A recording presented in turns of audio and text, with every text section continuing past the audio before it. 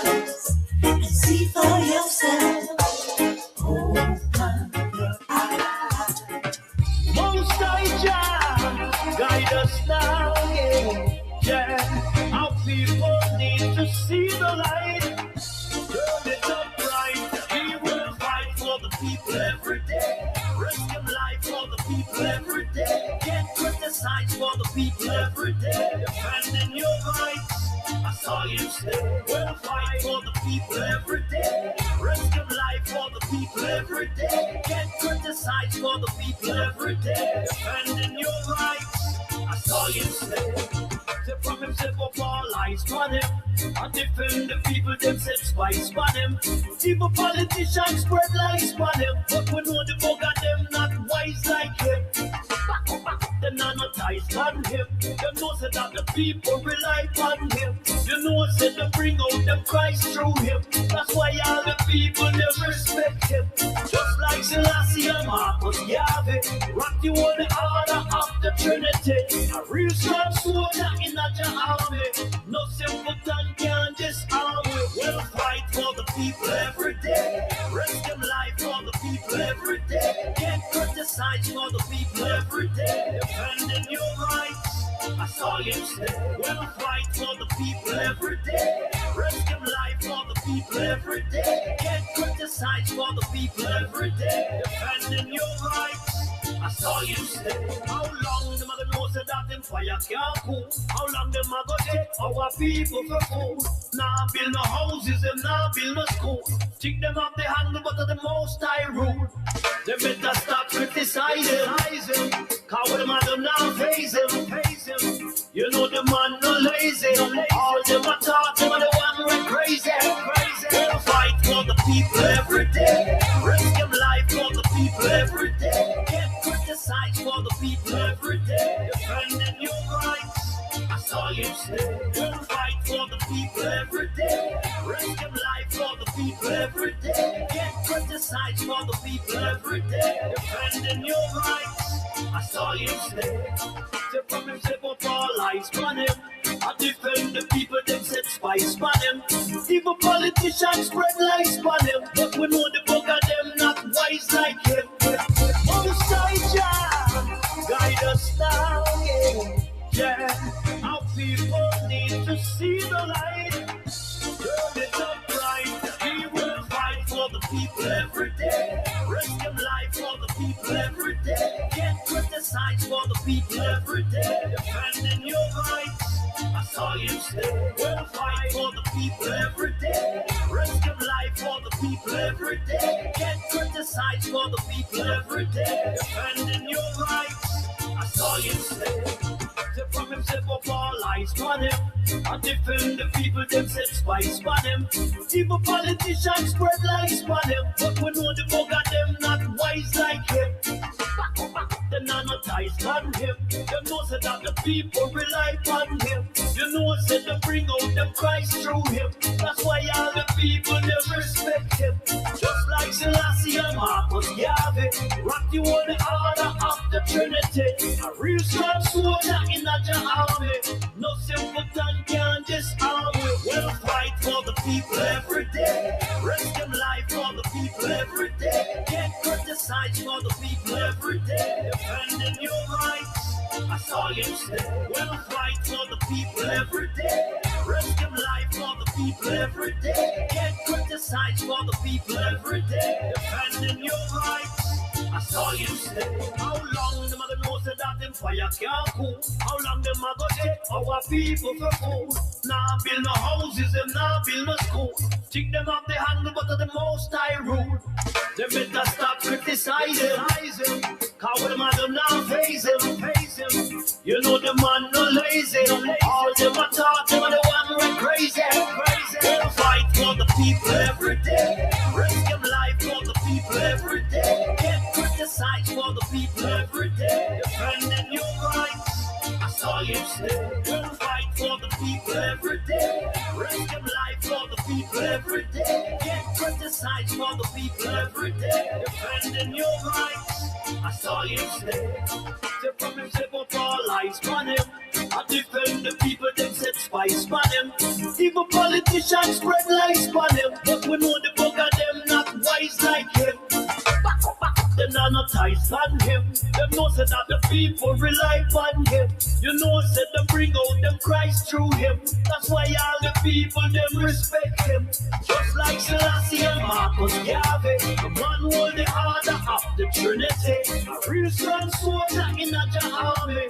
No simpleton can disarm me. Them fight for the people every day. Risk them life for the people every day. Get criticized for the people every day. Defending your rights, I saw you stay. Them fight for the people every day. Greetings and salutations, one and all. Yeah, guide us now, yeah. Our people need to see the light. Turn it up right. We will fight for the people every day. Risk them life for the people every day. Get criticized for the people every day. How y'all doing? In your rights, I saw you. Good afternoon, good morning, good day to you wherever you are in the world. The people every day. Get criticized for the people every day. Connected with y'all In your right. from a stormy South Florida where I am. Step up all eyes on him. I defend the people, them set spice on him. Even politicians spread lies on him. But we know the bug of them not wise like him. Them not no ties on him. What's the weather like where you all are? Life on him. You know said them bring out them Christ through him. That's why all the people them. Either way, it's time for another enlightening, enriching afternoon. Order of the Trinity. Right here in Rattigan University. No simple. It's Reason with Rattigan.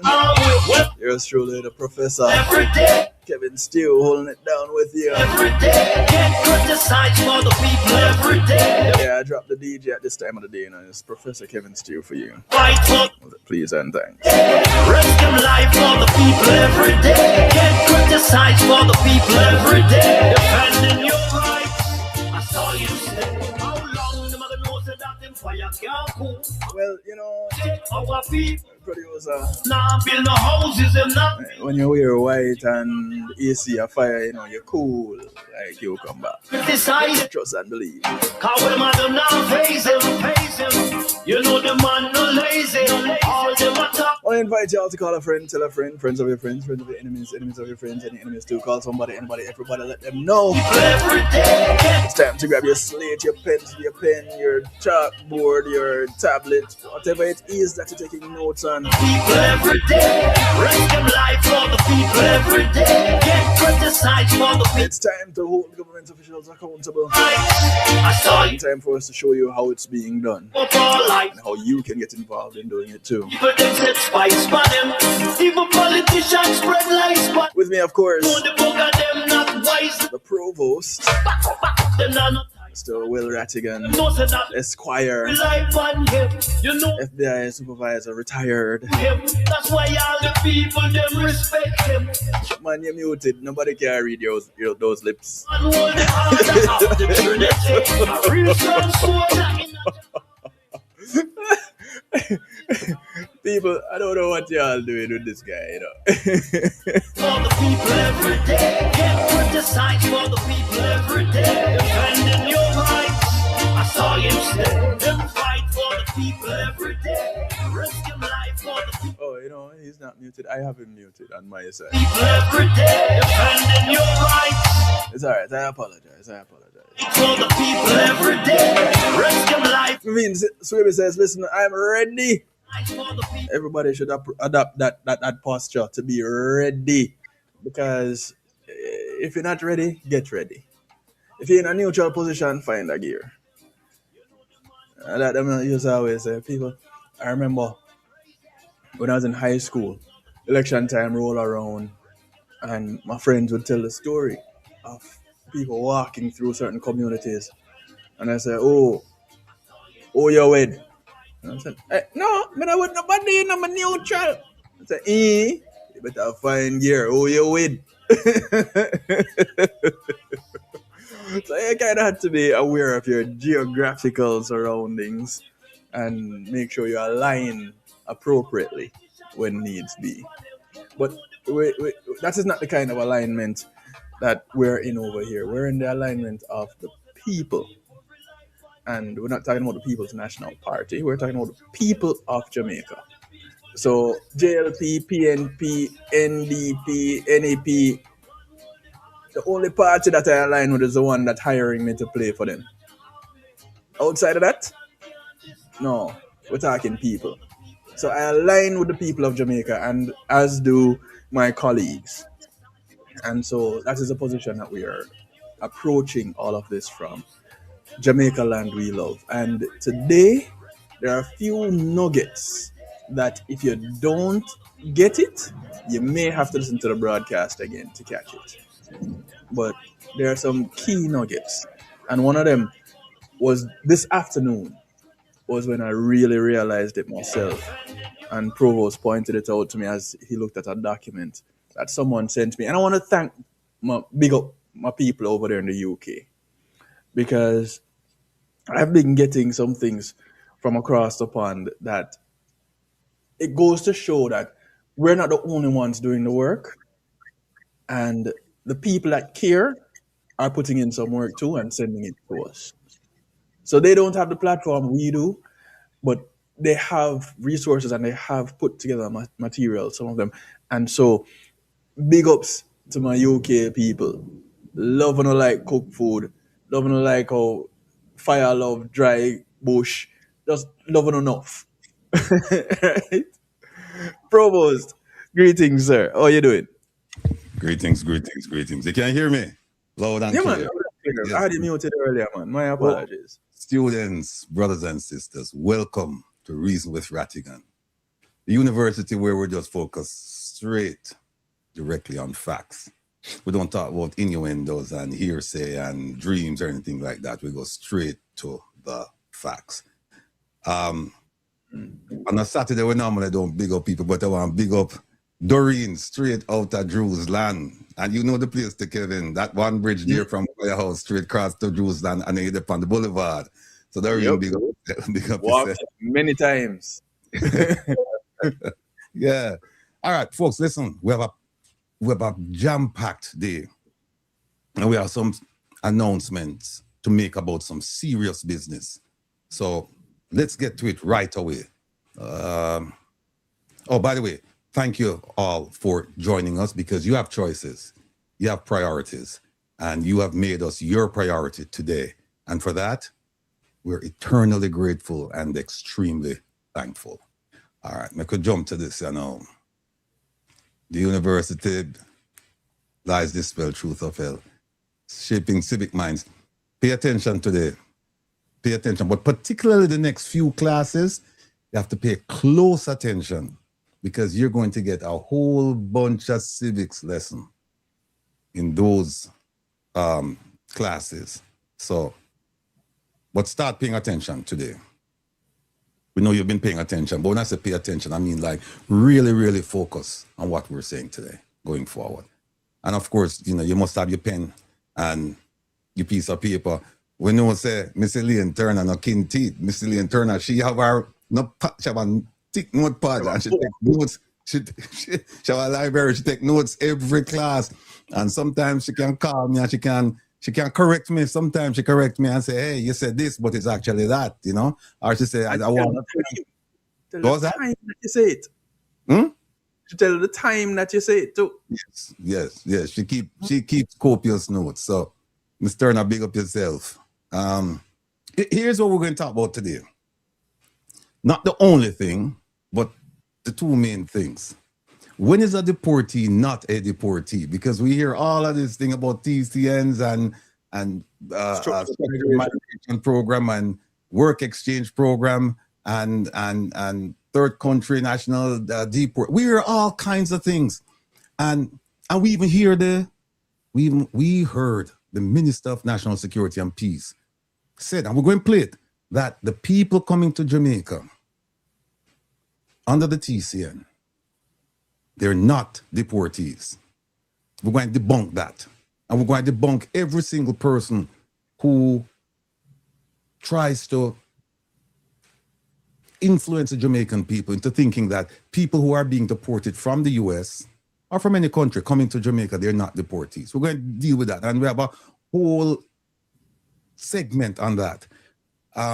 We're also going to talk about the impact of 10,000 TCNs on Vision 2030 Jamaica. How many of you have ever heard of Vision 2030 Jamaica? I'm sure a lot of you have heard about this plan. We're going to explain it to you today and explain why we think that it could possibly be connected to the 10,000 people coming. Lots to talk about. Let me just say big up to the team. Big up to the man called Kevin Stew, the professor. Big up to producer Joan. Big up to producer OT. And of course, our research team. We want to big up everybody. Thank you for all that you do. You make us look good when we come on the platform, yeah, right? Because we are come ablaze. We are come ablaze with fire. Yep.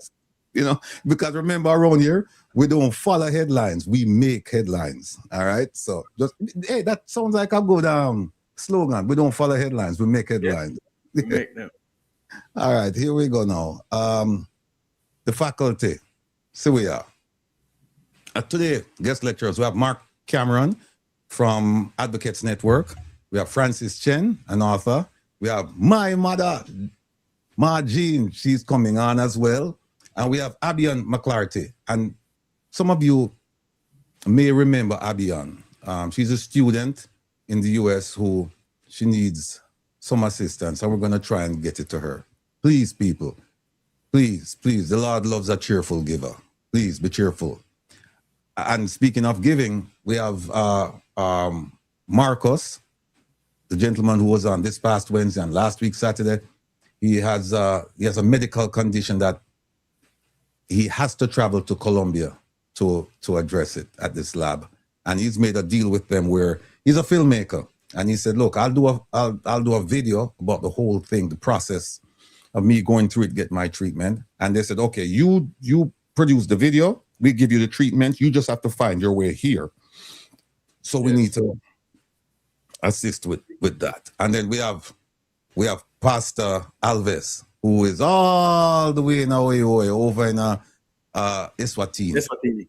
Yeah, and we have to try and see if we can help out the family while we're here. All right, so there's a lot we have to do today. There's a lot we're going to ask you to do. So bear with us. Professor. Yes, as we are here, a few things we want to keep in mind. Be active listeners. Keep an open mind. In doing so, we get to use our time effectively. And also with being present, it helps to keep being present here. It helps to be active listeners. Comment to contribute from a constructive standpoint. We can't emphasize this one enough because people will end up distracting and detracting and diverting. I saw the provost do a thing last week, and it before I could react, it was over. Somebody jumped into the comments and was going out to left field, and before they could even arrive, they were gone. I was like, okay, there was nothing I could do to help you. If you need that life vest, I couldn't even retrieve one to throw it to you. So they just end up drowning. And that was that. So let's celebrate the contributions of others and enjoy the experience. And we'll celebrate the contributions of others by just encouraging them to stay on topic. And yes, you can give an opposing view, but again, don't be disrespectful. and stay relevant to the topic that is at hand. Provost, oh, you're a little bit busy. So, a couple of things too. Coming up after the broadcast, right at 8 o'clock, you can join me, kevinstew.com. Sorry, not on kevinstew.com, not today. That will be live in the week. But on reggaeglobalradio.com, we encourage you to be a part of the broadcast. You get Saturday Stew, you get to let your hair down, shake a leg or two, and enjoy yourself, Sometimes after the reason with Rattigan can be a little bit heavy sometimes with information. And you just need to let some of that out, just exhale. That's what happens at 8 o'clock with the Saturday Stew. And that is followed up at 10 with Relax with the Rebel. And you get to even relax some more. And you get the other side of Will Rattigan, the side we know as the Rebel. And he doesn't even approach you this way. He approaches you this way. So you get to relax.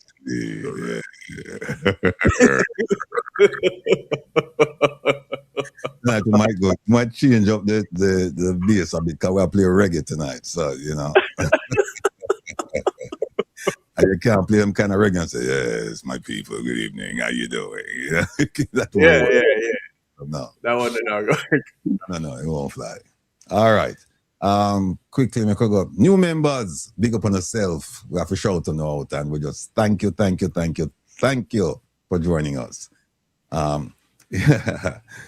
Boy, this one, I'm sure most of you have heard about this one. Familiarity breeds contempt. That is when you grant access to a lot of people and them get familiar with you, and then contempt them the things where just out of place. So, and I'm guilty of that. I won't tell you which end of it, but I'm guilty of that. And today I had to admit to the team about some things that I did that they warned me about. They warned me about constantly. They said, please don't do this. And I continued to do it, and things happen. So see that as a contempt, aka liberty. Yeah. People take liberty with you. All right. So there we go. We'll come back to that. Every day the bucket go well, one day the bottom I go drop out. Integrity, the choice between what's convenient and what's right. Let me see. Oh, Wednesdays. Oh, you mentioned this, Professor, the Wednesday program, right?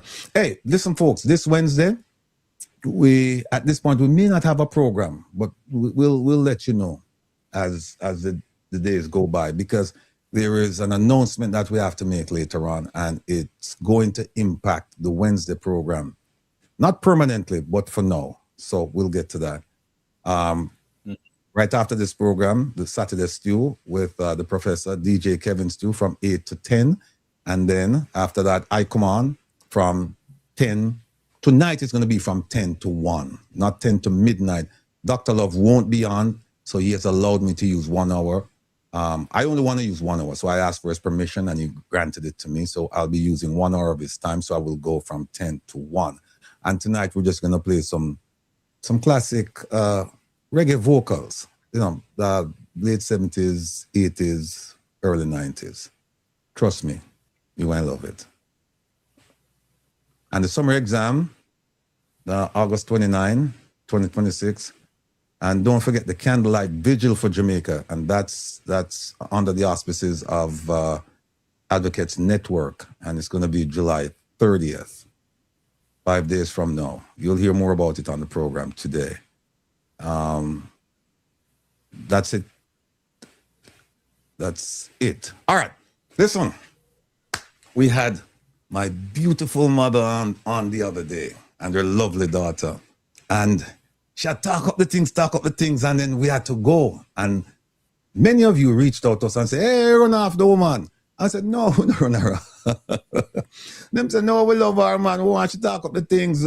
And quite a few people said, boy, her complexion just looked so mellow. Oh, I'll find out where she had do, and she's going to tell you today. And then some people ask, why should I read from our bed? And she said, listen, I spoke to her and she said, I will tell them why I'm in bed. So, and then she have some more things she have to talk about. And then her daughter, Frances, she's an author. She has written a trilogy, Grace, about Grace.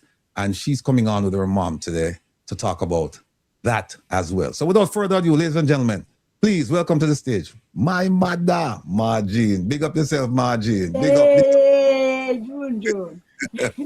She's trying to tell me to quiet. No, I'm down. saying hi. But wait until I finish my hi. Okay. Where's your Margene? Chat till you don't talk. Hey, and she put the hand in my face. I'm saying hello. So I said to her, wait until my hello done. Right, June? You know, she can't just cut me off, so. See, Right. What's up? well, What's been going on with you guys now? everything is good, Margene. Good to see you. Good to see you. Always a I'm glad to pleasure. be here.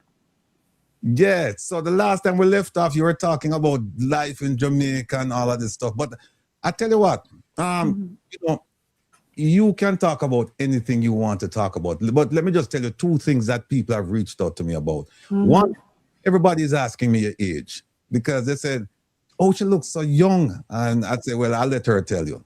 And and a few of them asked about why is it that you're in bed and it's so late, 3:30. So I said, she will tell you if she wants to. She'll talk to you about those two things. So, but we can talk about anything you want to talk about. I'm Francis, which is she's off to the side, She's right? right here. Okay. As usual. Okay, Hey. I can, if you want, I can tell you how I look so young. First, Go tell ahead. them how old you are. You Oh. want to do that? Anybody know how old I am? Junior know. But Junior, well, I'm 80 years old. 80 years young. 80 young. And I'm proud to know that I'm 80 and look like this. But I am, ever since I was young, I'm always particular about my looks. Skincare. Yeah, and about my looks. And so I always use whatever available, even in the country. Mm-hmm. You use certain oil on your skin. Mm-hmm. I used to started with Pond's, Pond's skin cream. I Oh, used all that. Yeah. Yeah, I know the cream. Mm-hmm. Yeah, and then came to America and I buy all the available stuff that was good for your skin. Mm-hmm. Now I'm on a new stuff. It's not really new, but I use in the morning with my tea. I put collagen. Collagen. I tell all the lady, it's good for your skin. The collagen. Yeah.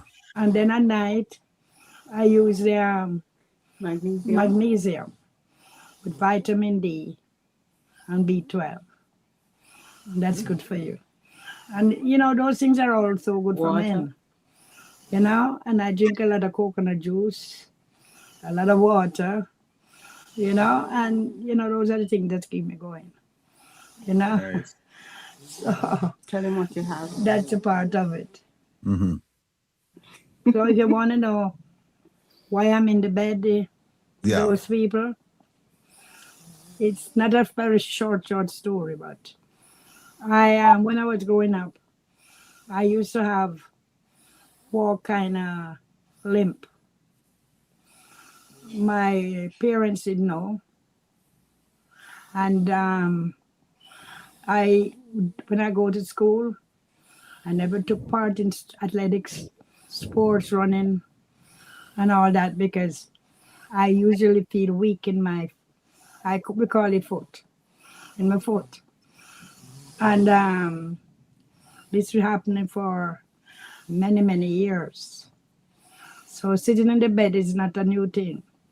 It's an old thing coming back 50 odd years ago. Sorry. I came to America. And when I came to America, I was actually limping.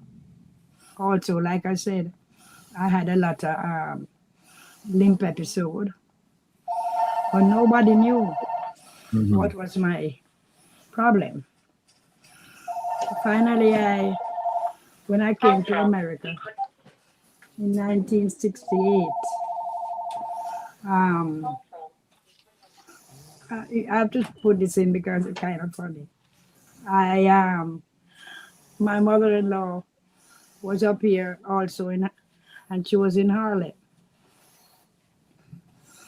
She invited me to some Byron Lee dance because I love dance. Byron Lee, you said she invited you to go to a Byron Lee dance. Yeah, Okay. I love dance. And I used to be a Byron Lee fan, Vikings fan, you know the fan, everything. I was a dancer, even though I had a foot problem.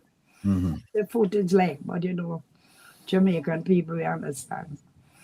So anyway, I told her, yes, we can go. So I met her in Harlem. I came to Connecticut. So I met her in Harlem and she decided we should go shopping. All this comes with how I have in the bed. Okay, so, and she said, we went to a bodega to get some outfit.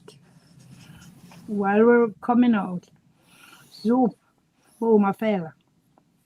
My leg gave away. And I fell right in a bodega, it's a liquor store, so it have some step.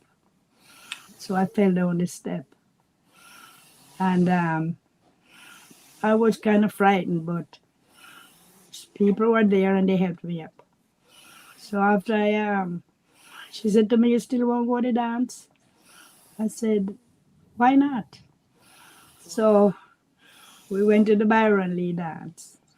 And while we were there, some young lady came to me and said, I would like to talk to Keith Lynn. I'm coming up with it, June. I'm coming up. And I said, I can't go up there. But anyway, me with myself, I was always,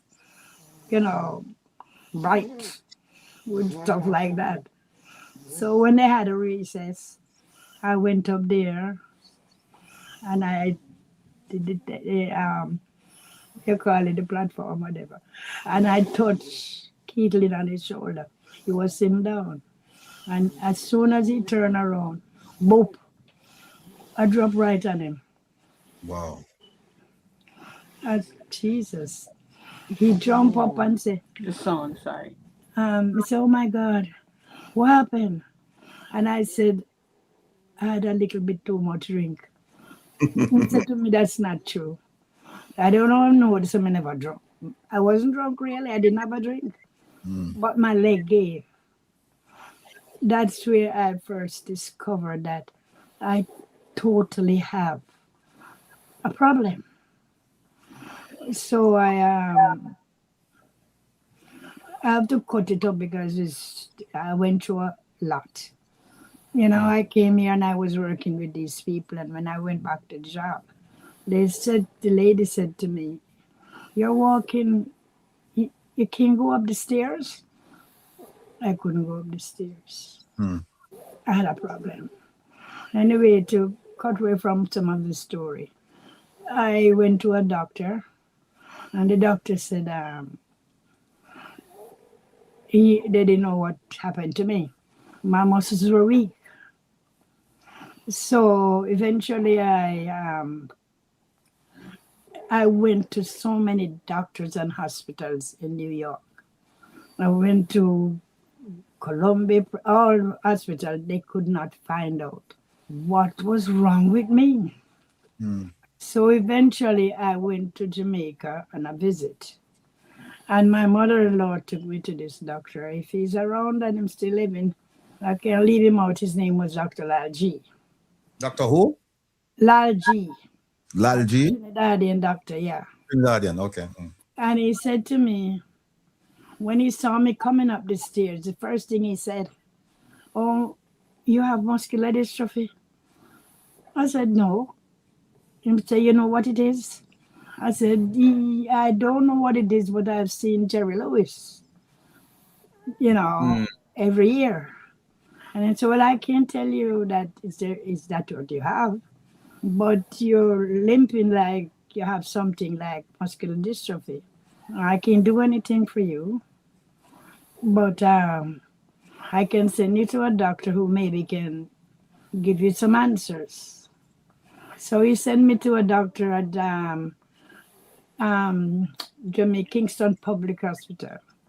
I forgot what his name was. I think he was some minister of government or something during those times.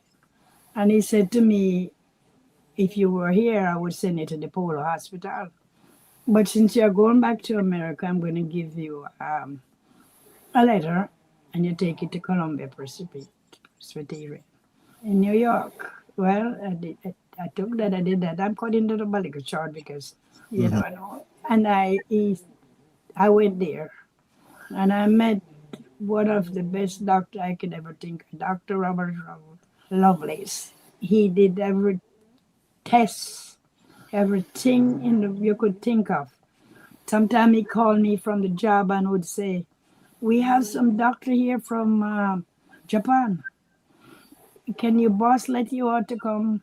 So I did all these things, but nobody could tell me what was wrong with me. I came now to Florida. As I said, I'm chopping it up a little bit because I came to Florida and I went to several doctors. And every time I go to this doctor, he would ask me, what do you want today? Do you want like a wheelchair? Do you want a this? Do you want a that? But no cure. Finally, I went to Jackson and I met this doctor from Brazil. And he said, you know something? The reason why they keep telling you they don't know what's wrong with you and they don't want to give you the test is because they don't want to spend insurance, they want to spend the money. But tell you what, I am going to spend the money because I'm going to find out what you have. So I did the test, DNA. And when I went back to him now, he said, I don't know how to tell you, good news or bad news, but I have some news for you. And I said, give me the news, it doesn't matter. I'm already what I am. And, you know, and he said, well, you have a disease called muscular dystrophy. Tell me again, Francis. Limb girdle. Limb girdle. It's very uncommon. And it usually hit you like when you're about, it's there from early days, but it usually affects you when you're in your 20s. I came to America when I was 22. So, you know, that's the same time it hit me.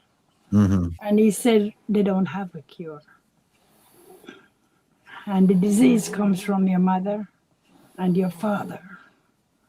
I'm saying this, mother and your father. And for some of the listeners that are listening, there are a lot of diseases out there that come from parents. We don't know, especially when we come from Jamaica, because we're not looking for those things.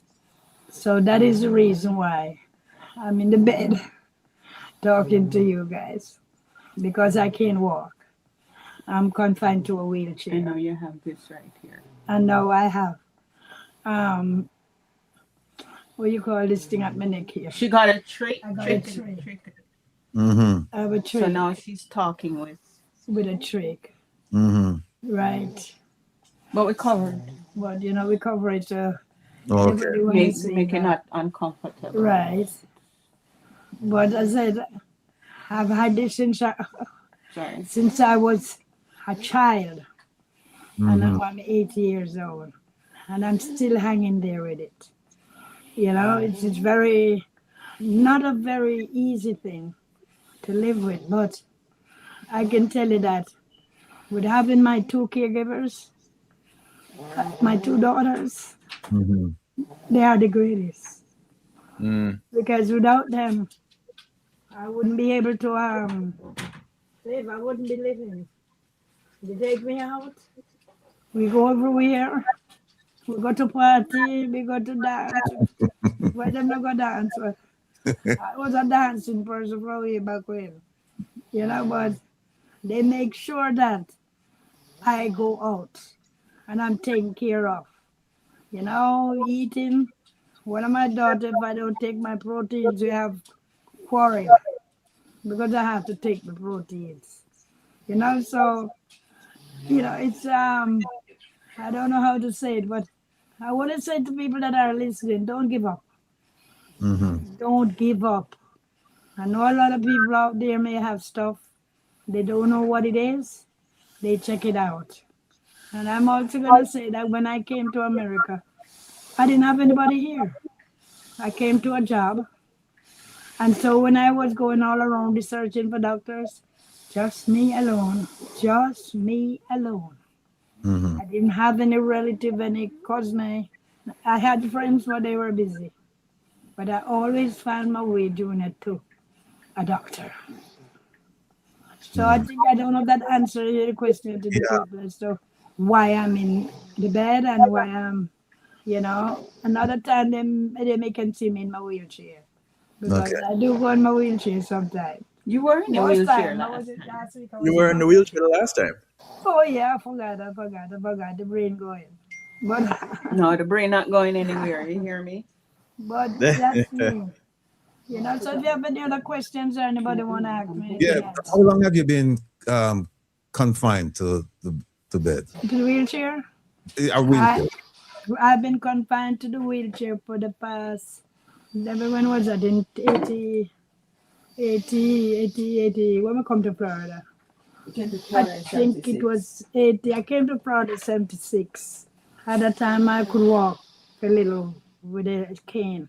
And then one of my boss at American Express, I came down. He said to me one day, "You lazy, Why you always up here walk with stick?" Because he was in a wheelchair. Something that me should be in a wheelchair too. So I said, "Larry, it's not bothering me." He said, "Well, one day the stick I got tumble you down." And I said, "Okay." So I went to my doctor. Doctor, at the time, was Dr. Alexis. Not Alexis, Dr. It's not the doctor name, but anyway, I asked the Was that doctor. PCP doctor or what? Where did I go? Was it a regular primary care doctor? Yeah, it was Dr. Fergus. Oh, okay. I asked Dr. Fergus. It's so for me to get a wheelchair. So I got the wheelchair in 1982. I've been confined to the wheelchair. That would mean 1982. How long is that? 44 years. 44 years I've been in the wheelchair. Mm-hmm. Yeah. Wow. Anything. Someone had asked if the condition is painful. Painful, he said? Yeah, that's Yes, what painful. No pain. That's the issue. I have no pain. I have aches, like I have a headache. Sit down too long, my back maybe. It's so funny, but I really don't have any pain. That's the problem. I only have what I'm having while I'm on this now. That's a good problem. Huh? That's a good problem. So that's a good problem. he said. Yes. Debbie, you wanted to. What was your question? He answered. He said if she was having any pain, and she said no. And he said that's a good problem. Yeah, no pain. Oh. So, anything else? Yeah, her problem is more neurological weakening of the muscles. My main problem is People in the chat admire your complexion and your ageless face. uh-huh. And them everybody marvel at the secret, The secret. At the youthful look, yeah. Okay, the secret. I told you. Yeah, no, I know you did. I know you did. Let me show you. And she's gonna show you something. No, I just showing you. You can't see properly. Oh Yeah. wow. That's her at her 70th birthday party, and her what do you call them, niece and nephews, and Debbie in the back. Yes. Yeah, I'm just showing them her in the wheelchair. And that was with the trach on her neck and everything, but we sometimes can disguise it. We try to disguise You don't it. even try to disguise when you go out. Doesn't matter.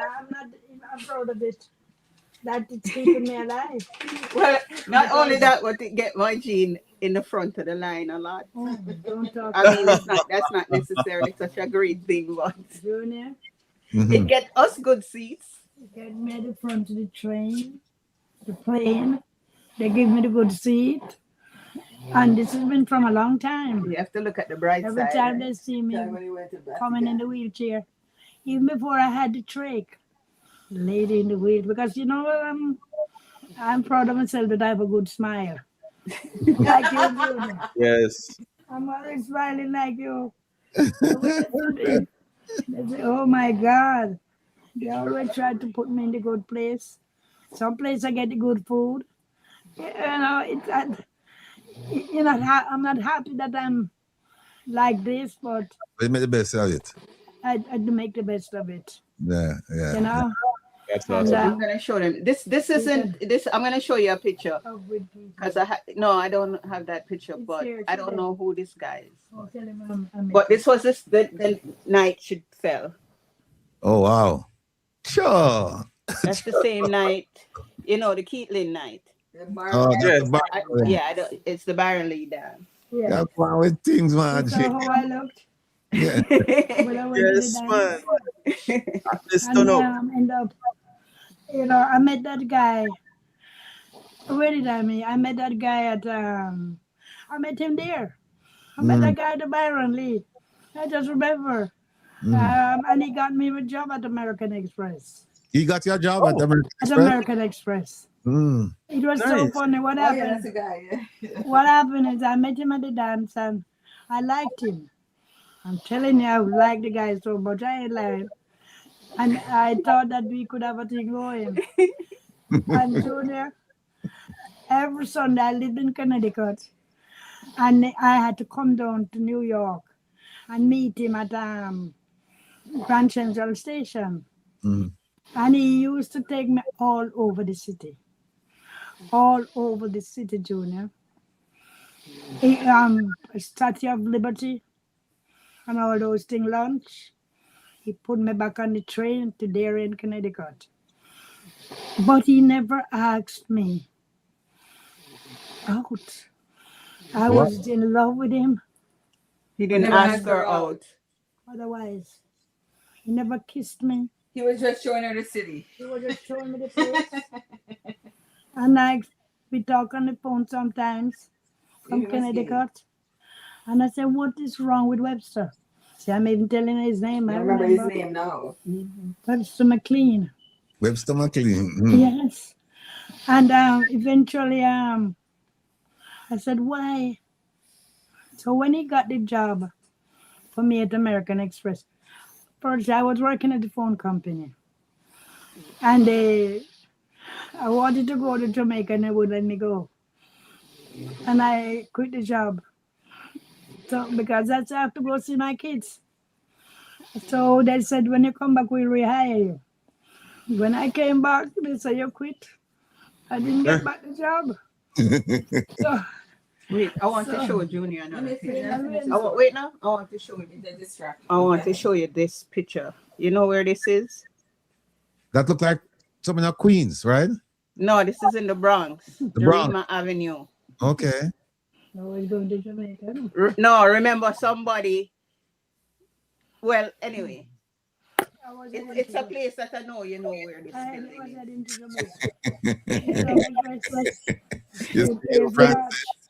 But no, I know you know where that building is. Yeah. Mm. When they didn't give me back the job, I called Webster because I had his number. And I knew he was working at American Express. So he told me to come down there, go to Purstel and tell them that he sent me. He was like a puppet, a well-known guy. So when I went there, I got the job at American Express. And I worked at American Express until I retired. I was going to say something else, but no, I cut me off. But anyway, so I said I worked there until retired. And actually, I came off on disability. And then I eventually, you want to show them that one? Yeah, I want to I'm going to show you one with her in the wheelchair in Jamaica visiting.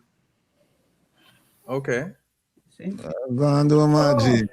I want to tell you about Webster.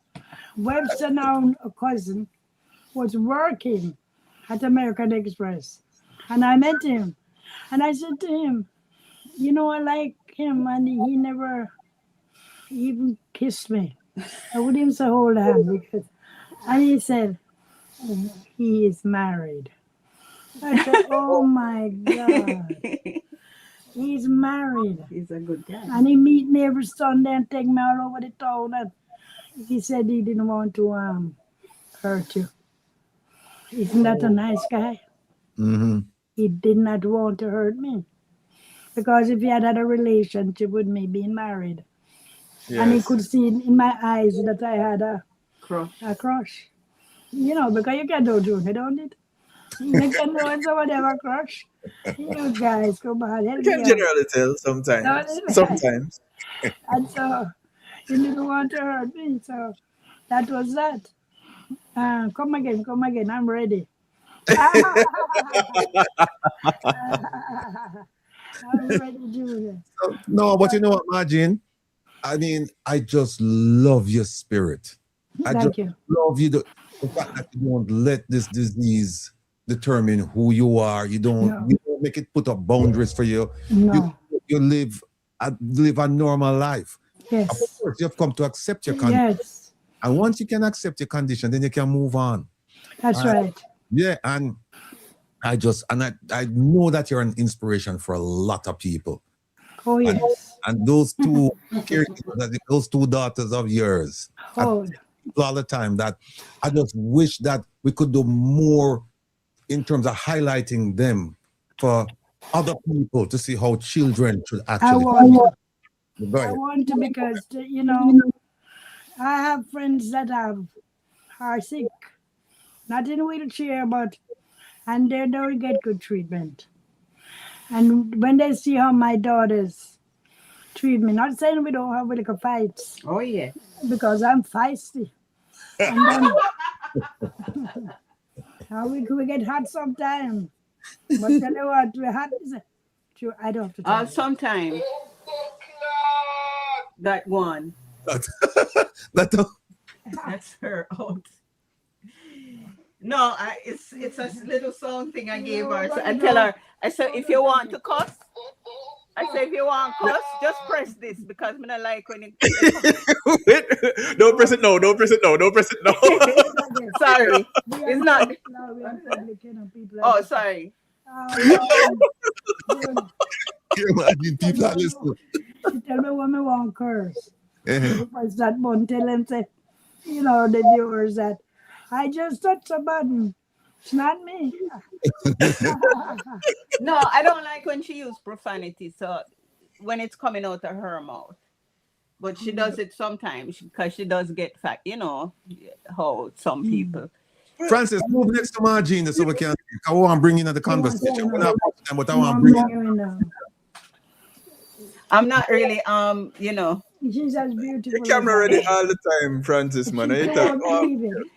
She's you're always camera ready. You have to was beautiful as her. You have to go back, Francis. We can't see her. Yeah. Me know say Debbie no want come because Debbie at the back and just a comment. Me hear her in the back. Yeah. She don't like the curse word too. Debbie, who is she? Debbie don't like the curse. Listen, this is Francis Chen. It's Margie, one of Margie's daughters. Our big daughter. And she's an author, among other things. Mm-hmm. And she has a trilogy, Grace.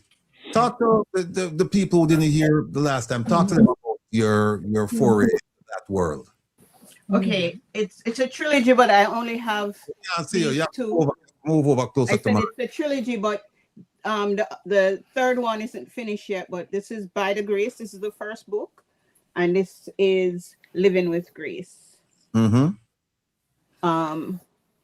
What would you like to know? What is it about? It's I wouldn't exactly call it a 100% romance, but there's romance in it. There's a big romance in it, by the way, Grace. But she was born in Jamaica, right? But she came to America. So it's just really her way of living, community, having things happen, fixing it, forgiveness. It's a family. It's about family and grace. But grace is a person. So, and it's also a concept, right? So I hope I'm explaining it, but it's just going through life with grace. Let me But read it's it. not a Christian book, okay? No, I just want to make that clear.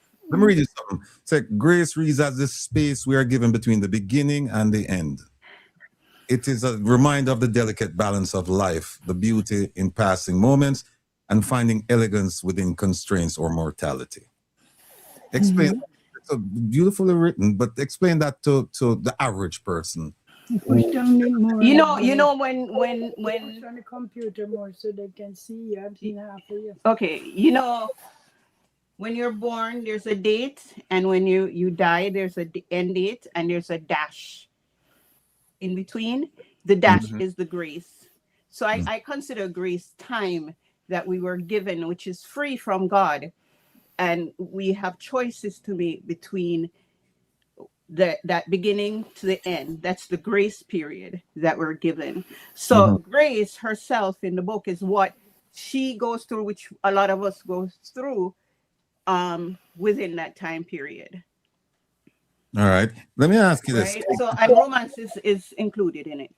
All right. So for this trilogy, what do you hope that people will take away from reading the trilogy? Yeah, like what I said before, I'd like for them to get a nice little romance out of it. But I like when they read the book that they get come up with kind of their own discoveries of what grace is to them. But it's also a lot of community, family, rebuilding family. I think that Grace's experience is a lot like a lot of our experience. So it's almost like when you're reading the book, you're reading about yourself. I believe that. There's one thing you left out. There's one thing you left out, What? and I think it's central in the trilogy. Food. Oh yeah. Food is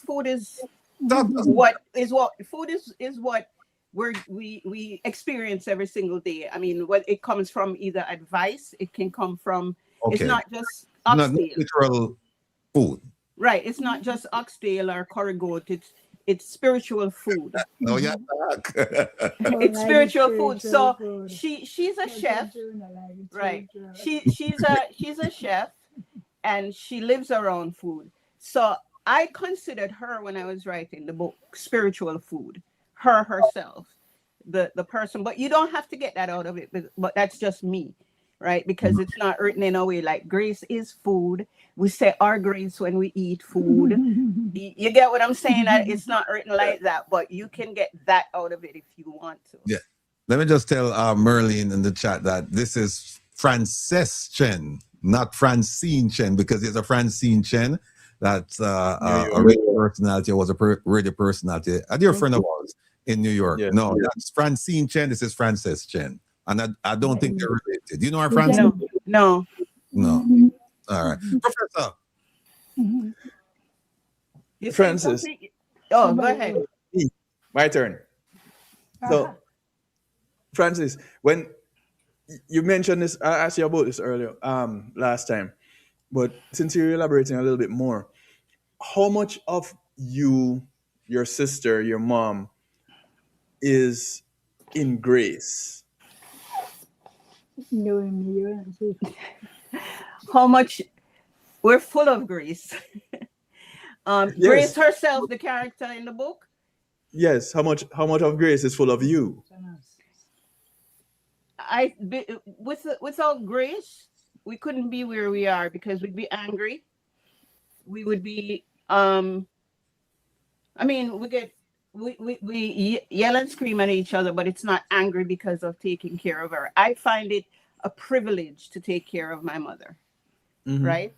Um, my mother has always said, and I believe this about everybody else, really, they can do whatever they want, but she took such good care of us that we couldn't just throw her in a nursing home. So I feel like because of the grace that she had with us, she instilled that in us. So That's the role I play in the book. yeah, that's why we said that she's grace. And we're all grace Right. in No, if we accept to be, right? Yes. Yes, And yes. her out in her own way. Because when she started the book, she told me it was about me. Okay?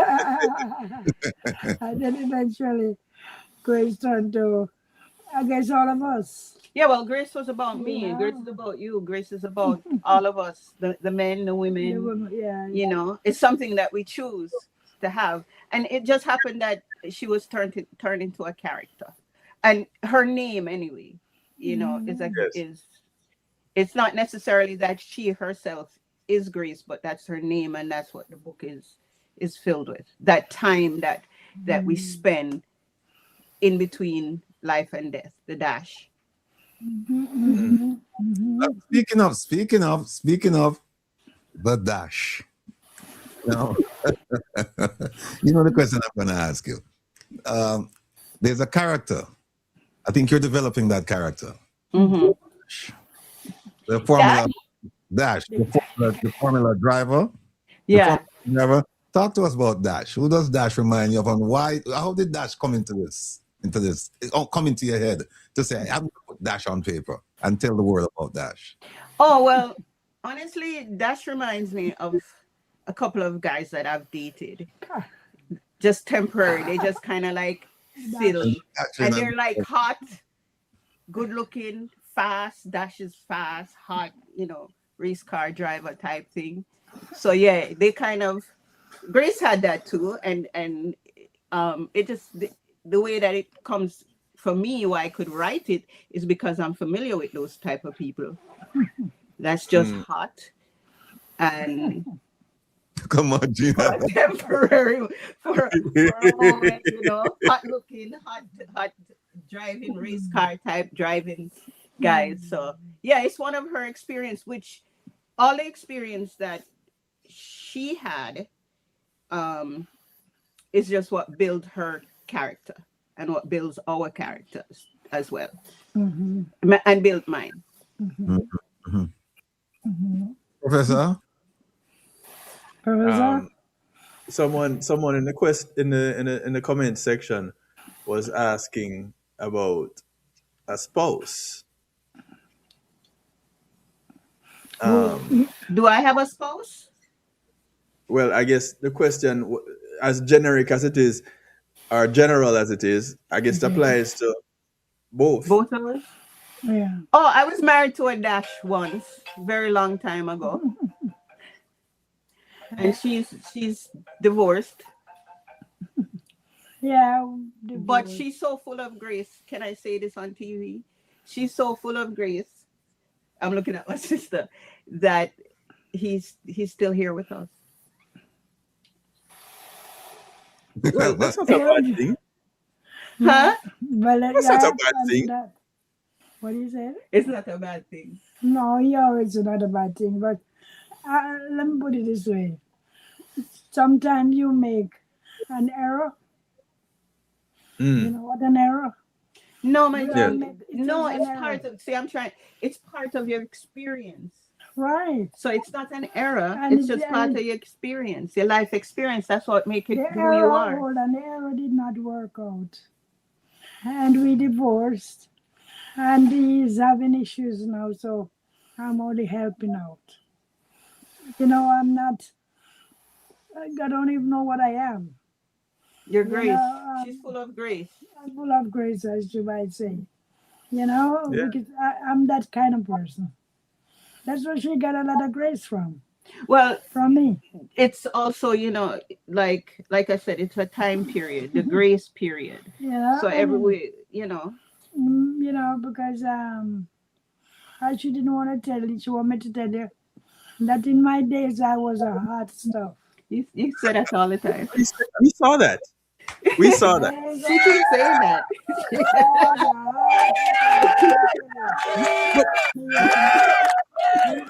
That's You sound didn't have to say effect. exactly. We could see that.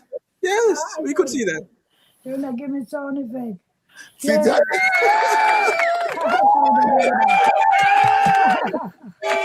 I was. She, Yeah. Yes, man. Look at that.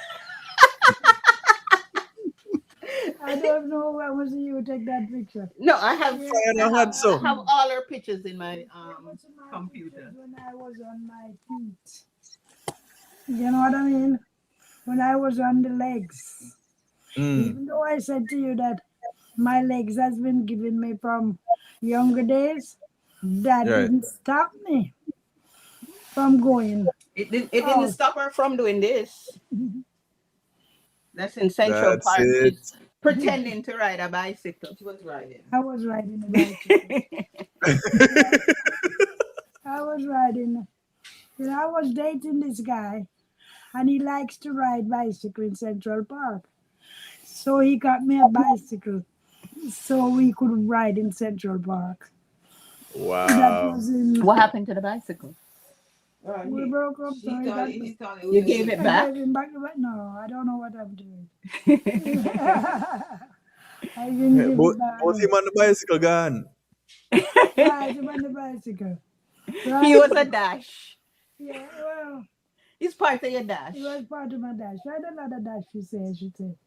But I want to tell you something. It's not private. My dashes were mostly Chinese. That's why she have My us. dashes. I have Mm. two Chinese. So usually I have two Chinese. You know what I mean? But when I came to America, I suddenly was not picky. What? Oh. No, you know what happened? My mother said she likes short men. So that's where the Chinese come in. She like sharp men. Yeah. Little man. Little men, like Prince. Oh, Lord. Debbie, Huh? I'm gonna tell Debbie, go up on the other side of you. Make us see her. Debbie, Come I see. wasn't saying anything. She don't have on no makeup. say I don't anything. have on any either, but that's fine. Debbie, make us But see you. you don't need makeup over here. I'm not wearing any. wait, Come, Debbie. I can't turn the thing. It's too heavy. It's a family affair. Let me Yeah. just. She can't go up on the other side. Let me tell you boy. something about my mother, right? This is my mother's computer that we're on it. My mom is on Facebook, Instagram. I'm trying to get her on TikTok. My mother sends emails. All her communication with people who bill her for stuff is on email. Mhm. And when it comes to her own health care, my mom is the one that makes sure that her insurance covers this and that, and that she really takes good care of herself. So when she says that we do all these things for her, my mom also does a lot for herself. Yeah, I take Because care. when she came here by herself, 22 years old, and she struggled, and she was very, very independent. She sent for her family, them come up here, and Yeah, let me tell him because Junior maybe know. I came up here and when I heard in 1977 that you can file for relatives, and my case could get my citizenship. And when I got my citizenship, as I got swearing, I filed for my 4 brothers, my sister. After I filed for them, I filed for my mother. I brought all of them here. And let me say it, if any of them is listening to me today, they do not like when I say that. They say that I'm bragging. I'm not bragging. I brought them here because I love them and I wanted an opportunity. But people come here after a while and they change. You know, they are not like the brother or sister you know back home. Mm-hmm. You know, you have your brother and sister and everybody do things together, whatever it is. Suddenly, I am the para. Don't give her the word. I am in the pariah. You know, I'm going to tell you something now that I'm hurt about. Let the people hear. My brother died. My Jean. I'm talking to the woman telling my brother died. Yeah, but you're telling the world. I'm telling the world. I'm not hiding it. My brother died a couple weeks ago. When he came to, I lived in Jamaica, and I lived in Kingston. His mother brought him to me to go to school. Now I had a one room in. And I said, Mama, you bringing me here to come go school? I only have one room. And I'm a single woman. Anyway, you know what I mean when I say single woman? I have my... Yes. So, you know... She's dating. Anyway, you're a single woman in a one room. Anyway, we had efficiency. And I said, oh, that is so nice. Okay. I had an efficiency. And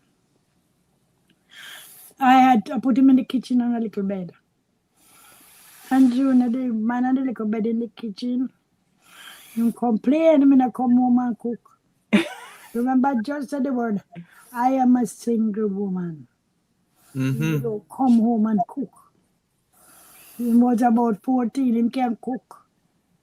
And he wouldn't cook. He go to my mother, go to the neighbor. I have the neighbor cook for him. So we go down every weekend and bring up a bag of food. Me not get none of it. Me not cook. Anyway, at the time I was planning to come to States. That's another story next time. We can't tell it today. And when I was coming to State, my mother found some relatives not living far from me, you know. And you went and lived with them. But cut the story long short, I brought him up here. He was living up here with me also. And you know what I'm cutting the junior? He died. I went to his son. I said, Jason, I would like to play some part in my brother's funeral. I'd like something. I'd like to either say something.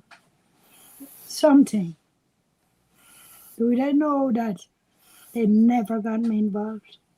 Never. She's so hurt. I am so hurt, Junior. I'm hurt even now. Because his brother, tell Francis not to fire me down. Because I'm just telling Junior. What's your name again? I forgot, honey. Kevin. Kevin, you're nice looking, you know. Thank you. No, that's all leader, you know. I'm not tell that, Junior. What do you know?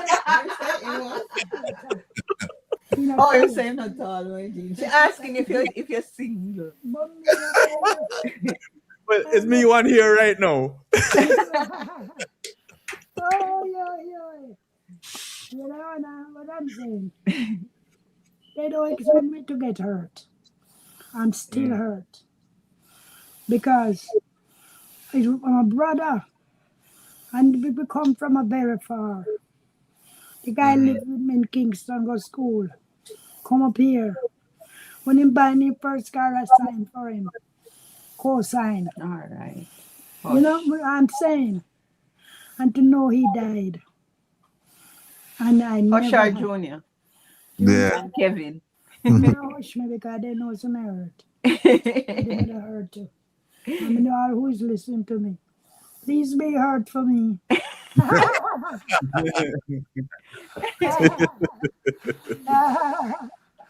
Because I hurt. Is everybody seeing me though? We're not on camera, right? Yeah, with the phone camera. Yeah. My Jean, what? We never- You don't know? we think only. No. Did you hear?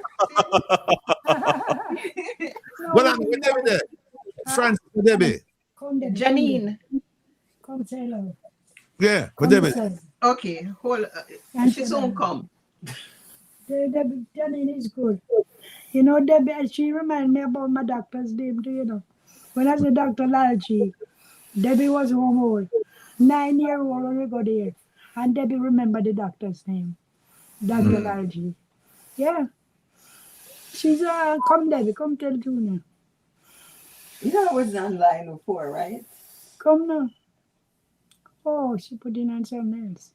No, no, Debbie, no. come on, no man, we other people waiting, you know.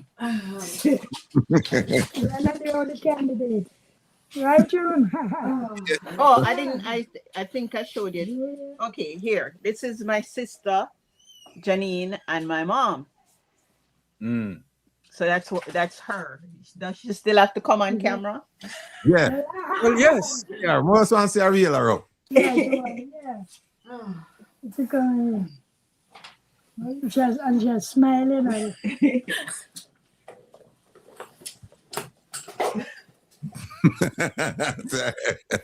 That's her. Ah, don't put the camera the other way. She gone. We don't see her. It's a good. I Right. have mango all over my I clothes. can't see. Where are they? You eat mango? Yeah. What kind of mango? What kind of mango? What kind of mango? Oh well, my mother. We have a mango tree that's supposed to be a Move Julie, over. but Move over. it's not a Julie. It's a common mango, stringy. Yeah. Okay. But that's a Bombay. That's a Kinstonian mango. That's Oh, somebody bought that. Rattigan is supposed to know that. Well, Come from Kingston. Mhm. Everybody whenever knows that's from a Kingston. mango, you My have mango favorite tree, you're mango good in my already. book. Huh? I've been talking. Debbie, Where's move that, over. Kevin? Move to your right, Debbie. Come back to the camera. I know I came off camera. Yeah, there you go. You Yeah. try to slip out to the camera. And, hey, when you Look at have this. nobody seeing that.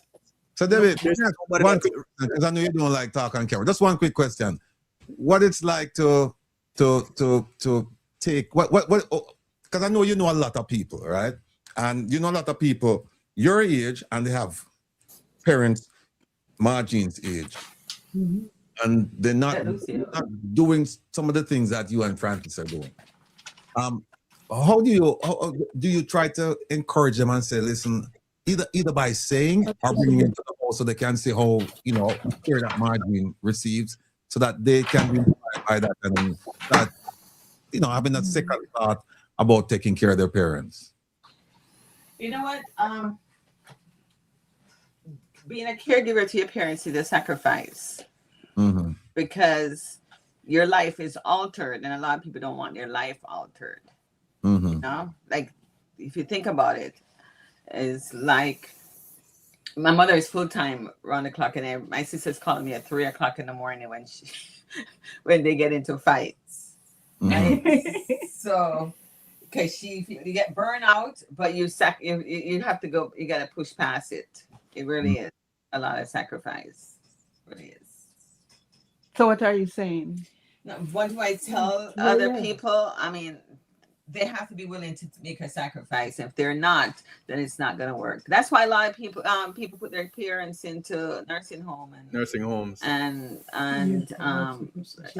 assisted living and so forth, because they want to live their lives. And you know, it's kind of strange because it depends on what your age group is, because it's different. Like my mother generation, they had kids younger, Mm-hmm. right? And then you have the other Gen Z and Gen X or whatever you want to call it. No, we're Gen X. Yeah, but they're having kids. A lot of people are having kids in Older. their 30s, and so your They're parents, having any at all. as a parent, a lot of them don't even have. And I told this girl this the other day too that I played pickleball with, and she said, like, both of her parents, her kids don't know her parents because they're both deceased, because they don't know their grandparents, because her parents had her older. Mm-hmm. Right. You know what I'm saying? So they didn't. Sometimes when your parents have you older, you don't really have as much responsibility, and then you're able to move on. earlier. You get my point. Still have your life, but your kids don't know your parents. Mhm. Yeah. You understand? Like you can still go on and live and have I call it living because like you sacrifice it. So you don't have to make as much sacrifice when your parents are older because they tend to or your sacrifice starts earlier. Mhm. That you could be 30 and parents are in their 70s and 80s, that kind of thing. Right, So right. we're older, so our parents are older, but there's generational differences as far as when you start to take care of your parents, whether you start taking parents in your 30s, Okay. right, versus Mhm. taking care of your parents in your 50s and 60s. Mhm. There's different stages in your life where you may have young children and your parents are in their 80s. And it's like what Right. do you do with them? I feel like with us, we were kind of prepared for it because we knew it's not like we're just going around every day thinking, oh, we have our mom to take care of. But we were basically prepared for it because we knew that she would need the help, even because she's needed the help from she young. So Right. so we knew it's like for us, we just kind of fell into it, right? It's just part of how we were kind of experiencing. I like to use that word because it's an experience, right? We're experiencing life and we knew it was going to happen. So it just kind of fell, everything just kind of worked out. Now, for some people whose parents maybe get sick suddenly and then they have to make decisions, it's harder for them. What am I going to do? I have my kids, I have my this, I have my that, I have all these other things that I have to do. You're falling asleep, lady? Yeah. No. I have all these other plans that I had, and so Francis, we move don't over. know what everybody's circumstances Francis, are. move over. Move over. We can. We don't know what everybody's circumstances are. So Then why don't move this and they go down some junior what to see baby. It's all right. it's just me now, my dear. Yeah, no, I just want to read you. I just want to read you. Hold on. I just want to read you some of the comments. There are lots of comments in the chat, but I just want to read you some of the comments that I'm getting on my phone. Somebody said, "Oh, she's lovely," and what confirmation on that title I've been holding for years, trying to figure out if a project or something else. Space of Grace, where, and said, and the question a friend raised some years ago was for us to ask, "How did you live your dash?" Going back to your dash, how did you live your dash? And then another one that said, "Well, Margin is a hot ziggity." Yeah. And then another one said, "What an awesome, inspiring lady. God bless her. Her optimism is infectious." So, I mean, go ahead, Margie. I would say this, Junior. My mother going out. It's one thing, my mother is not shy. It's like we go. Unlike you, Debbie. Yes, she's full of self-confidence. It doesn't matter what she's full of self-confidence. My mother, when we go out and any celebrities there, my mother has to take a picture. Okay? And she's not afraid to say, I want to take a picture. Mhm. You know what I'm saying? That's She very confident. Yeah, she have a way about her that it don't feel like a burden to take her out. It actually feel like a plus because like I said, we get front and center seats, so we take advantage of that. So taking care of her is not a burden for us. For some people it's hard to advise people because everybody have a different kind of circumstance that they're dealing with. But I feel like there are things that you can do to have your parents live a better end of their life or whatever it is that they're going through. There are things that, like what Debbie was saying, that we have to just know that we have to sacrifice in order for them to have the kind of life that or end of life that they deserve. But I understand other people's sacrifice because it depends on what, as I said, dash in life you are. Mm-hmm. Your dash matters because if you're like, we're older now, it's different because we will be more like grandparents. What Debbie is trying to say is that we don't have no life, we don't have nothing better to do. I'm sure. No, but the way she's saying, like if we've been taking care of our mother basically from we were in our 20s. right? Because we Yeah. couldn't just always say, oh, I have to go here, I can go here, here, and there and run about the place. Even if we had the money to just travel the world, we have to consider. We were going to Paris and we were going to Italy and we brought our mother with us. It was hard, but let me tell you, she have that in her dash. And she, I mean, like I had to push her in the wheelchair because it wasn't very convenient at the time in Italy to for disabled, right? We had to like push my Jean all the way up this hill. Like it was so, and the hotel, oh my gosh, I have to tell you this. The hotel's elevator is only for like one person, maybe two that are very close. Come into focus. Come into focus. You're too far over, Francis. Oh, I'm telling you the story about the Italian thing, right?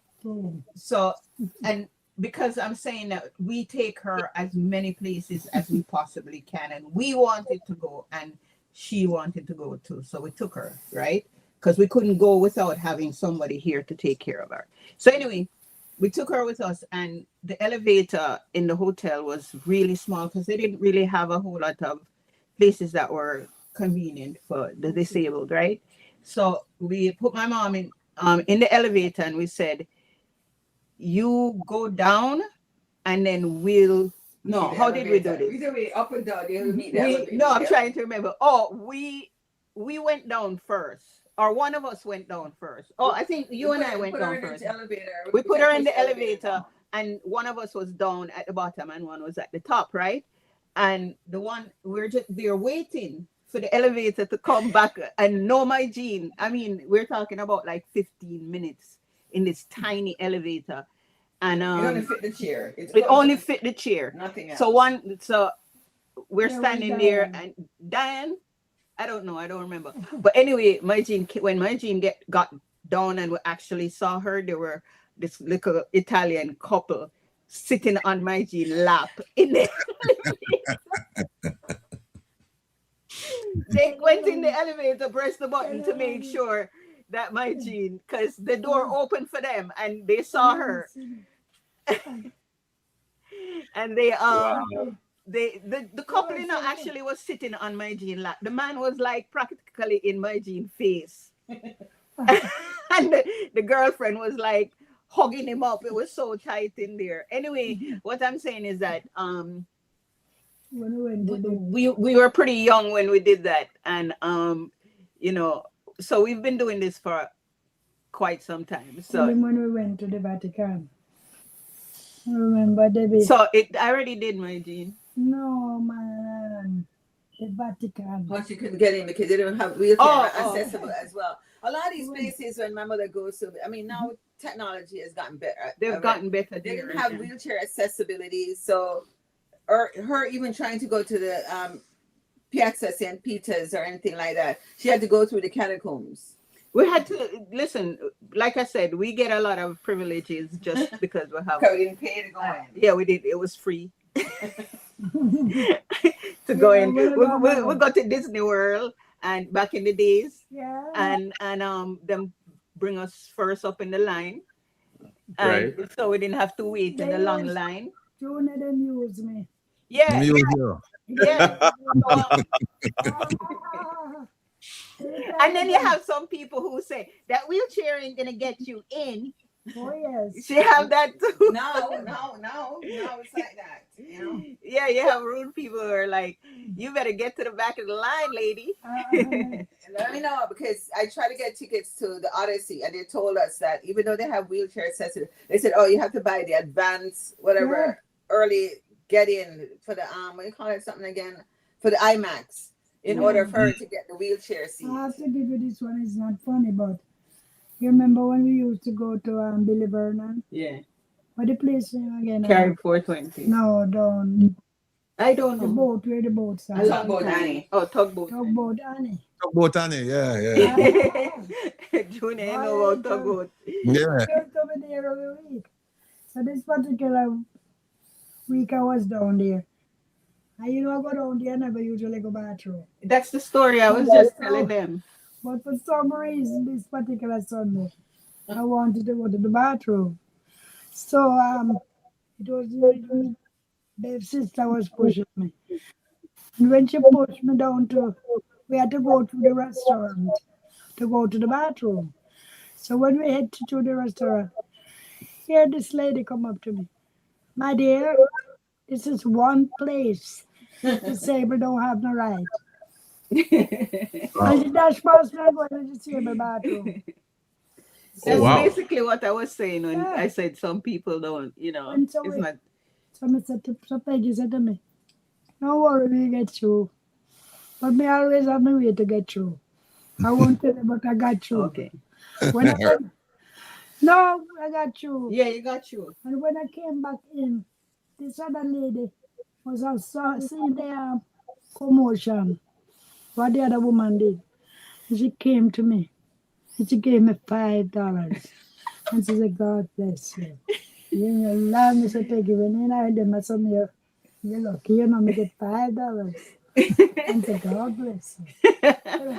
Listen, we have time is at our premium and we are going to wrap up now. So we want Francis, you give us some parting words and then we end with Margene. Okay. Camera over. You can. Wait a minute, hold on. Somebody was asking about how they spell your first name. It's Frances. Right, yeah. The girl version. Oh, there it is. Yeah. Frances, yeah. So it's available on Amazon, right? Mm-hmm. And the third book is coming out shortly. Because you have people asking her. I have people asking about the third one already, so it's a good read. Mm-hmm. I probably don't do it justice the way that I talk about it, but it's a really good read. And I am the salesperson. You're the salesperson. You know? I believe you. A lot of people are England. You tell people Of course. It's a lot of people who don't know me, but me send book to Sandy. What's your name? Sandy Richards. oh yeah, the runner, right? Mm-hmm. Oh, imagine do a lot of following. I do a lot of My mom is the one that is my marketing manager. I wonder if you know Singer. So talk about yourself, and Who's Tinga? I just want to say one more. I know we're all talking together, but I just want to say one more thing about taking care of your parents. Move over, Francis. I just want to say one more thing about taking care of your parents. I think the sacrifice is worth it because this is the way I look at things anyway. Like heaven and hell. I know some people think it's a place separate from earth, but I think it's here. And I think that when you do the right thing in every aspect of life, it's heaven. So for me to take care of my mom and just to see her happy and all of that, to me, I feel like I'm living in heaven. To be able to do that, to be able to do whatever it is that to make her life more comfortable, because she did that for me for lots of times. She still do that now. If I'm broke and I beg her money, she have it. You know what? I'm not working. I'll have to say, if I have a little humidity behind this, I make Francis know. No, Margene. No, don't make it look so bad. It's not true. I have my own. Don't listen to her. Yeah, own. Margene, it's all right. Don't talk about my finances on public television. It's not finances. Yes, Margene. I thank you very much. Yes. For giving my second opportunity. Yes. To represent myself. Indeed. Okay. And I hope you have me again. Yes, for sure. So we'll have more topics. Yeah. And I'm also writing my memoir. Wow. I started it a long time ago, but actually I didn't do anything with it. Because I will tell you, I went to a concert and I met Miss Lou. And Louise invited me to her stable. Yeah, like I said, wheelchair, get to anywhere. Our stable. Oh. Right, so I can say stable. No, I knew what you meant. When she saw my friend pushing me in, said, bring her over here. Miss Lou. And I went over there, and Miss Lou said to me, I am admiring, why don't you write a book? Mm. It was so, why Miss Lou called me over? Because she saw my face bright up, coming a concert. And she said, look at this lady here, girl. She in a wheelchair. And I think that's what she said in her head. So she had to call me over to talk to me and then tell me to write a book. I never get to write that book for Miss Lou. She died. And it's in my head all the time Mm-hmm. to write a book. And I think the book, Now is the time. huh? Now No, is the it's the time. time. Yeah. And I think the book should be based on my disability. Mm-hmm. I think that's what it really should Well, want to be. not your disability, but But imagine your no, journey and how my you journey. were able to My journey. walk through it Yeah. and not make it kill you and depress you and So I want to do embrace what you I have. just like what I made the movie said to the people about. Oh, I got that. I said I thought it was a long story. That how I got disabled, I didn't know. Mm-hmm. I want to say more like that. Okay. And maybe a little bit about my childhood growing in the country. Mm-hmm. Tell you about me in the country. And where me born. Mm-hmm. I'm not gonna let out those secrets. I'm just joking. All right. Margine, look, it's been a pleasure. Somebody's asking how old is Margine? Margine is? Tell them. 81 in October. 81 in October. 81 in October, going on 16. So there you go. And we always have a theme party for my Jean from her 70th birthday. So this year we'll tell you about what we're doing Okay. coming up when we figure it out. Mm-hmm. All right. I'm looking for my invite. Yeah, of course. Of course. I could invite Junior all the time. You know, come. Now call the next on Margine. Hey, my Jean will put you out there, She's worse than me. Now come. Something quick. From when I was born until I come to America, I have never had a birthday party. Nobody ever gave me a birthday party. So when I came to America, my first time I landed here, and my birthday come up, we was living at this lady house. And she said to me, make we have a party. And June from 1968 until now, I don't stop having a birthday party. That is it. 1968, That is it. I've been having a birthday party Good. until now. Just being grateful for being alive. Until Right? Yay! June for you. May I have one this year? So I'm looking for you. All right. Margine. All right. October, big session. Big session, man. Yeah.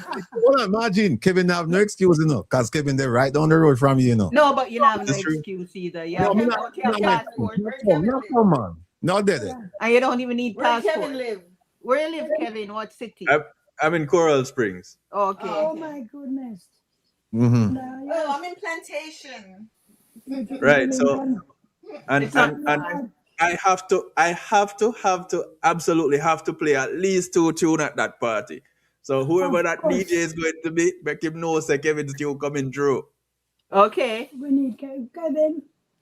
Text me a number. All right, my team. Them gone now. Them gone. Them I have got another you. guest coming on. I got you, Margine. Hi. I'm short, innit? She say I'm short. She say Who I'm don't short. shout or nothing.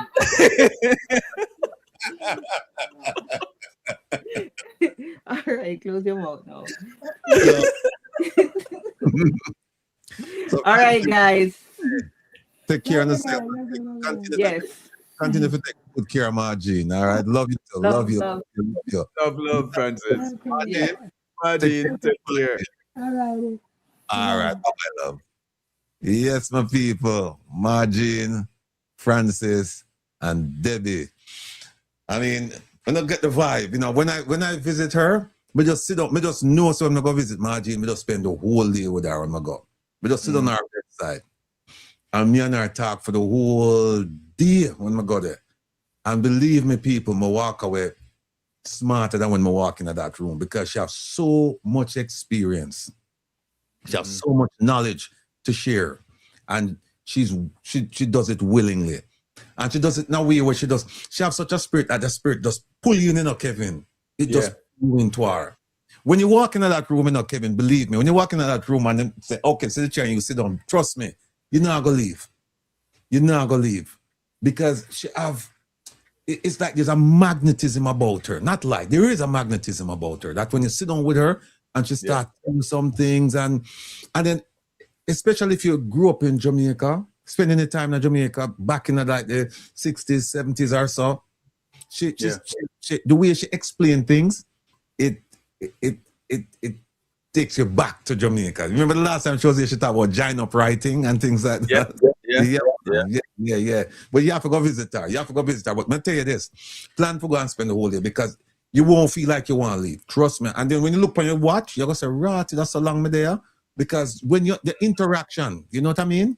She'll go talk to you and, you know, it'll flow. The good thing for me is that I can visit frequently. Oh, yeah, because, So Margine call me. Margine, me not like how you call me out in that top, but you invite me every year, I'm not come. It's all right. Wait till me tell her, oh, people are we paying for 3 years, though. Wait. Oh, yes.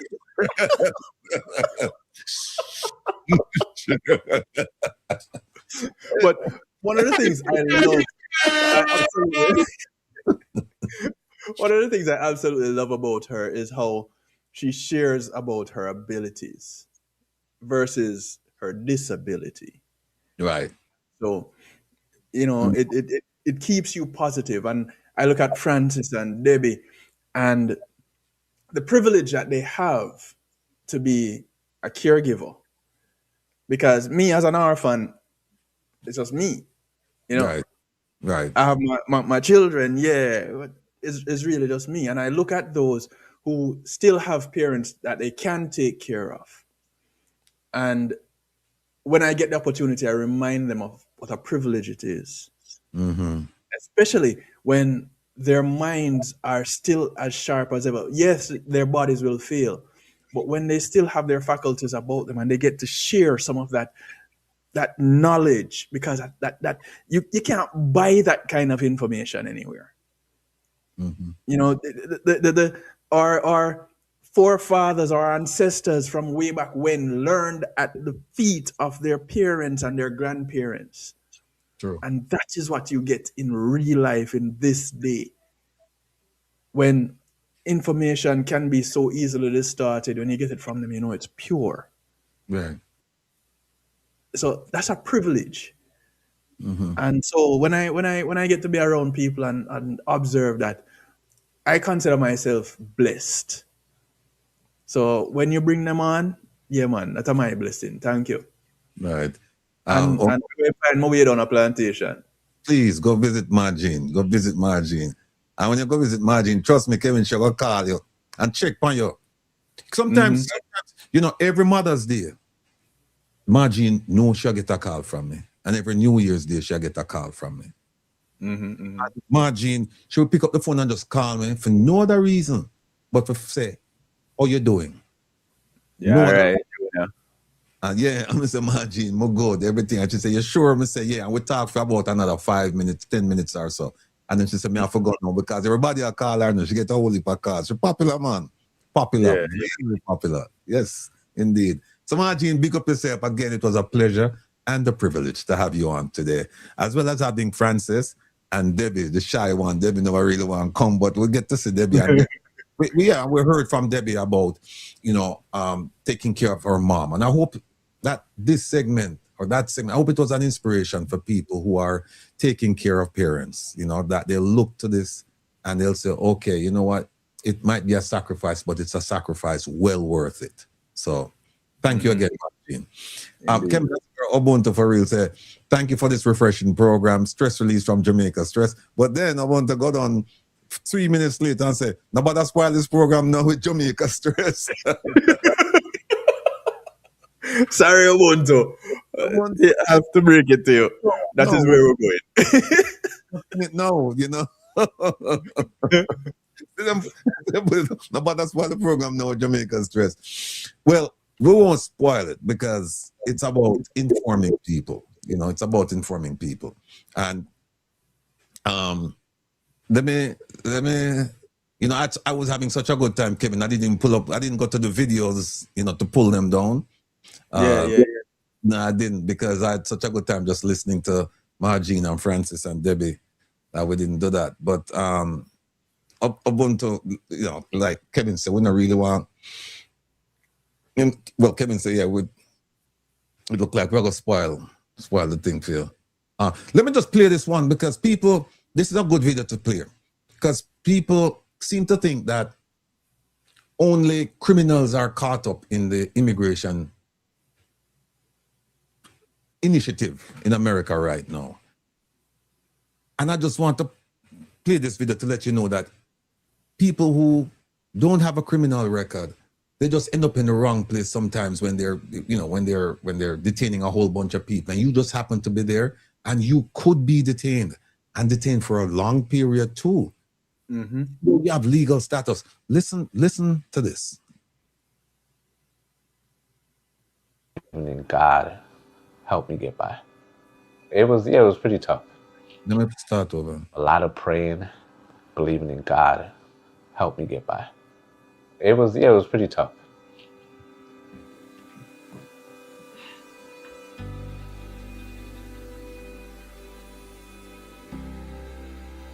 Hello. My grandfather filed for myself and my mother to come to America. My mother's a U.S. citizen. My father's a U.S. citizen. I have 2 kids that are also U.S. citizens. Everyone is legal. I've been here for 35 plus years. I worked here in this country, paid taxes. I miss fun moments with him. He got taken. I was asking my mom, what does she mean he got taken? And I'm like, my dad? I couldn't even believe it. I was devastated, man. It hurt. I was detained with people that were citizens. They were green card holders. People that were like painters, construction workers, plumbers. About 3 different pastors. These people, they do great for the community. There were kids in there that were detained, taken away from their family, 18-year-old kids. I have a 17-year-old son. Immediately, my fatherly instincts kicked in. I was helping them out, you know, and a lot of them at nighttime, they would be crying. They would be crying in their sleep. When you're trying to deport these people, you're destroying families. I went in a believing man, came out believing even more. These are some of the books that I was reading while I was detained for the 5 months. Read this one about 3 times. Lady Liberty, she's right over there. Being American means being brave, being respectful, being able to help others. America is my home, and what happened to me can happen to anyone.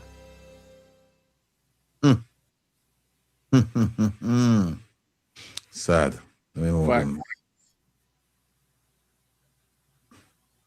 So remember, I've been telling you, and this is going back to Pastor Alvarez's case. I was telling you that, you know, there but for the grace of God go I. You should say that because you could be a citizen, you could be a permanent resident, and still get caught up in this, the detained type situation.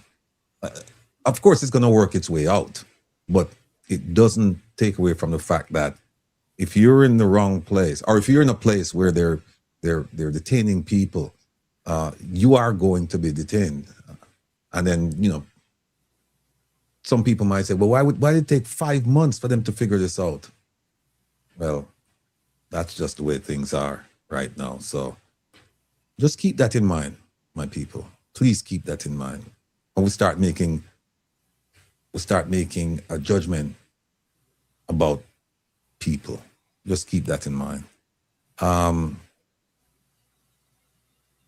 there is something also, because we have a guest coming up in 5 minutes. There's something also, Kevin, that we need to talk about, and that is the role of the Chinese in Jamaica and how the U.S. government is viewing that. It is going to be quite interesting. Quite interesting. But let me just play on a light note before we move into that subject. Ubuntu, that one here for you. We just kind of mix it up so that you're not all depressing. But here's one. And remember I was telling, if you listen to my Nitro, you would have known by now that Bam Bam by Sister Nancy is the most sampled reggae song. It's not none of Bob Marley's songs. It's this one song, Bam Bam. And I'm glad to see a resurgence of it, because for a long time she didn't get any money. She got no royalties off of this. Fortunately, she got good legal advice, and now she's beginning to reap the benefits of that song that was done decades ago. I just want to play a little piece. We all know my team won the World Cup, right? Spain. And listen to the song when them play, when them bring on the team in Spain. Here ya. You can't hear, no, me can't hear nothing, Kevin. They haven't started playing it yet. It comes a little further down. Okay. Okay. Yep, here we go.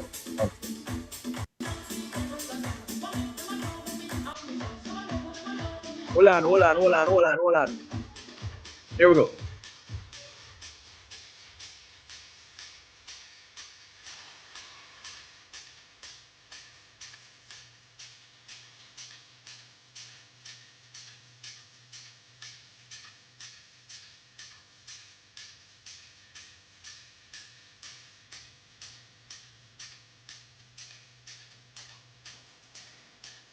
These are my people.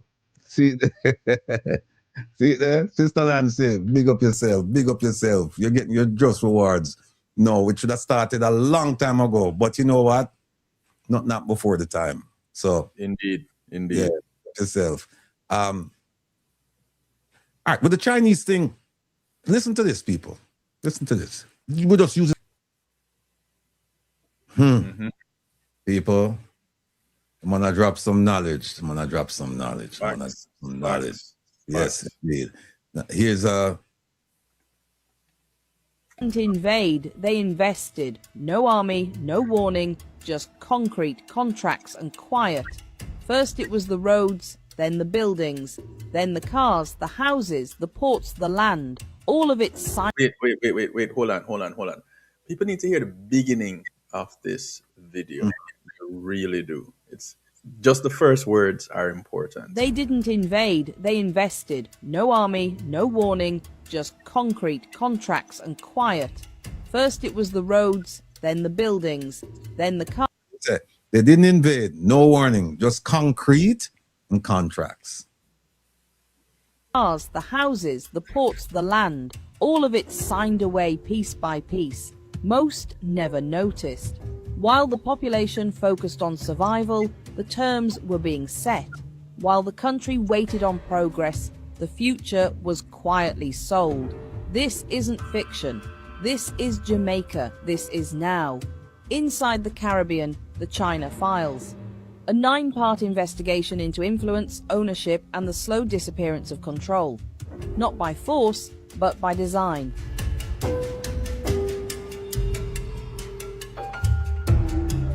It began with a handshake in 1972. Michael Manley's administration officially established diplomatic ties between Jamaica and the People's Republic of China. At the time, the move was seen as bold. Jamaica, a small post-colonial state, aligning itself with a rising communist power in the middle of the Cold War. In the beginning, it was ceremonial.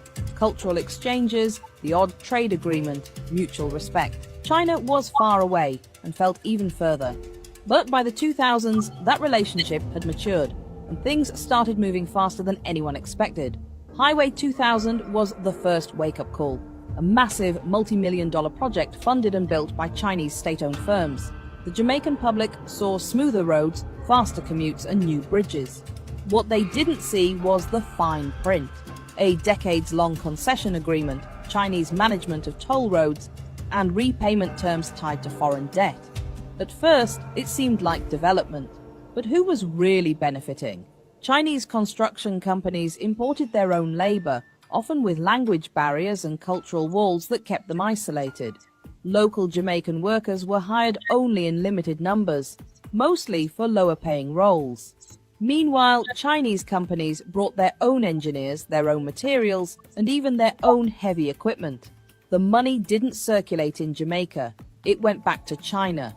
By 2013, Chinese state-owned enterprises were involved in almost every major infrastructure project on the island, from the North-South Highway to government buildings, ports, and downtown Kingston revitalization plans. The loans kept flowing, so did the promises. At least $2.1 billion USD in financing from Chinese banks had been funneled into Jamaica between 2002 and 2020. And with every loan came a contract, a repayment plan, and often a stake in the project itself. Then came the shift. The influence was no longer just about roads and buildings. It was creeping into the economy, trade, and even the daily lives of ordinary Jamaicans. Walk into any wholesaler or plaza across Kingston or Montego Bay. The goods? Predominantly Chinese imports. From hardware to household items, Chinese products dominate the shelves. Cheap, plentiful, and often lower in quality. Local manufacturers can't compete on price. Many simply folded. At the ports, import data tells the story even clearer. China is now one of Jamaica's largest trading partners, with imports from China quadrupling between 2005 and 2020. But it's not a balanced trade. Jamaica exports very little back. This is a one-way economic street. China sells and Jamaica buys. Let me stop it right there, Sir Kevin. Let me find the Pete Hegseth speech. Where is it again? It's in TCN. TCN. Okay, hold on. Pete Hegseth speech. Okay. Let me just share the screen now.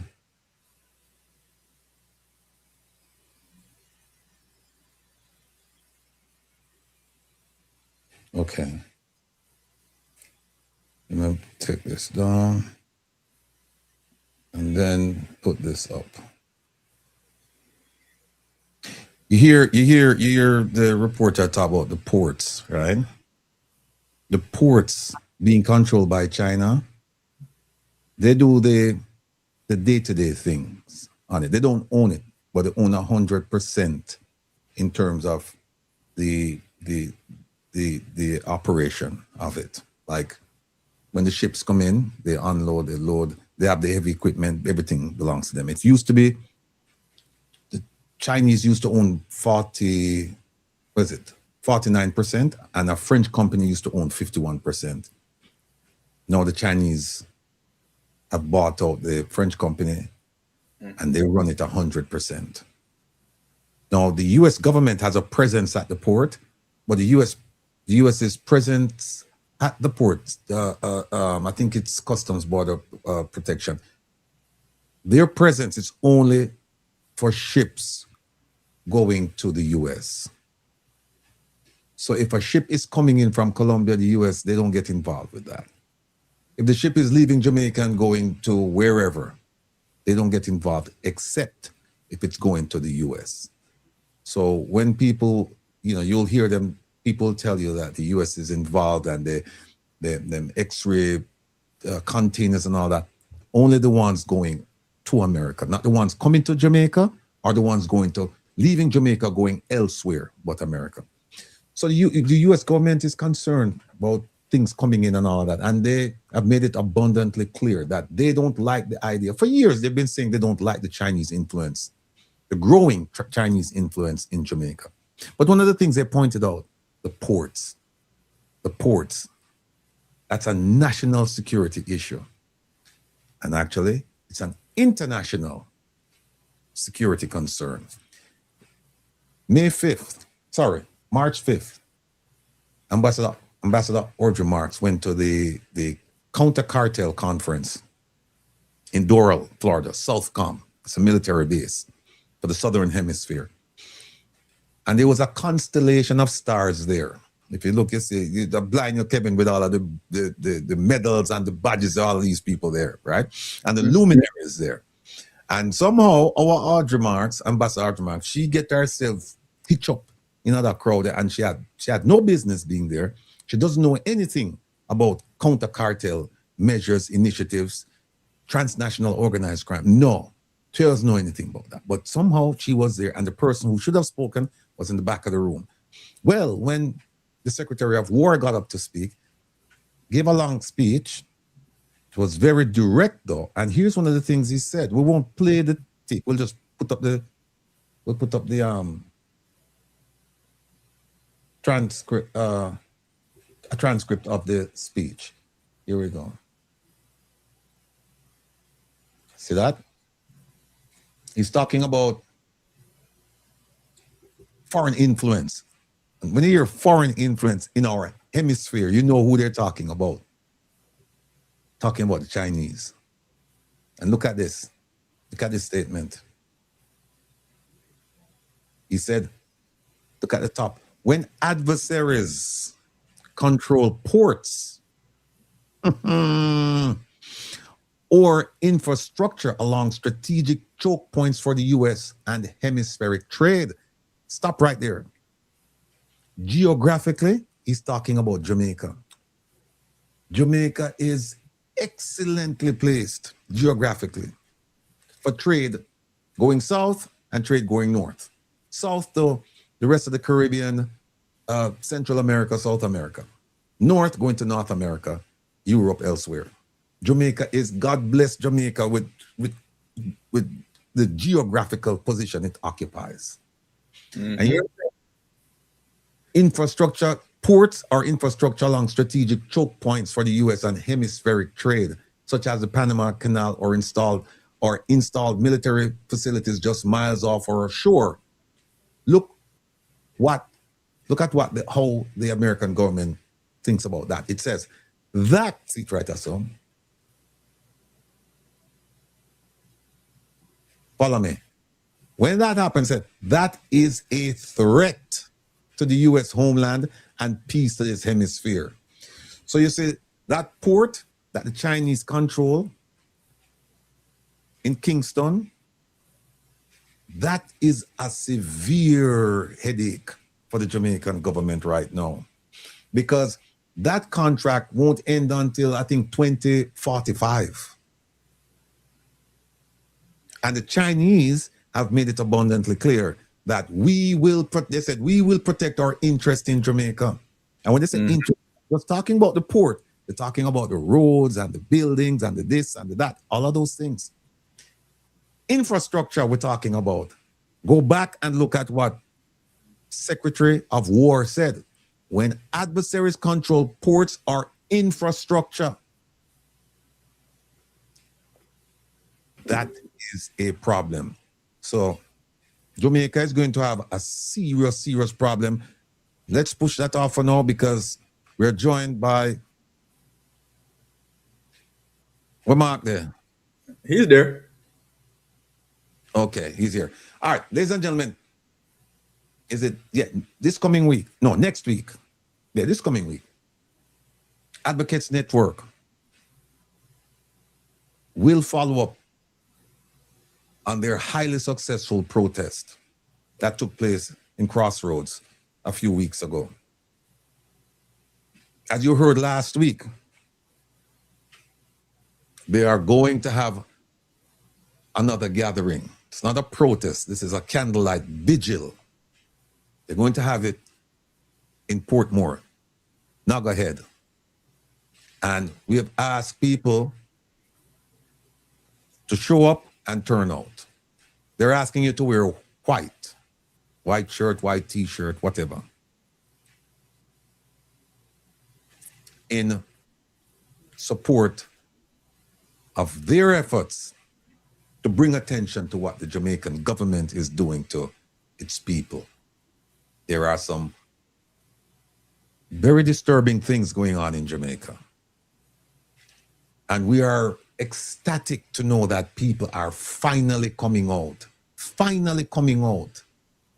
in their numbers to register their disapproval with what's going on. And last week we had Rosemary from Germany. We had Kay in Jamaica. And we only had 2 people last week from Advocates Network, right? Right. Now this week we have Mark. Last week we just had Rose. The week before we had Kay and Rose. Okay. All right. Thanks for the correction. So now we're going, without further ado, I'm going to bring on a dear friend of ours, certainly a brother of mine. He's an accomplished chef, among other things. But we're now bringing him on today to talk about food, because that's one of my favorite subjects. And he and I will talk about that all the time. Not food, not JSC, not TT. Yeah, not JSC, not TT. We're bringing Mark on to talk about the protest in Nagas Head. Without further ado, Mark, welcome. Good to be here, brother. How you doing, man? Well, I mean, now look what I mean. This is food for the soul. All right. I mean, I'm the food for the soul, but you know. All right. Tell us about because you've recently, I would say, joined Advocates Network, right? Yes. Right. No. All right. Yes. Quickly, just very quickly, how did that come about? It came about because of my disappointment in the people that are interested in doing going the political route. I want change in the entire structure, where a lot of people want change with the people. They want to replace the people with themselves, without changing the actual process and the protocols that makes government work in a manner that serves the people well, you know. Mm-hmm. And really, I just believe I'm better served being an advocate. I've never wanted to be in a political space to begin with. I just want a better country. I moved back here 20 years ago, and I want a better country. I want a country that's functional, that is sustainable, that we can leave toward the next generation. That's our legacy. I heard you just talking about a while ago, just talking about the Chinese situation with the port. We always put ourselves in these problems by not being independent in thought and our attitudes. We believe that we always have to align ourselves with the East or West, and we're stuck in the middle. We should never have given up our port to anybody, anyone. It's like your mouth. Whatever it puts in your mouth is what affects your whole body. How can you have another country managing what comes into your country? Come on, man. We also gave up the airport. Yes. Airport is not controlled by the Jamaican government much anymore. Yes, Mexican. You know? The Mexicans control it. When you go to the front, when you go to the entrance to the airport, it's all Mexican Mexican stuff. It's not nothing to do with Jamaica. Mexican writing. It seems as if we'd sell everything. You know, not everything is for sale to the highest bidder. So, you know, I think in the advocate space, I think if we galvanize our forces together and get like-minded people who really care about Jamaica, I think we have a better chance. You know, educating the people so they understand what good governance is all about and what their responsibilities for governance. Mm-hmm. And it's a pleasure for me to have joined the Advocates Network. It's a highly esteemed entity. They have been Rosemary and Rosalie, Nora. We have such great people on board. You know, so for me it's an honor to join this organization, and I just want to do my part as a soldier. Not looking for any leadership or nothing, but just want to do what the people want. You know. Hold on. Before the professor is coming on now to ask you some questions, but I will ask you one question before. You know what I've noticed over the last few years is that, and I'm so happy for it, women have taken a central role. You notice you just mentioned every single person you just mentioned a while ago, you know, is a woman. Every single person. And we don't even start talking about the Janet Calders of the world. We don't start talking about the Daniels of the world. We don't start talking about them yet. And I am so proud, believe me, I'm so happy that women just they watch the man, them just kick back and doing nothing. And them just say, no, we have to take a stand. And they're now leading, and they're leading in a forthright and decisive manner with these women. You know, once they discuss the issue and them say, this is where we're going, you know, see no flip-flopping and no this and no, yeah, none of that. So I just wanted to put that out there. Any thoughts before Kevin jump on and ask a question? Well, you made a good point, because women are our mothers. They're the ones that give birth to us. They're the ones that create life. I mean, we assist, obviously, but they understand the seriousness of life. And, you know, women are the ones who are going to, I mean, look at Mia Motley. You know, women are stepping up. I mean, they're outperforming men on many levels. And that's, you know, I wouldn't say it's sad.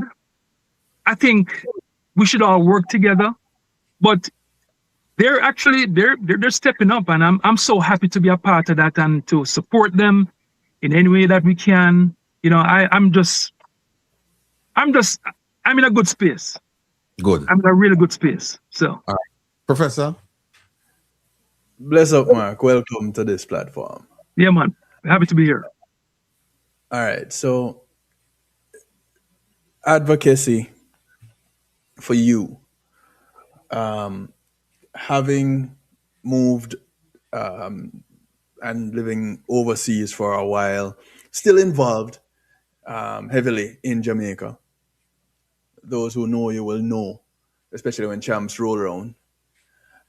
But being heavily involved yourself in America, setting up yourself, and how do you see yourself truly advocating for those in Jamaica? As you think about responding to that, and I know you don't have to give it much thought, but let me ask a question to this person that commented about the government and the airport, about the airports. So the comment is controlled by both Jamaican government and the Mexican. Airport lease not sold. I don't know if you've ever rented where you live or if you own. When you lease that property, what does the landlord do in it? Nothing. The landlord has no control. Landlord has no control. The person that leases the airport, or if I lease an apartment, that is my apartment. I do what I want to do in the apartment. Okay. So what the government usually does is that they leave a small percentage, like in JPS, they own a very small part of JPS. It doesn't mean that they have full control over JPS, but it's almost a way of absolving themselves of the responsibility, but having some part in it.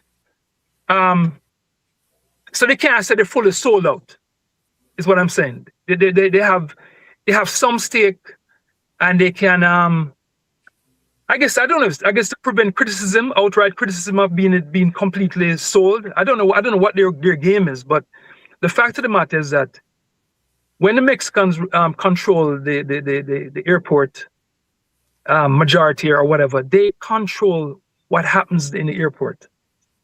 We are very small stakeholders in that. So now to get back to your question, you know, having lived overseas, I guess I'm more exposed. I'm more, so I know that, I mean, Jamaica has 3 million people. It's easier to fix a country of 3 million people than 220 million, which America has. I think if all Jamaicans get together, I mean, if you look on the money that came in after Hurricane Melissa, if we as the diaspora come together, we may not even have to take out a loan to do any infrastructure work in our country. Jamaicans are high achievers in America and in the diaspora. And we have not been taken seriously by the government. Even in the diaspora conference they had there the other day. I mean, it's a government-run thing. The diaspora conference should be run by Jamaicans, by people from the diaspora, not having the government involved in all of that. I mean, they could facilitate it, but in terms of looking for solutions, I mean, we are involved because we're the ones that are probably providing solutions and possible funding. So I think they need to give us more credit for what we've been contributing to this country, and more of a voice, So advocacy is something that we have to. If we fall asleep at the wheel, they will do exactly what they want to do. You know, and it's sad when we have so much. You know, advocacy is a result of bad governance. Okay, if you look around the world, even in Jamaica, there's so many different pages about Jamaica, advocacies, different groups. This is a result of people not being happy with what's going on in our government. That's why we have so many radio shows, so many people talking about the issues in our country. So advocacy is very important, but we have to move beyond just talking about it. And one reason why I'm getting involved with the Advocacy Network and this event we're having coming up is that people need to hear our voices, and we need to hear their voices. We need to hear their concerns. It's not all about what we want. We want people to get involved. We want to educate the people on the pressing issues that are affecting our country today. Hold on 1 second. Let me just play the video, and then we'll get your comments after that. But I just wanted to say one quick thing about the leasing of the airport. Yes, the airport is run by a Mexican corporation, and what people must remember is this: that the concessions that the Jamaican government is supposed to get every year, that just before, one of the last things that our world-class finance minister Nigel Clark did was him say, listen, pay us in advance. Upfront. So, and they pay them, and people are trying to figure out where did that money go? Because guess what, people, for the succeeding years, I don't know how long, Jamaica is going to get this. Zero from the Mexican. Zero they're going to get. They got the money up front and nobody know how the money was spent. But anyway, take a look at this, folks.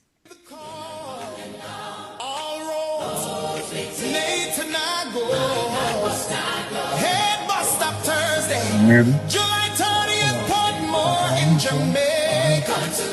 We come together to pray. We pray for accountability, integrity in the land, good governance and justice, guided by His hand. No more corruption. Let the truth be seen for a better Jamaica. We share the dream, yeah. For accountability. Integrity in the land, good governance and justice, guided by His hand. No more corruption.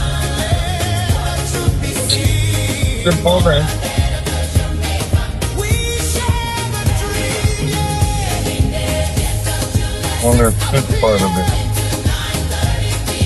Wear your white, bring your candle, Jamaica. Make your voices count. Make your voices count. Oh. Make your voices count. Oh, yeah. The people, let me just go back here. Go back. See it right there, sir? The 30th of July from 6 to 9:30 p.m. at Nagahead, the bus park. Wear your white. Wear white and bring a candle. And you see the concerns that the concerns that have caused people to come to Nagahead this on the 30th from 6 to 9. One, the Deportee deal. We're going to talk about that today, and believe me, people, you're going to be shocked at some of the things we're gonna provide to you, because we're gonna do some stuff that nobody else is doing, and we don't say it with being braggadocious. What we say it is we say it with pride, in the sense that things that have been hidden, things that you weren't supposed to know, we are going to enlighten. We're going to bring these things out. Second one is the transparency, the Hurricane Melissa funds. Now we're hearing about a website that was set up by this Indian gentleman in Jamaica, and with problems. 3, Integrity Commission, strengthening accountability. That is one of my pet subjects, and we're going to talk about an initiative that we're doing around here regarding the Integrity Commission. And 4th is the crime reduction and criminal justice reform. And I'll read what it says below. The vigil will be a prayerful time featuring candlelight, gospel artists, praise and worship choirs. Make your voices count. Mark. Well, this is one of the things that we talked about earlier about advocacy. We hope people come out because it's very important that they hear the voices of the people. They're going to have speakers. We're going to be discussing a variety of issues. The deportee situation you talked about. We're also going to be discussing the Melissa, the transparency issues that we've been having. We asked for an internal audit that the Prime Minister wasn't happy about that. It's as if we're oppositions. We're in the opposition if we speak about things that benefit our country. So there's a lot of things. The crime reduction and criminal justice reform. I mean, look how long Roll Reed has been languishing in La La Land. Mm-hmm. I mean, is this normal for a man to be been charged and hasn't come to some conclusion? He's not an isolated case. There's a lot of different issues going on in our judiciary that need to be sorted out, and especially with our kids. Our laws need to be strengthened. We need to have laws with teeth and enforcement. If there are no consequences for bad behavior, then people continue to do what they want to do. And that is issues that we've been having, and that's what we're going to be protesting. Mm-hmm. And of course, we're going to have speakers and different people talking about what's the day-to-day issues, a lack of transparency. If a government represents us, we're supposed to know exactly what they're doing. Everything that they're doing, we should be informed of what they're doing, because at the end of the day, we're the ones that are going to benefit or suffer the consequence of their bad behavior. So we're looking forward to that, to the 30th. We hope everybody comes out and support themselves. It's not for us. I mean, this is for the entire Jamaica. Mm-hmm. We're not doing this for ourselves alone. I mean, we're a part of a community, and we just hope that we get the support and people can come and hear, what we're suggesting, and to hear what they have to say. All right. Carlene Williams, one quick thing there, Professor. I see Carlene Williams in the chat said, why were we wait so long though? And I mean, it's a fair question. Why it takes so long for the Jamaican people to suddenly come out in their numbers now? Because they've been coming out, but in small numbers. Why is it that they're coming out now and in numbers to register their dissatisfaction with where the government is going? But Carlene, I think another question though to complement your question is, when it will stop? Because we are hoping it not stop.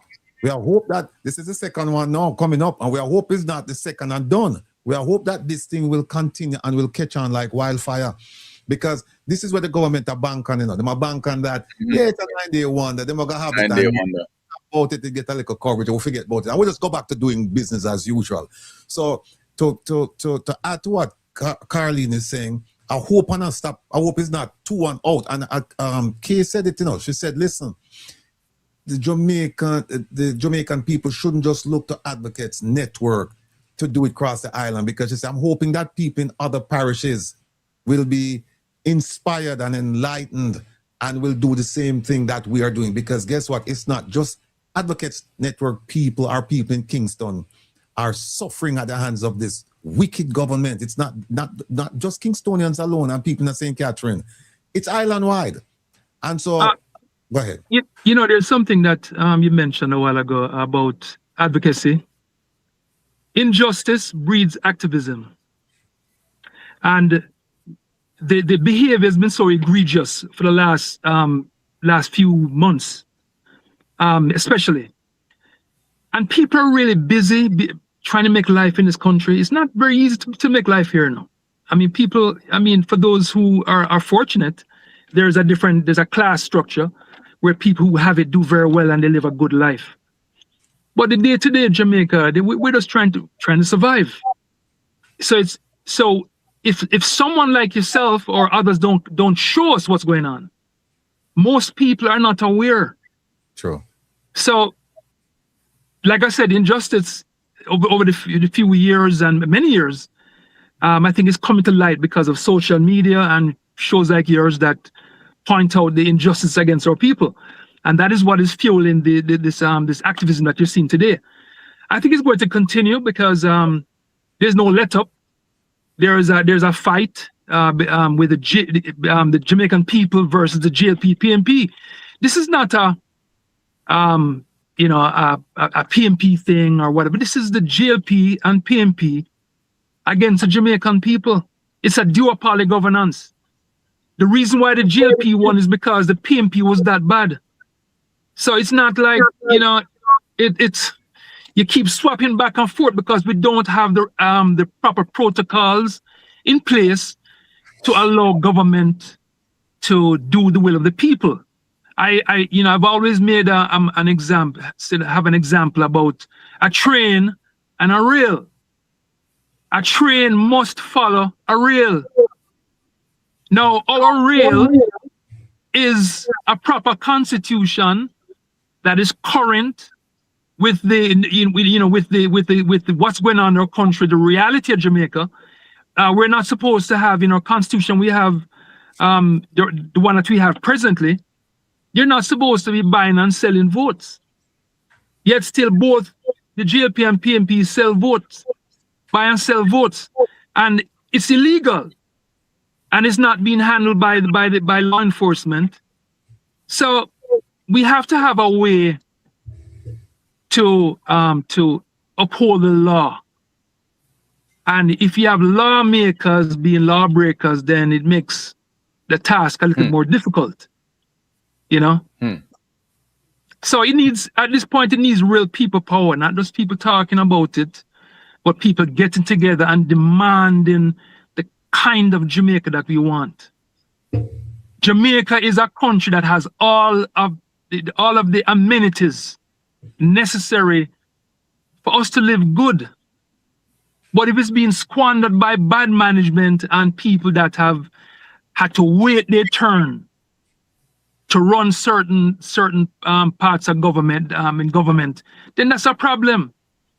We need a constitution that allows for an elected Senate to vet the president's cabinet, where you have a cabinet that is there based on meritocracy. You can't have a man who used to run a gas station or a man who was, running the health department, or you have to have people that are vetted by an independent Senate, not one appointed by JLP or PNP, but who are accountable to the people. That is why a constitution is a guideline for proper governance by the people for the people. And how it is now, a man can just nominate a man for a position, and we have no say so in that person's this person's qualification. Apparently their qualification is how loyal they are to the political party. Not about you. It's not about you. Right now we're led by the government. Right now is they got 25% of the vote, and they're making major policy decisions with 25% of their loyalists voting for them.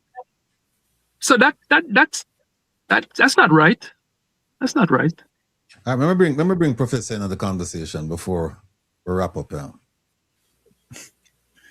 Mark, it's refreshing to hear someone else other than us saying what you're saying right now. The challenge is to really have the people in Jamaica who directly can influence a change get on board. Were you at the Crossroads protest or the Crossroads event? It's actually my birthday, boss. I'm Oh, now officially a citizen. So my kids were out of town, and but I was there in spirit. I mean, yeah. and I told my friends about it, and we had a good showing of cross section of society. One of the biggest I've seen in a long time, actually. What was the kind of feedback that you got from those who attended and those who didn't? Those that didn't attend said they wish they were there. And those that attended wanted this kind of advocacy to continue. So, which is what is encouraging to us as advocates, that people are actually, it's getting to a point where people are listening and they're getting more involved in what's going on in their name. At the end of the day, what the government does, I mean, right now, there is, if you want to fly out to Miami right now or to Fort Lauderdale, you have two choices. American Airlines through into Miami, or JetBlue into Miami, into Fort Lauderdale, and they're charging a premium. We had our airlines. The amount of people that used to travel on Air Jamaica and that are traveling today because of bad management, we've lost our airline. Can you imagine that this was the pride of our country, Air Jamaica. When I was in California, Air Jamaica used to fly to Los Angeles. As a matter of fact, I had an event in California called the Taste of Oceanside and Music Festival. And it was sponsored by Air Jamaica. Air Jamaica sponsored 2 tickets. A guy named Sanchez, who ran at the time, he gave me 2 tickets to fly to Jamaica from non-stop from Los Angeles to Jamaica. Now we have nothing. We are dependent on JetBlue. Southwest is no longer even flying from there to from Jamaica to Fort Lauderdale anymore. And we just lost Spirit. So they're charging up for you to get a flight now to go to America, right? You're gonna pay like $500 one way to go to Miami. Check for yourself right now. $500 to go to Fort Lauderdale. And so to my point, right? Decisions that the government makes in our name, we're the ones that are paying the price for that. So we can't just go along and say, boy, I don't want to be involved in politics because you're not politics. No, you are. Anything, if you are a part of a country, you are going to be affected by what the government does in your name. Correct. So to those who say, boy, I'm not involved in politics, you are going to pay the price for not getting involved. So I urge everyone to come out on the 30th, Nagahead Bus Park. We're going to have different speakers. We're going to talk about the pressing issues that we need to keep going. We can't just, as you talked about a while ago, the 9-day wonder, we can't have that. Things are too critical right now to have this 9-day wonder thing that you're talking about. We need to keep up the pressure so government understands that we are listening to every word and every action that they're doing in our name. And I urge people to get on board. This is a non-partisan thing. This is not a GLP thing or a PNP thing. This is about representing Jamaica and the interests of Jamaica. This is what this is all about. So we want everybody to come down and to hear what we have to say. And we want to hear their concerns as well, because, sometimes things fall under the radar, and we want everybody engaged. We want to talk about the kids, the next generation. How do we, the kind of education that we want, the changing dynamics of the country, of the world, dynamics are changing, AI, everything is changing. So we have to be on top of things. We can't just keep doing the same things, not understanding the reality of the world and where things are trending,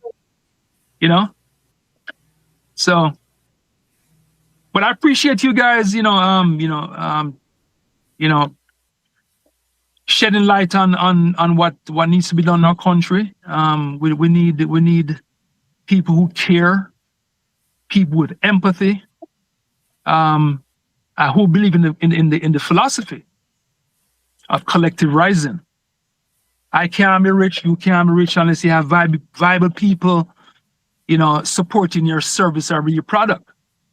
So if you think you want to make all the money, you can't make money without us supporting you. You can't. Correct. Unless you just want thief out, unless you just want thief what we have and sell what you have. All right. At the end of the day, we're not going to survive as a nation if we don't everybody rise, collective rising. Ladies and gentlemen, Mark Cameron, Advocates Network, outstanding representative. Mark, we want to thank you for coming on and sharing your thoughts with us, sharing the platform of Advocates Network as well. And we look forward to a big gathering this next week at Nuggerhead. And we wish you continued success, big success. And we're hoping that from next week, we'll hear that there's going to be a third iteration of this thing here.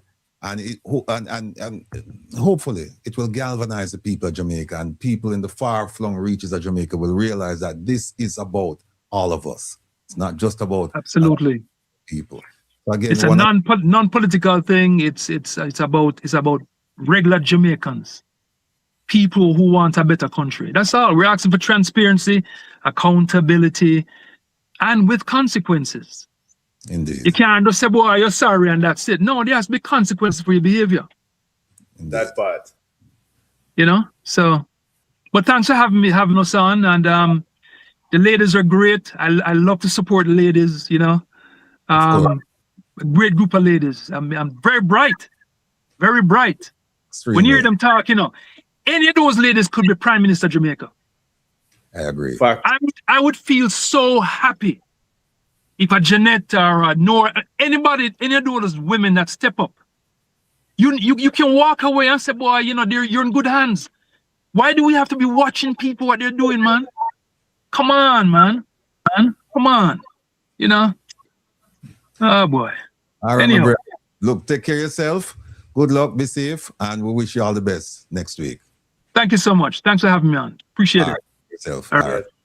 All right, blessings. People, Mark Cameron from Advocates Network, talking about the plans for next week over at Nuggerhead bus station, Portmore, where they'll be having a candlelight vigil to highlight certain issues that are or should be uppermost in the minds of Jamaicans. So we wish them all the best, and we look forward to good news coming out of the event. All right, here's what we're going to do now. Kevin, this is the thing I move around. You have it? You're using it, right? Yeah, I'm trying to, because we have that, what you just asked me about. I wanted to kind of set the stage for people. People, here's what we're going to do now. We're going to talk about the TCN. And if those of you who received the promo today, says, when is a deportee not a deportee? Because when you listen to what the government is saying, it's just nonsense. And also the impact of 10,000 TCNs on Vision 2030. So we wanted to show you Vision 2030. Those of you who don't know what Vision 2030 is, we want to kind of explain to you so that you understand and you can see, you get an idea of what is possibly going on. We're not saying it's definitely going on, but it's just a factor to consider with everything that's going on. But you finished with that, Kevin, the Prime Minister? I'm grabbing it on my side. Okay. All right. While Kevin is putting up the thing, you know, and the purpose of Kevin putting what he's going to put up is to show you that these people come from a background that cannot be trusted, meaning that them say things and things no go sorry, nearly go sorry. So you have to be careful when they speak to you. And we're talking about the Prime Minister, and we're going to show you one with Audrey Marks, where we're going to ask some questions before we dive into the material. You want me to go first on my side, or you want me to go first, or Or you? Let me put this. Let me put this. Okay, go ahead. There you go. Oh, it's on my side? No, I can put it up. I see it. You want to play it? I can. Either or. Go ahead, please. You know, and people who don't remember this one, I know all of you. Listen to this. Your Holiness, Father, make we hear. Let's start this over. Well, go on, guys, check out the video with Kern Spencer. I talk to Andrew Holiness, Father, make we hear. Go on, low. Bless up. So those of the viewers, you know, who have not recognized by now, you know, I told you I'm talking to Mr. Morris Holiness. Mr. Morris Holiness is actually the father of our present Prime Minister, Mr. Andrew Michael Holiness. How does it feel to be the father of the Prime Minister? It feels very normal to me because I'm just a father of a son.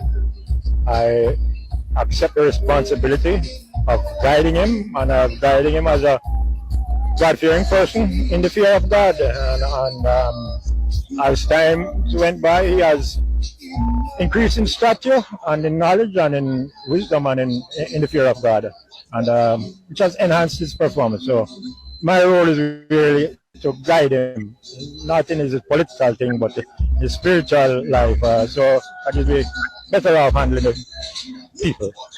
In growing up, did you from a young age, did he display the leadership qualities? Was there anything that would have said to you that this is a prime minister in the making, you know? He loved education. We just need to have a reasonable amount of education. You know, as a matter of fact, one of the times when he failed, I think, 1 or 2 subjects in his A level, he came to look for me, and I saw him looking slim and worrying himself. So I told him, "Don't worry, you're just getting mad each day, so don't worry, just fight back again, you know, and do it all over." But apart from that, he was very entrepreneurial. You know, I was in the pig business, and he was helping me here along with his other siblings. And so that we weren't really making much money. And he said to me one day, "Daddy, you have an empty storeroom there. Could you let us make some bag juice and you go and sell them?" I said, "No matter with that, we'll fight." And another incident, when he was about to graduate, he came to me and said, "Could you sponsor me to buy 2 taxis, because I've checked out, and from my home to Spanish Town Center, I could get some money." I said to him again, "Forget that, go ahead and do your levels, and then you can come back out and work on." Of course, this taxi business, which he tried to lever the people, talking about 2 taxis. So he graduated, and when I went to look for him, I said, "What you doing?" He said, "I'm in the taxi business." I said, "How is it?" I said, "I have 30 taxis on the road, and somebody will have to come up."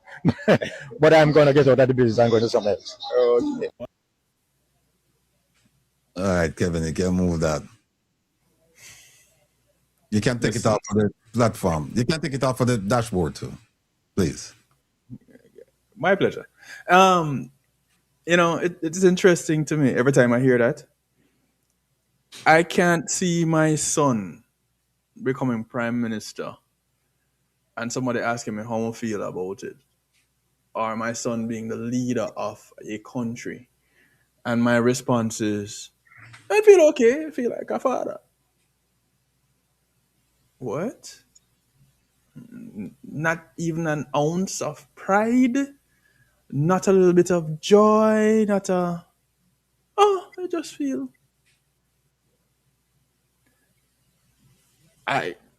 Me being the person speaking to him and getting that response, we're going to have to talk a little bit more about that. That's just me. But every time I hear it, I'm like, isn't there something more that he could say? Mm-hmm.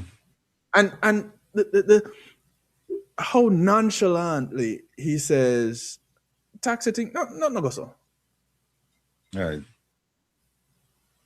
Okay. It just, yeah. Ooh. All right. Andrea Berg says, "Mr. Rattigan, it's not island-wide, it's worldwide, because people send their money all over the world." Andrea, I agree with you. No argument there. I agree with you. Can you find the pictures with Audrey Marks? I mean, that thing before I put her up right now. And if you don't like a criticism of Audrey Marks, then you probably should leave now, because we're going to criticize her, but we're going to criticize her with facts, not innuendo. We're not going to besmirch anyone's reputation around here, willy-nilly. And we're not trying to besmirch her reputation either. What we're trying to do is to point out to you that this government is a fool government, and we're allowing them to continue with the foolishness. Advocates Network, big up on yourself. And the other civil society groups that are involved with holding government accountable, big up on yourself. While Kevin is looking for that, let me show you something what Audrey Marks said last year in her first speech before the Senate. So you know, so this was before September 3rd. Listen to this. Senator Audrey Marks. Thank you. Thank you, Mr. President, honorable members of the Senate. I rise to speak for the first time in this honorable Senate.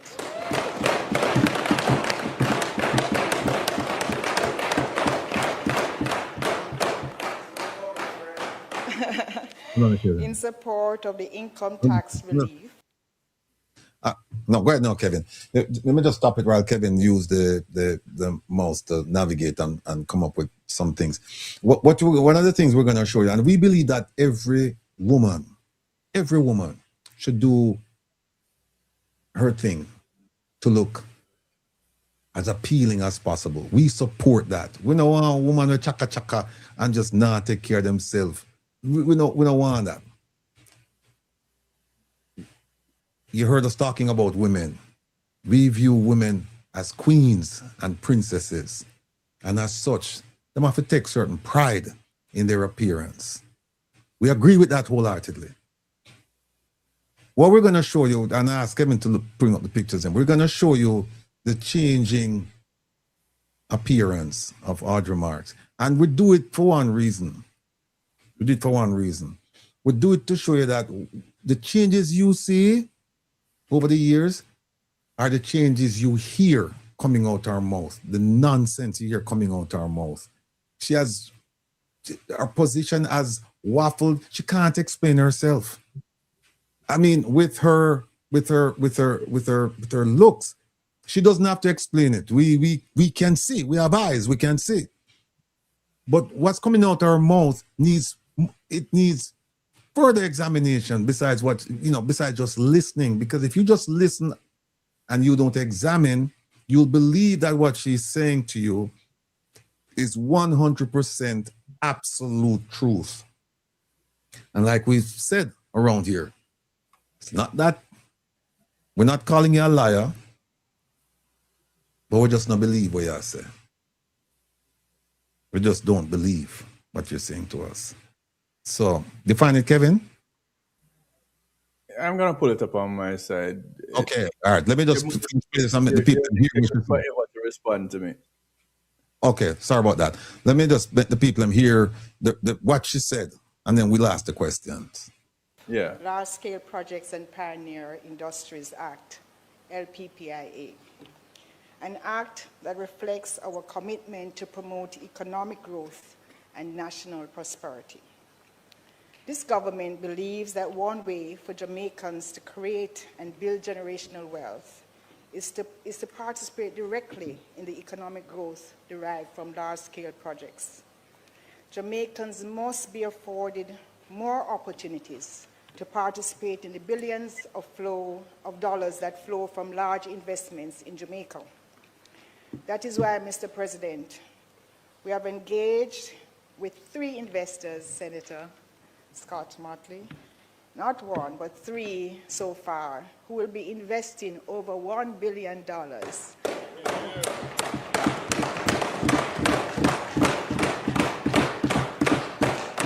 We're not going to further with that. You hear what she said? She said that they have engaged in discussions with 3 billionaires and that they're going to put up $1 billion. Now, I don't know if it's 1 billion per or 1 billion total. But either way, when we went back and we looked at the foreign investment in Jamaica, it's actually dropped. Back in 2017, I think it was 700 and something million. That the foreign investment that she's talking about. No, you know what it is, folks? It's under 300 million. So where is the $1 billion that she's talking? And remember, this was last year, May. With the $1 billion, the ambassador, Minister Marks, where is that $1 billion? Where is it? And she said, 3 of them, you know, Kevin. And she smiled. Yeah. Not one, Kevin, not two, said, 3. Be careful, Adam people. I see this, Kevin. You want? You put it up, I'll scroll it. Hold on a second. Hold on. Let me take this down. Here we go. All right. Let me just show you a picture of her. That's last year. Oh, stop it right this up. Take a good look. This is Audrey Marks. This is Audrey Marks. Keep it going, my brother. This is Audrey Marks. What you do, Kevin? It's not me. It's not me. It's not me. Tap it there. This is Audrey Marks, and this was 10 years ago. 10 years ago, that's Audrey Marks. Keep it going, my brother. This is Audrey Marks. Long time ago. Keep it going. No, here, the thing I run me. All right, stop right this up. This is Audrey Marks. This picture is 10 years ago. Keep it going. This is Audrey Marks again.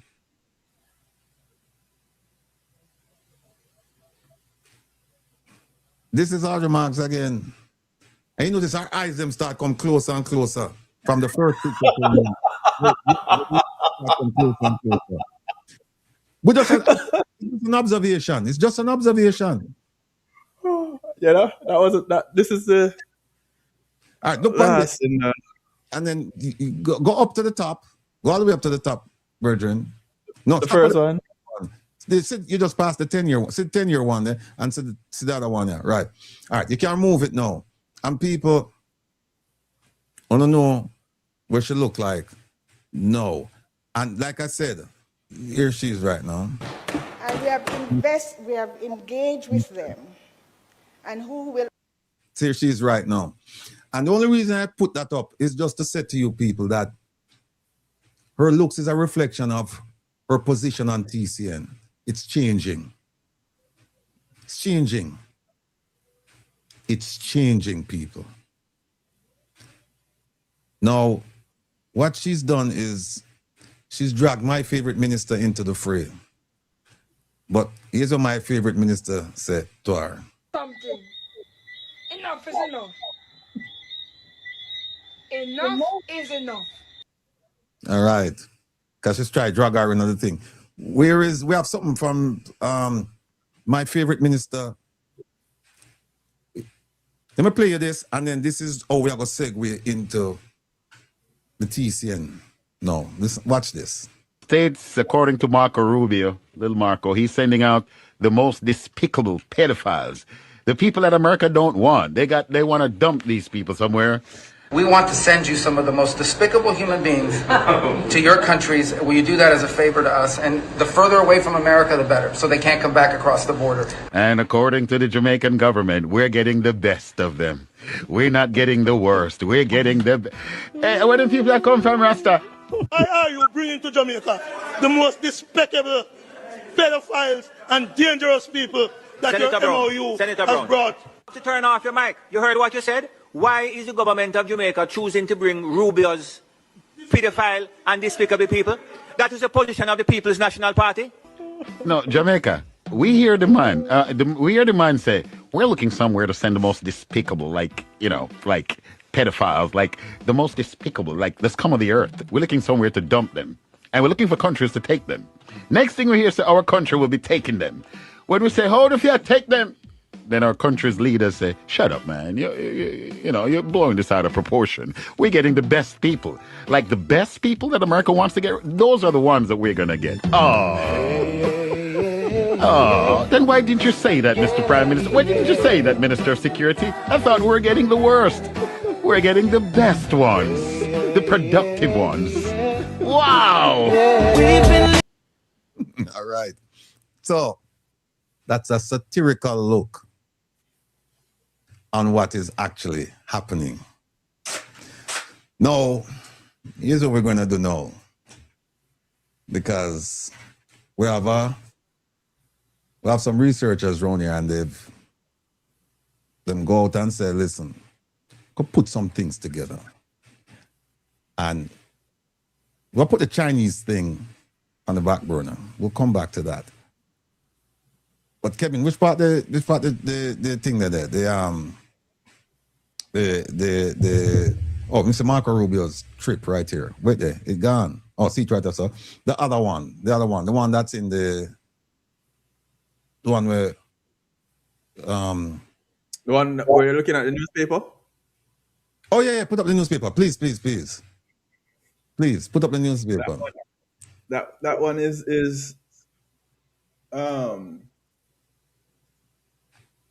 it says in the title, Marks and Prime Minister with the newspaper.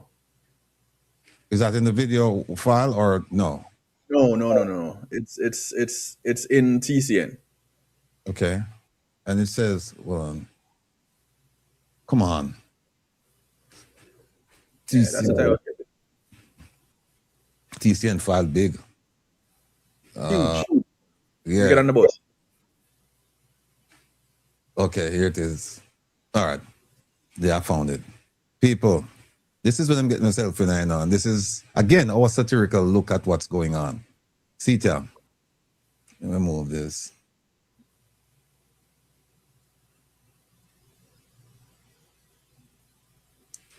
Sita. I can't see it. Oh, that look, Kev. One more. No, man, that good, man. All right, see? And you see, we'll sit down over. If I look at the screen, over on the far right. That is my favorite minister. You see, shall look on the Prime Minister about headache and look with a representation of the ever-changing Audrey Marks, right? And the news. The side eye. 10,000 third country nationals, blah, blah, blah. You see, the side eye where shall look is like shall say, no bugger, uno run gone out there, I send she gone out, they're going to do my job. Well, make sure stay out there because I am not going to get involved in it. She have meetings with American officials in December of last year. She have meetings, she have talks with them. How the marks set January, February, March. I think that was back in 2024. But 2025, she had a meeting late in December. Then she had one in the MOU coming in January. She had another meeting in March. And then all of this broke loose. And guess what? All of these things that she was doing, see who should have been involved there? The lady on the right, the one who I get the side eye look like, uno deal with no one thing, be no unite we don't know, right? So, see it says, the U.S. immigration policy, see Marco Rubio in the background says, U.S. immigration policy is clear, dangerous individuals will be removed. Jamaica TCN scandal, secret deal. Why was MFA not consulted? Now we hear Ambassador Mark said, well, MFA was at some of the meetings. She said that no, but where is our minister? Well, let me show you something.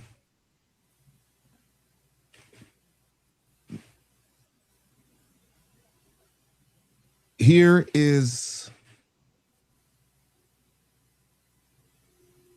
right here. No, remember now that Minister Audrey Marks, she's a minister of efficiency, innovation, and digital transformation. Nothing to do with counter cartel transnational organized crimes. Nothing to do with that. But she was the one spearheading the effort, right? She was the one who hosted the meeting in December in Jamaica. She's the one who went to the meeting. She had conversations with people this year, January, February, and then it culminated with the meeting in March. All this stuff. My minister was nowhere to be found. My minister meaning Minister Kamina Johnson-Smith, nowhere to be found. Well, look, them have a meeting last week. Last week or the week Jamaica before. is clear that terrorism in all its forms must be rejected and cannot be fought by any single state alone. Let me stop that. Give me the reporting itself, not the video. Let me show us. It's also in TCN with the same name. Kamina speaks. Okay, here it is. Look on this. We're going to without going to the thing, but for emphasis, I could put this up. See this? This was July 20th, you know, 5 days ago.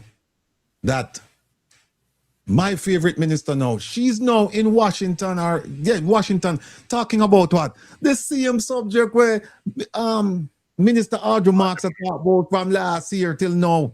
So it looked like them just said to Minister Marks, listen, you can't talk for save your life, and much less to save the government from the embarrassing situation we're in. So you need to go sit on one side and let somebody we believe can deal with it in diplomatic terms and diplomatic circles. Let that person do it. Because keep in mind, Minister Kamina Johnson-Smith is the longest serving foreign minister in the history of Jamaica. Longest serving. She's been there from 2016, right? I don't know why them sideline her and bring up and have Audrey, Minister Marks doing her job. But all of a sudden now we say we're Minister Kamina Johnson-Smith is now talking about the same subjects that Minister Marks has been traveling around and having meetings and this and that and that and that when it's not within her portfolio. Also, keep in mind that them talks is not within Minister Kamina Johnson-Smith's portfolio either. Look what I'm talking about. Politically motivated violence. What she know about that? Terrorism. Kiss me neck back. What she know about that? And look at this one here. Emerging, see that so? Emerging transnational security threats. That are the big one now, you know. That are the one who will get your money, you know. If you side with the US government and start talking about emerging transnational security threats, you'll get money. Trust me. Me know this thing at work. You'll get money, right? So she talk about that. See what she talk about again? Information sharing, border management, institutional capacity building, and the protection of critical infrastructure, including cyber. Now, you would think cyber would be Minister Darrell Vaz's thing, right? Or at the very least, Minister Audrey Marks. But they're not there. Keep it going. See, here's our speech. Jamaica is clear that terrorism, my minister, you don't know anything about terrorism. Yes, you have a right to be there because you're the foreign minister. Minister Audrey Marks does not have a right to be anywhere near this subject, anywhere near the event at all. You do have a right to be there, but you shouldn't be speaking about these things because guess what happened now? You don't have the credibility to speak about these things. You don't. Look at the top in green. So what it says, she talk about all of these things. It says, including the misuse of state institutions to advance political agendas in ways that undermine democratic norms and the rule of law. This sounds like exactly what the government is doing. You misuse state institutions to advance political agendas, to undermine democratic norms and the rule of law. This is exactly what the government is doing. And there she's speaking out about it on the international stage. Then she come down here and she start talk about contemporary security threat environments. She don't know nothing about that. Then she come and talk about national and regional security. Now, people, keep in mind what I'm saying. I'm saying as a foreign minister, she has a right to be there. But she can't talk about them things here. You know who should be there talking about these things?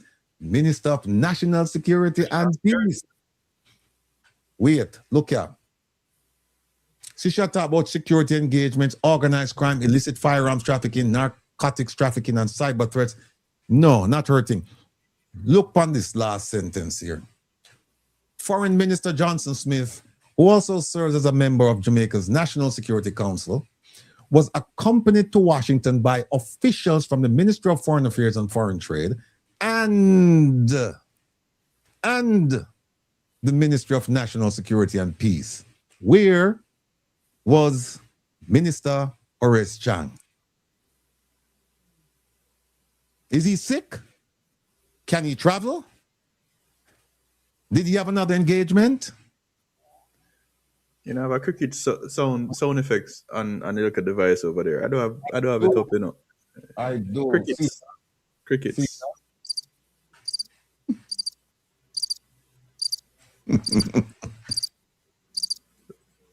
Yeah, man.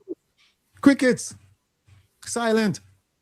And the Prime Minister, him now say him there go World Cup and him a this and him a that and him a pay him own way. And people, you know, one of the reasons why the Prime Minister says he's paying his own way, because we around here file ATIs and we ask about the travel of ministers, the amount of money, the location, and the impact on the Jamaican people. We ask who go as delegation? And who would make up the delegation? We asked about Minister Grange when she went to Hungary for the World Games. You know who we asked about and we don't get no answer? At least Minister Grange, her ministry gave us some information. We don't know if the information is true. And also in her delegation, Professor, was a Grange. We don't know if that man is her husband or son or a cousin or what. We don't know. But you know who we asked about? We asked about the Prime Minister's wife who traveled from Jamaica through Europe to Japan. On the way back, she flew to New York and had dinner with supporters in Queens. And we asked who paid for that leg of the trip, because that's not the most direct way to come to Jamaica. The most direct way is to fly from the Far East to Europe and from Europe to Jamaica. And we're asking who paid for the leg of the trip, that leg, to come. And up to now, we have gotten no answer. So now the Prime Minister, they know that we're asking. So that's why he up and jump up and say, I paid my way to go to the World Cup. We want to know who did go there with him and did they pay their way? We don't know. But anyway, this is what we are talking about now, Minister Johnson Smith now. So that's why we're telling you that this government is a joke government. It really is. Now, talking about the TCN program, let's start with this. We'll set the stage for you. And Kevin, I don't think we're going to finish. We're not going to finish. We'll set the stage for you. There's a lot to go over. There's a lot to go over. All right. We'll just travel. All right, here we go. Let me skip this. All right, here it is. Secretary of State Marco Rubio's first Latin America tour was February 1st to the 6th of last year. February 1st to the 6th of last year. Right? Now, he went to Panama. Guess what? They signed the TCN agreement February 2nd when he was there. He went to El Salvador. Or they announced it when he was there. He went to El Salvador. He went to El Salvador between February 3rd and 4th. It was announced. He went to Costa Rica. And third country transfers began in February 2025. And the formal agreement was later signed April 2025. So you see what's going on. Everywhere that he's been, people are signed on to the TCN. Follow. Right. Look to Guatemala. He was on there in February, on February 5th. TCN arrangement announced. Dominican Republic, the TCN agreement was signed, and we have a copy of that. We have a May 12th. We have a copy of that. Then on March 26th to the 27th, he went on a Caribbean tour. I'm called the Caribbean tour. And he went to Jamaica, Guyana, Suriname. Jamaica signed the MOU June 10.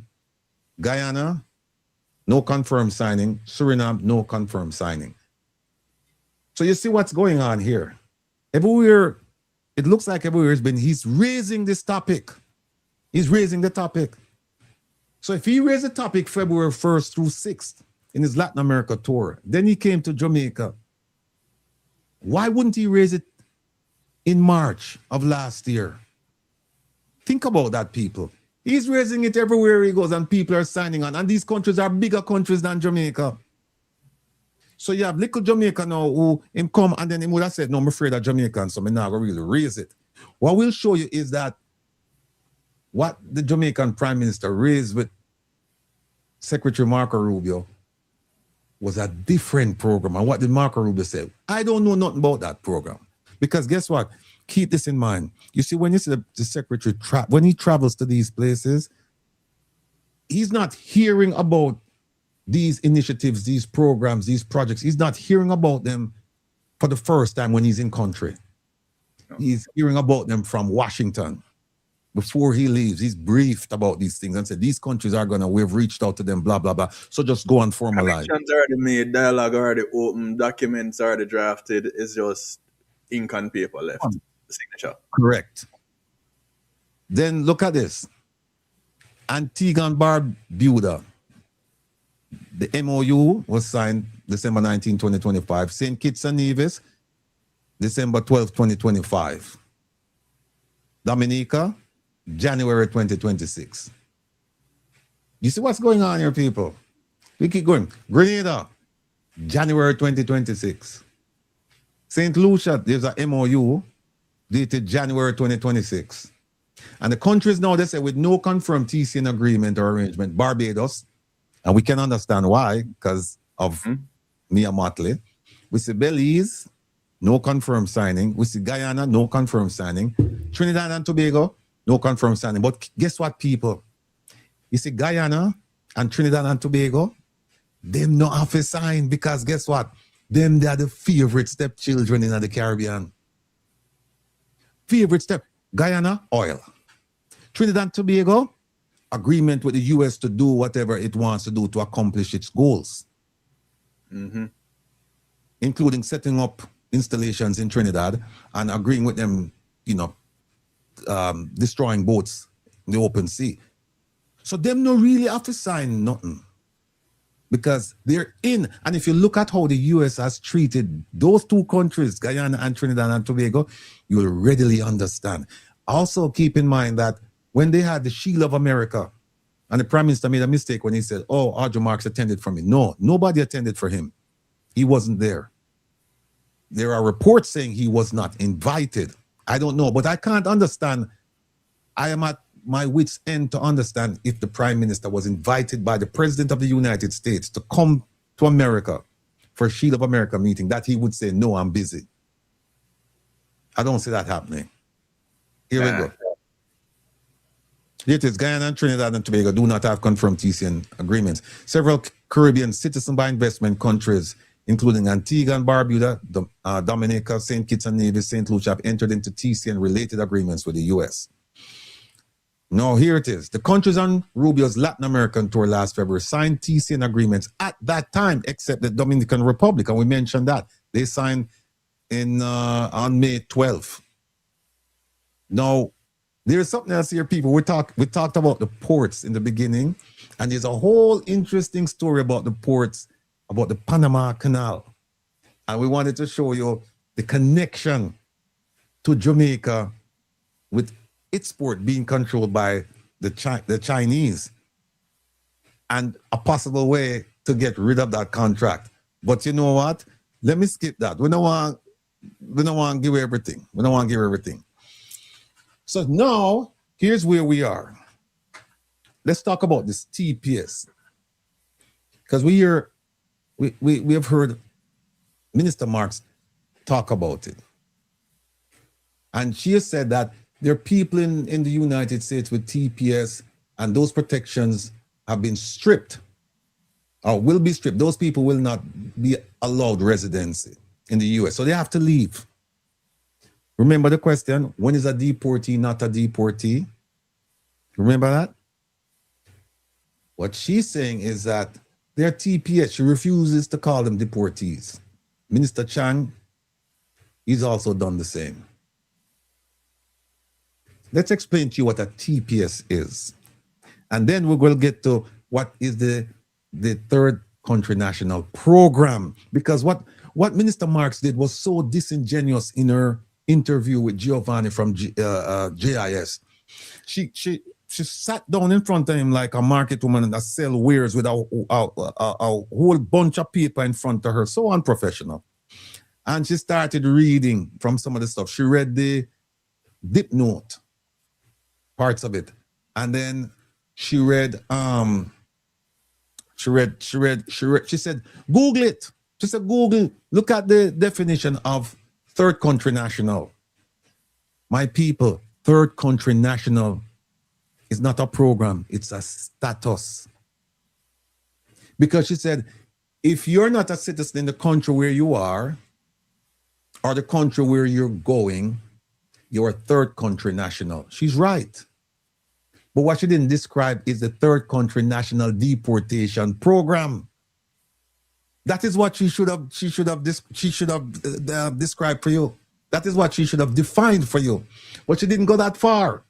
So what she's telling you is that, and then she gave an example about people in Europe, and if somebody in Europe and they come from Canada, then you're a third country national.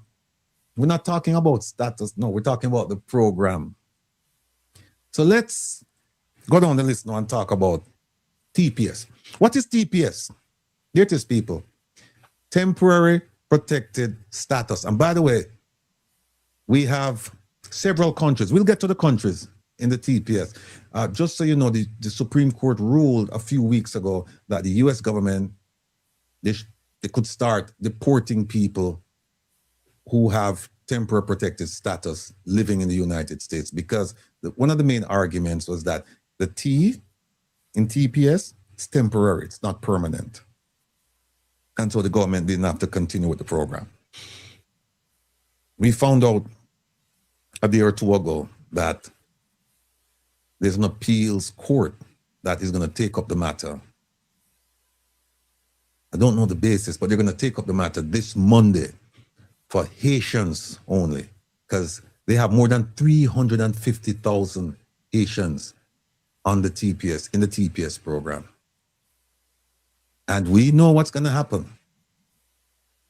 If it's decided that these people have to go, what's the most logical place for them to go? They can't go back to Haiti. What's the most logical place? Jamaica. Because remember, when Guyana was on the verge of a war with Venezuela, and St. Vincent and the Grenadines decided to have a meeting with all the parties so that they could talk about it and, you know, put a lid on everything. Where was Jamaica? Jamaica was not that meeting. Jamaica, I think, was the one country that was not that meeting. I think even Bermuda or Bahamas went to that meeting. And you know what Jamaica said?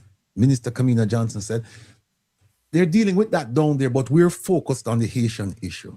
We want to stabilize the country. We want to stabilize Haiti. Well, while we're busy trying to stabilize Haiti, maybe we should have the Haitians come to Jamaica, and then once Minister Kamina Johnson-Smith and her crew, once they've stabilized it, then we can send them there. We can have the Haitians go to Haiti once we have stabilized it. In the meantime, you realize what's going to happen. We're going to destabilize Jamaica. She said, Minister Mark said, we're talking about up to 10,000 people. Well, they have 350 plus that the US government is getting ready to send out. And Jamaica is about 90 miles away from Haiti. And the Haitians, they love Jamaica.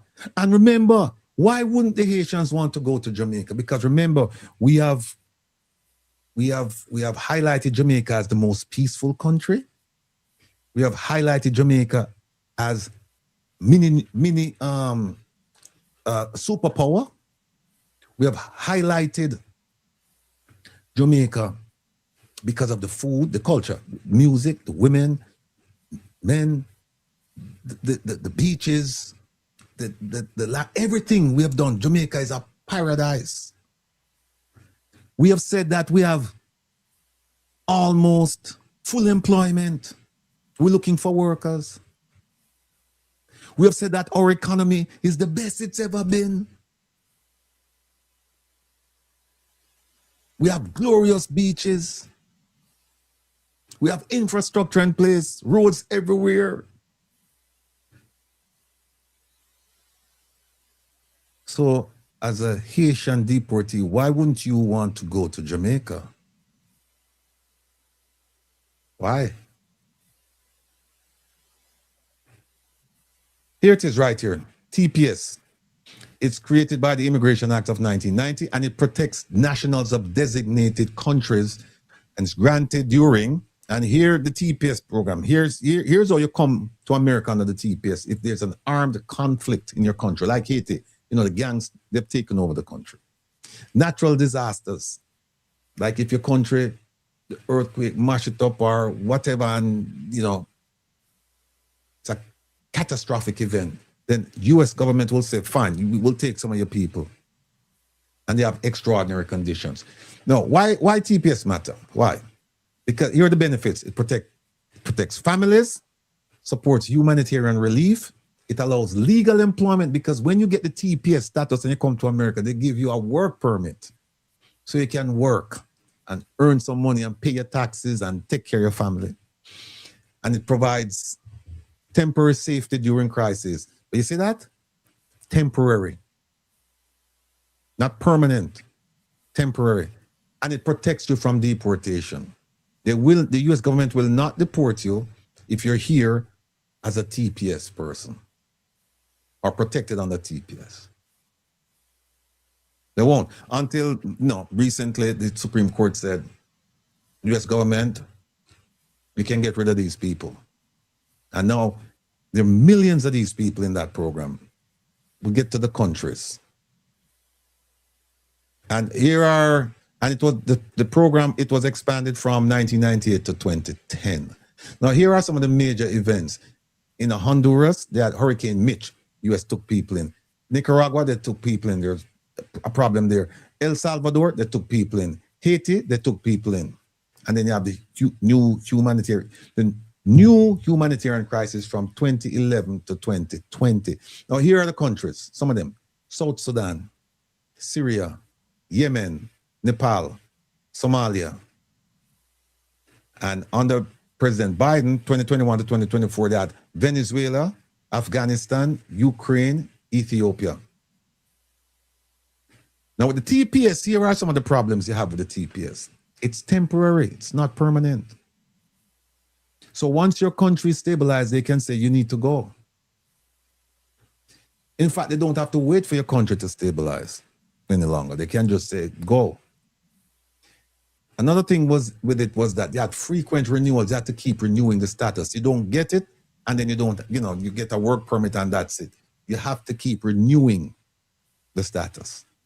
So as a result of that, there's legal uncertainty. What is going to happen to us? And that's why this whole thing is in chaos right now. So they had policy changes, review of the TPS designation, then it was terminated, and now you have lawsuits. Now, here's the thing. Who is a deportee, or what is a deportee? And I need you to just keep in mind all of these things, these principles that we're going through, because then we're going to play the video so you can understand. So we didn't want to play the video and then come back to this. We wanted to give you the fundamentals first. And then when you listen, you can hearken back to this and say, well, wait a minute, that doesn't make any sense. Or yeah, it makes sense. A deportee is a person who entered a country legally, because we always think about the illegal entry. But it's a person who also entered legally. So it's legally or illegally, and is later removed from that country by the government, usually to their home country. Usually to their home country. Now, when you go to your home country, that is not the third country national deportation program. That is straight deportation. So, for example, if they're going to deport a Jamaican from the US to Jamaica, that person is not going to go under the third country national deportation program. It's going to be just a straight deportation. Why? Because you're going to your home country. If they're sending you to another country, that's the third country national program. And keep in mind that they said they're sending people to Jamaica. Why? Transit, so they can go to their home country or go to another country. Once you're in that status where you're gonna be deported from the US to Jamaica to travel to your home country or to another country, you're in the third country national deportation program. That's where you are. So don't make anybody fool you and tell you that the TPS people, you know, yes, they won't get status in America, but they're not deportees. Don't let them fool you. It's not true. Here it is right here. Can't say it any better. In the context of third country national removals, and removal is a term that's synonymous, used interchangeably with deportation. It's a term of art. When you hear removal in the context of immigration, you can just think deportation. It's the same thing. In the context of TCN removals, a third country national is a deportee who has a final order of removal from the US states but cannot be returned to their home country. Instead, the person is removed to a third country that is not their country of citizenship or origin. Simple. And here's how you get involved with the TCN. They can't confirm your citizenship or your identity. Your home country, they're taking too long to get the paperwork for you to travel. Because remember, when they grab you, you don't have your passport or anything like that. So they need information from your home country that has a facility in the US. So they'll go to them and say, listen, we need some travel documents so that this person can travel home. But then first thing is that your embassy will have to identify who you are, because otherwise, people could say, well, I'm from Jamaica, but they're not from Jamaica. They're from some other country, but they hear about Jamaica and they want to go to Jamaica. Another reason for the removal is safety concerns prevent the person from being returned to the home country. 80. Legal restrictions prevent removal. That's what it's going in the court right now. They have the Overseas Employment Program, and Minister Marks, she spoke about this at length, and she's talking about the farm work program and the hospitality program where workers leave Jamaica and they come to the US. Let's just use US as an example, and they work for 6 months or a year. I think you can work up to 3 years, but then you have to return. It's not a permanent stay, right? Who is in charge of that? Ministry of Labor and Social Security. So I'm asking the question again. Minister Marks, why you do I talk about these things when we have Minister Pernell Charles, Minister of Labor and Social Security? What are you doing getting mixed up in people's business? You couldn't even do your own, you couldn't even conduct your own affairs when you were ambassador. And now you go back home and the Prime Minister give you a little legs. Make you senator. Then give you a seat and you run, you win. And then him give you a ministry, create a ministry for you. And instead of you stay in that ministry and make Jamaica, and try your level best to make Jamaica efficient, innovative, and in line with digital transformation, you have seen it fit to insert yourself in foreign affairs and usurp the powers, the responsibilities of my favorite minister, Minister Kamina Johnson-Smith. No wonder she's looking at you sideways when you're going through these difficult times now. And so the Prime Minister had no choice but, I believe, no choice but to say to her, listen, we have this meeting coming up in July in in Washington about transnational organized crime, something that Audrey has been working on. But Audrey has been a complete failure at this, and she's causing problems for us. So we just want you to go. And I can just see that my minister saying to him, but, you know, Mr. Prime Minister, you know, you gave her the responsibility, so let her continue. And the Prime Minister said, no, we can't have her continue. She's making a mess of this thing. We need you to go. And then when she said, but Prime Minister, what about Minister Chang? This is his bailiwick. This is his thing. Say, Audrey, say, Kamina, come on. You know, you know the story with Minister Chang, you know. So I'm asking you to just go. Please. She ended up in Washington, talking about stuff she has no idea about. Because I'm sure if they had asked her a question about transnational organized crime, she wouldn't know the answer. Not that Minister Chang would have known, but you could have said, well, he should know. But with Minister Kamina Johnson-Smith, you wouldn't expect her to know. So I'm sure when she went, she has said to herself, God do, no make them ask me no question about transnational organized crime. So who was the national security representative? Well, we don't know, but we know one thing for sure. We don't know who it was, but we know we don't know who it was, but we know who it wasn't. Yeah, we know if it was the minister himself, Horace Chang, his name would have been mentioned there, and he would have been the one addressing the group. So what we have here is now Ministry of Labor and Social Security. They talk about this employment scheme, and here's what it's about. It's low-skilled workers in Canada, hospitality workers in the USA, and farm workers in both countries. And then we have the recruitment process right there. Yet when they talk about this, he's nowhere around. We have a video of him going to Canada, Kevin. If you can put that up for me, we have a video of him just going to Canada regarding farm workers. But this thing that Minister Marks is talking about, we don't see that. We don't see him talking about that. Which video? Which video? With Minister Pernell Charles Jr.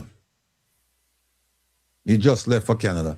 No, here they're talking about the H visa, and she's talking, Minister Audrey Marks, I don't know what got into this lady. I don't know if it's something, if there's a chemical imbalance or it's the food. I don't know what it is. But she's there talking about the H program. No, and we're the Prime Minister with this nonsense saying that industries in Jamaica, they're coming to him and they're coming to the government and they're asking for the government to bring in workers. And we have two versions of that story. What we have is the Prime Minister saying, I can't bring any workers in Jamaica until we can address the 50,000 unemployed workers and the people who are in the labor force but not working. I can't do that. He said, I've been approached about that. I can't bring people in. Then we have Audrey Marks saying, we are bringing in 10,000 people, up to 10,000 to work in Jamaica. Skilled workers, people who are skilled in maintenance and construction, etc. As if we don't have people in Jamaica who can perform those tasks, those jobs. Here it is right here. The H2 visa. Here's how H2B. And Patrick Beckford came on the program and explained to you. The way the government gets involved is that the Ministry of Labor must certify the application. So for example, you for nurses, for example, you would apply to, or you'd be recruited to work in a hospital. And then the hospital must now ask the Department of Labor for certification. What does that mean? They must demonstrate to the Department of Labor that There is no American available who can do this job. They must demonstrate that we don't have any Americans who can do this. So what does the hospital now must send out? They must do an advertisement, say we're looking for nurses, blah blah blah blah blah, and then either people don't apply or people apply but they're not qualified. They said no, these people won't cut it. So now you take that and you go to the Department of Labor and you say we can't find a qualified American to fill this position. So we're asking you to certify us to bring people in. That's how it works. And then they bring them in. They don't bring them in. Once they're certified, then you still have to, that's just the Department of Labor piece. Now you have the immigration piece that they must fill out and get these people certified and bring them in. Right? So the private sector in America, they're the ones, it's not the government, it's the private sector bringing people in. So when Audrey Marks is going to say, well, she's talking to the government of America to bring people from America, the reverse now, to bring people from America to Jamaica, it's foolishness, because here's why. If you're a company in Jamaica and you're looking for workers, what do? You go to the government and ask them to bring people in? No. You advertise. You advertise and you bring your people in. You don't go to the government and say, government, we need some people in construction. So can you go to the US government and ask them to send people to come in and do construction work? No sanking, no sing so. No. Here it is right now. Look at 15. The US government does not operate a program to supply labor workers to foreign countries. No, they don't. Audrey Marks, where you get this nonsense from, Prime Minister? Why you pick this lady and why you us espousing the same thing? I'm sure she told you and you're running with it, but it's foolishness, people. The US government does not operate a program to supply labor workers to foreign countries. If there are Americans who want to go work in a foreign country, they have to get them jobs on their own. Here's how the US government does it in terms of labor workers to foreign countries. See it right here? The US government mainly sends its own personnel overseas for government purposes. So when the US government sends you overseas, they're not sending you to work for a foreign government. They're sending you to work for the US government.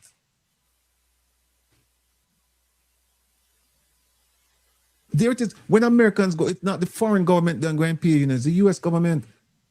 And there are 3 examples: military service, diplomacy, foreign aid, and development work. When I was sent overseas to work for the FBI, you hear that? Work for the FBI and the US government. I wasn't sent overseas to work for a foreign government. The US government does not do that.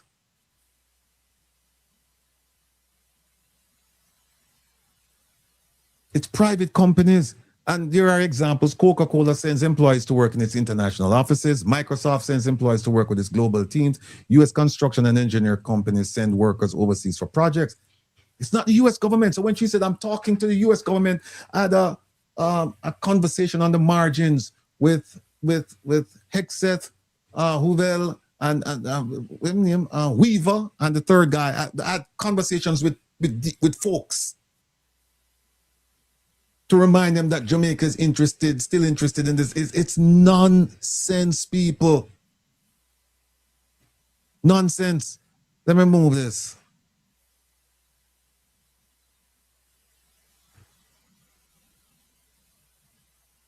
It's nonsense. Now, listen to this. My thing, this looks like it might even take another program, because what time is it? 6:48. Because let me bring up another video and show you something. There's just so I think that Colonel Charles one either. Colonel Charles. All right, forget about Colonel Charles. We can show that another time. Let me show you something. Don't confirm. All right. Listen to this. foolishness. No, listen to more foolishness.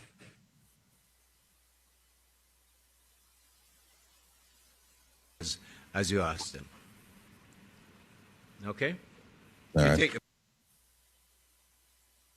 All right, listen to this. By both this moderator and my predecessor, Minister Hill. It's my privilege to join my colleague this morning at these press briefings. I said there seemed to be a very great turnout, so there might be some expectations. I don't know how much I can satisfy that. But there have been issues in the news recently. Appropriately, I should be speaking to the trans TCN, third country national that are passed through Jamaica, but it has been headlined a number of other features which I need to clarify before I speak, and I have to do the clarification and take the questions. First of all, Jamaica is not receiving any deportees from the United States, except... Want to hear that? Jamaica is not receiving any deportees, and we just explained to you that if you're a TPS, if you're on the TPS, we have protection, and you're not from Jamaica, if you come to Jamaica, you're a deportee. Well, you're a deportee either way. You're a deportee either way. If they send you to Jamaica, well, you wouldn't be on the TPS. You wouldn't be on the, well, no, you wouldn't be on, Jamaica is not on the TPS list. I don't think we have any Jamaicans on the TPS list. It's Haiti, Venezuela, Syria, a whole bunch of countries. But hear what he says for the TCNs. He's saying no, the TCNs, right? They're not TPS, the TCNs. These are the ones that are coming to Jamaica and then moving on either to their home country or to a third country or to seek asylum in Jamaica. We must not forget that they can seek asylum in Jamaica. He's saying these people are not deportees. Let me ask him a question. Minister Chang, when someone is removed from the United States or deported, when they get on that aircraft in the United States, wherever, what's their status? Deportees. Once a year, removed or deported. They're deportees. Now, when they get to Jamaica, when they land in Jamaica, Minister Chang, I want to ask you this question. What's their status? Are they visitors? Are they deportees? Are they citizens? What's the status?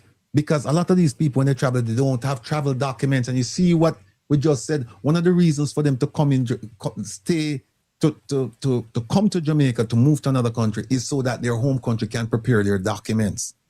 So when they come to Jamaica, they don't have any documents. Because if they had documents, you could just send them straight to their home country. They wouldn't need to come to Jamaica, even though you hear this argument being presented that, well, they come to Jamaica and then they transit and then they go to their home country. They could go straight from, because remember now, a lot of these people, what happened? The US government is moving them out on charter flights. So they wouldn't need to stop in Jamaica. They just fly straight to the home country, if they can go to the home country. So when they land in Jamaica, what is their status? What kind of documents, entry documents? What kind of entry documents do you give these folks? They come without any documents. They come on this charter flight, TCNs. What kind of entry documents do you give them so that they can legally enter Jamaica? These are the questions the journalists should be asking. Because if you say they're tourists, if you say we're going to give them a visitor's visa on what? They don't have a passport. They don't have a passport. So if you say, no, we're just going to treat them as visitors. They're visitors. Then the next question is, for how long will they be visitors in Jamaica? Now, we have heard that they between 7 and 14 days. So if you say, well, we're gonna give them some documents that they can enter as visitors for 14 days, because remember what the program is. Fortnightly, you get 25. So if you say, okay, it's 14 days, and then 14 days come, and that person is still in Jamaica, what status does the person have then? What status? I would like to know, what status do they have? They're third country nationals. Well, then if they're third country nationals, that means what? First, they're deportees. That's the first thing. They're coming. If they're coming from the third country nationals coming as through the removal process, they're deportees. As long as they don't say, I'm taking voluntary departure and I'm going to Jamaica, as long as their removal is facilitated by the United States government forcibly, they're deportees. So this statement here is not correct. This one. At these press briefings, I said there seemed to be a very great turnout, so there might be some expectations. I don't know how much I can satisfy that. But there have been an issue in the news recently. I probably should be speaking to the trans TCN, third country national that are passed through Jamaica, but it has been headlined a number of other features which I need to clarify before I speak, and I have to do the clarification and take the questions. First of all, Jamaica is not receiving any deportees from the United States, except Jamaicans. May I repeat that? We are not we have no agreement, no understanding to accept deportees from the United States. We accept every month 100 Jamaican deportees. And we have the expertise and the staff to... Foolishness. Foolishness. So then we're not accepting any deportees other than Jamaicans, but we're accepting third country nationals who are not going to be deportees to Jamaica, but they're deportees from America. Yes, that's what I said. When is a deportee not a deportee? Because they're deportees from America, but when they get to Jamaica, they're not deportees, even though they're not Jamaicans. They're coming there, transiting through Jamaica. And we know that transiting means a lot of things. Okay, so let's go ahead and look at accepting, the word accepting. That means that we're taking on, we're taking ownership of. So if he says that we're not accepting other than Jamaican deportees, that means we're not taking them as our own. It's not saying that they're not coming into the country. Mm-hmm. It's just saying we're not taking them as Jamaicans. Look, folks, remember I showed you, right, Kevin? I showed you the trips that Marco Rubio took. Mm-hmm. 25, January through March, or February through March, right? And show you that everywhere he stopped, except Jamaica, Suriname, Guyana, and Trinidad. Right, that everybody signed on to this thing. And Barbados. Yeah, Barbados. But listen, think about it. If you are Marco Rubio and this is your pet peeve, you want to have this, you want to get rid of people out of America, right? People shouldn't be here. Why would you go to all of these countries and everybody's signing on, and you wouldn't mention it? You wouldn't have any discussion at all in Jamaica. You wouldn't. You talk about the Cubans and you talk about the Chinese, but you wouldn't talk about the TCNs. Now remember, I'm going to play your video now. We played it before, where the Prime Minister now, him try to slip one from Marco Rubio. Try to slip one in and say, oh, remember we talked about this skill programs. Them call it all kind of names now. Let me see. I think I wrote it down where Audrey Marks, I don't have it here. She called it, them call it all kinds of names. Structured migration, skilled worker program. Those are the two main ones I can remember. Them have another one, worker exchange program. Exchange. That's what I'm calling it. We call it the worker exchange program, structured migration program. Then you have the third country national, all kinds of nonsense. Listen to this, people. Listen to this. Labor issues the United States and Jamaica. Hear that? On labor issues they're talking about now. And that's what we're talking about. Labor issues. Listen to this. On labor issues, the United States and Jamaica have enjoyed an 80-year-old history relationship in terms of bilateral labor agreements where we provide short-term skilled and semi-skilled labor in sectors such as agriculture and hospitality. We discuss ways to expand and enhance these agreements, including skills development partnerships to upskill and reskill Jamaican workers. You mentioned... Hear that? Hear that? I talk about the hospitality, the key informant. I talk about some other programs now. I try slip it on the thing. Listen to what Marco Rubio said. Upskilling and helping. How can we... It's a topic we hadn't touched on directly, extensively. Want to hear that? It's a topic we haven't touched on because the topic we them touched on was TCN. Not farm workers and hospitality workers. He might try slip it in or try slipping the whole thing underneath it.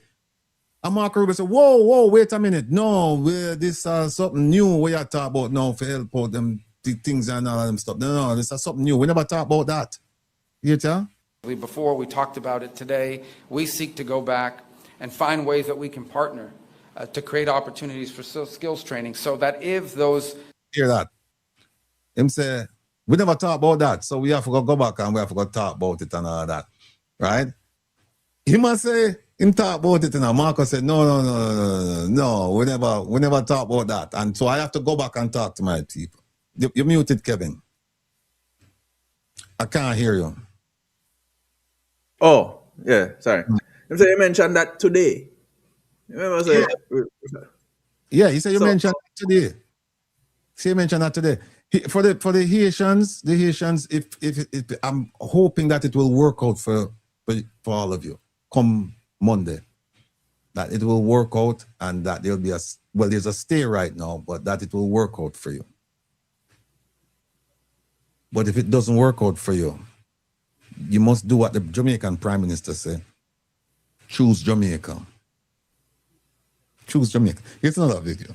Actively searching for other countries to take people from third countries. So we are actively, not just El Salvador, we are working with other countries to say, we want to send you some of the most despicable human beings to your countries. Will you do that as a favor to us? And the further away from America, the better, so they can't come back across the border. I'm not apologetic about it. We are doing that. The president was elected to keep America safe and to get rid of a bunch of perverts and pedophiles and child rapists out of our country. Choose Jamaica. All right. No, Kevin, I want to show you something. I want to show you something. 702. Take a look at this, folks. I tell you, so we have to run out of time, you know. I know. Take a look at this, people, and tell me. I couldn't have you rush off the previous panel and take us so much time. No. This lady here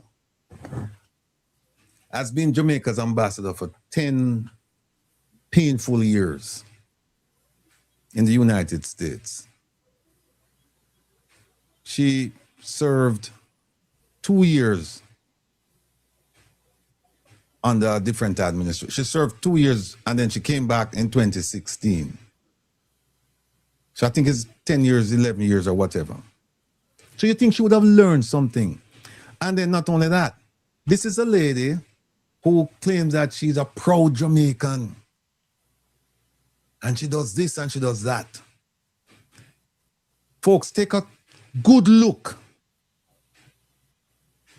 Professor, I'm going to ask you to do this for me. Take a good look at this lady and tell me when you say wrong. Seriously? Yeah.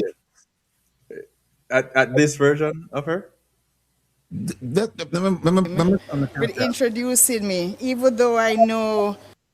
See, all right, see there, it hasn't changed. But just tell me what you see. Tell me what you see. That's so wrong. Very wrong. There are a number of things that I could say. I'm just asking you for one thing, Professor. One thing that you can tell me that is wrong.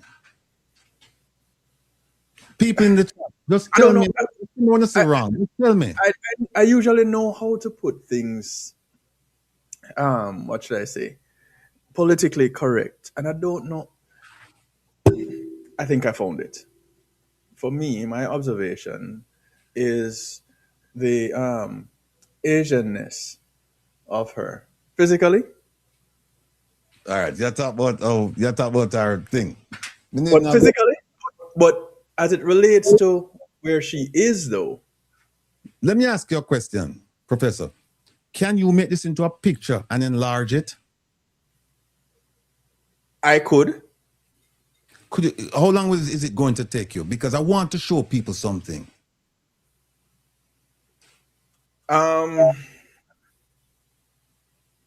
Wait, don't move. Let me ask you something. Can you see the picture clearly? You want the whole picture or just her? No, just her. Just her at the podium. All right, give me 2 seconds there. This woman is a national disgrace. And I'm going to strong words, Provost.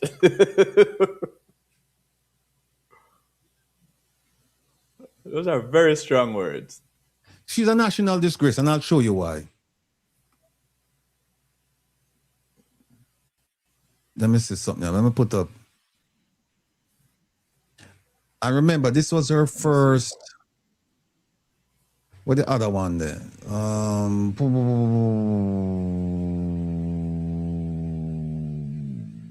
Where the other one there, Kevin? The Let me share this. Okay. People, he's asking me to do some things on the fly here, but let us see. No, that's fine. Come on, let's go. Let's go. I'm down for it. Always up for an adventure. Here, I'm sharing right now. Yeah, share it. Somebody say her breast being out. If you can't do it another minute, that's fine, Kevin. I know. I was looking for this one to pull it down so I can add this to the stage. Remove. Let's add this. Okay. All right, you can enlarge that.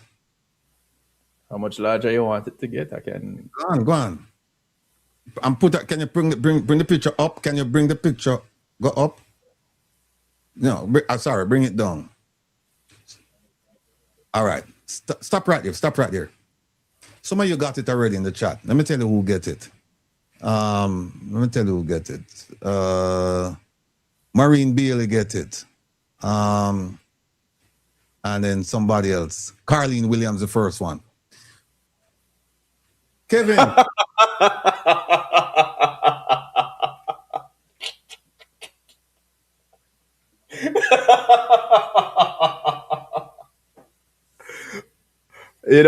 I don't know why. I don't know why y'all let me be a part of this activity. Enlarge it so people can see, Kevin.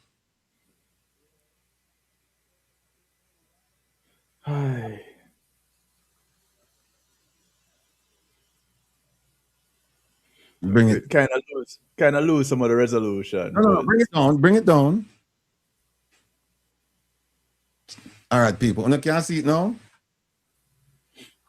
Let me ask you something now. As an ambassador for many years, and a champion of Jamaica, and I'm talking about brand Jamaica, and this is our first. This was our first speaking engagement about the TCN, First.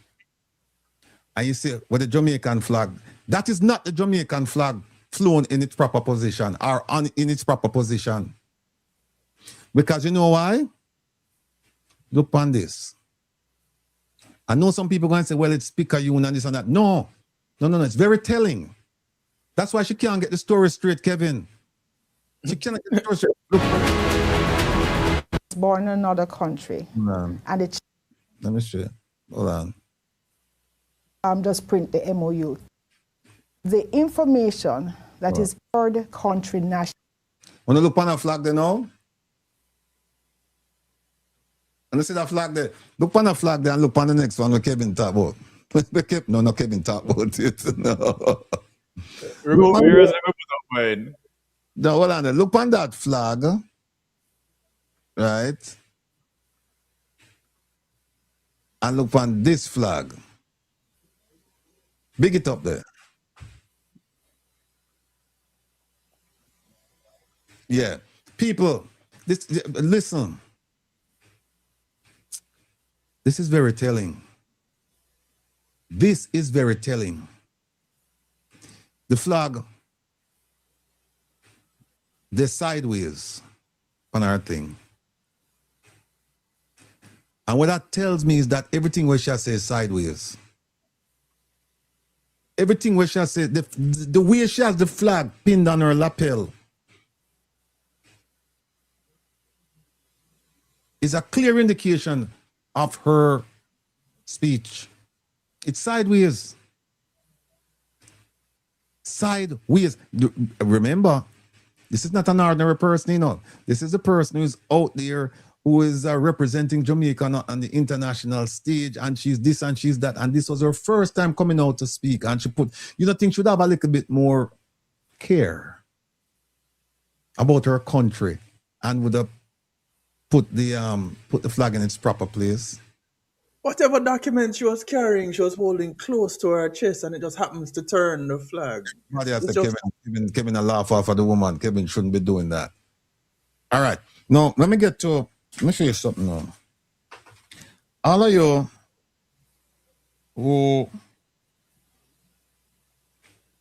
who think that she's not serious about the TCNs coming to Jamaica, the 10,000.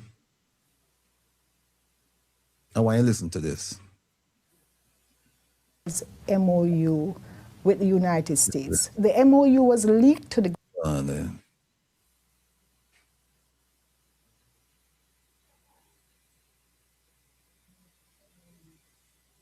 I think he's right here. 21 third country. Oh, no, this is not it. Hold on then. Let me see if this is it. Of selling out the country. Where are we going? Yeah. This is not something that will displace Jamaicans, will take away jobs from Jamaicans. This is where we are doing a balancing. We are upskilling, we are lifting, we are expanding the economy. More Jamaicans will be employed. We are looking at opportunities abroad to get Jamaicans more exposed. You just said bringing 10,000 people is not going to displace Jamaicans, right? Let me go to 1341 now. And people were trying to do this, cut it up, but it's just too much to really cut it up. All right, hold on. 8 countries have signed. Our neighbor here in the region, Belize, signed from there in negotiations with. That's a clear United States policy. Not anything at all to do with me. I could not dictate to the U.S. anything about their third country nationals program. So you were not involved in that negotiation? Right. So a year later, January 2nd, 2026, is when the United States Embassy here transmitted a request to the Ministry of Foreign Affairs to start a discussion, read their request for Jamaica to sign an MOU to deal with third country nationals. It was the Ministry of Foreign Affairs and Foreign Trade, the Ministry of National Security and Peace, the Attorney General's Department, they all, and I think Ministry of Justice, they're all focused on making sure that Jamaica could sign the MOU, but in a manner that would not disturb what we are trying to achieve as a country. Yeah. Is this skilled worker proposal that you had put forward still going to be implemented? Oh, it still is. But you hear that? You hear that? Is this skilled worker program you're talking about, the 10,000 people coming to Jamaica, is it still going to be implemented? Oh, yes. Oh, yes. Oh, yes. You hear what Kevin, hear the question. Listen again, people. Disturb what we are trying to achieve as a country. Yeah. Is this skilled worker proposal that you had put forward still going to be implemented? Oh, it still is, but So Una Jamaica can stay there and thinks them people are joke. She said the 10,000 people that I'm proposing come to Jamaica is still going to be. You say she never said it. It didn't say will it be considered. Never said that. Will it be implemented? And she said, yes. No, Kevin, give me the thing. Give me the thing there. Give me the thing from England there. Let me show the people them something here. The unemployment. It's also, if it's not in TCN, it's at the bottom of the list. Hold on. No, they have the OJLDF poster. Why time fly, may I tell them? My goodness gracious. Yeah, it is. It is. TCN? It is. Has the 3.6. TCN. You see it? No. You see it at the bottom of the list? Oh, the bottom of the list. Oh, 3.6. Okay, yeah. I see it. Yeah. All right. Yeah. People, we don't have time for show you, but you know the Prime Minister said to this TCN program that she's talking about, you know the Prime Minister said? The Prime Minister said, and we'll show you another time, he said, it's an idea that we're thinking about. And you know why, Cliff Hughes, we're thinking about it? Because we're at 3.6% or whatever the percentage is unemployment. And he said, in the parlance of the economists, that means almost full employment. And so now we have to think when we get to 2%, what are we going to do? So he said, as a government, we're just thinking aloud about these things. But he said it's not a policy. In fact, he used that word, policy. He said it's not a policy.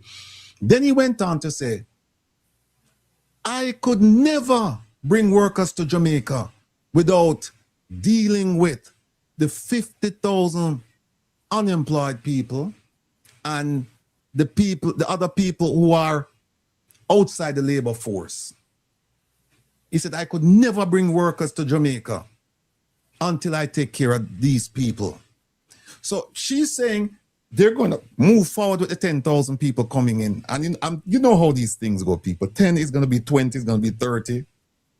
It's going to be 350,000. I want to show you something. Get out if you don't feel like going back and watch this program, just get out take your cameras and take a picture of this document. You need to walk with this document. And whenever you hear that Jamaica's unemployment is 3.6, I need you to pull out your camera, pull up this picture, and whoever is telling you that nonsense, you show it to them. Here's a document.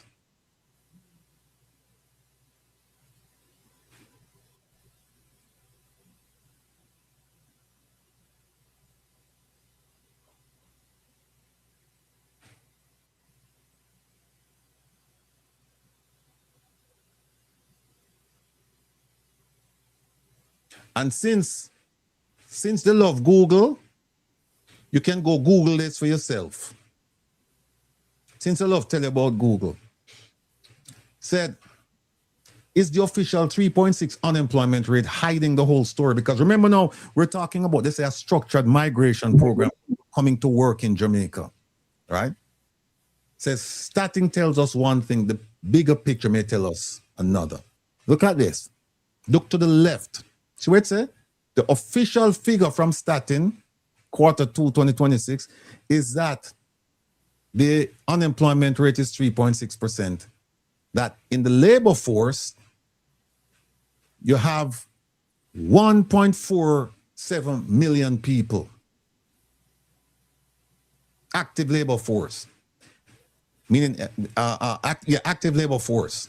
Of that number, you have 55,000 not working. They're looking for jobs. 55,000 not working, looking for jobs. Look to the right now. You see, outside the labor force, how many people in Jamaica outside the labor force? People that they can't verify that these people are working? 681,900 people. You see that? Not 55,000. Go ahead. Sorry, Provost. Sorry.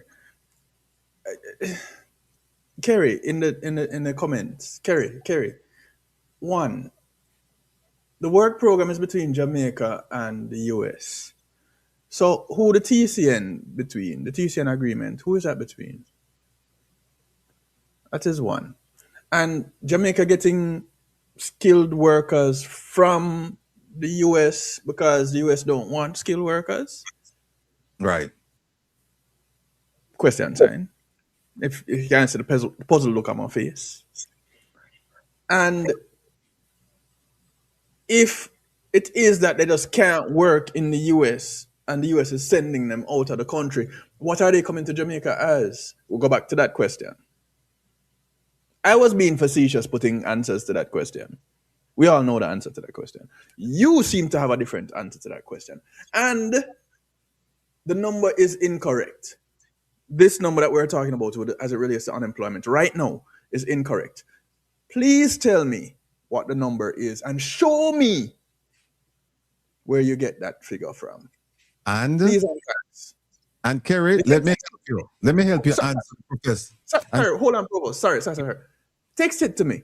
I give him a number. 773-789-7839. I'm gonna make sure I'm gonna say it like a Jamaican would. 773, Queen's English, Kings now. 773-789-7839. Text it to me. Show me your documents, please, and thanks. Provost. Kerry, let me help you to answer the professor's question.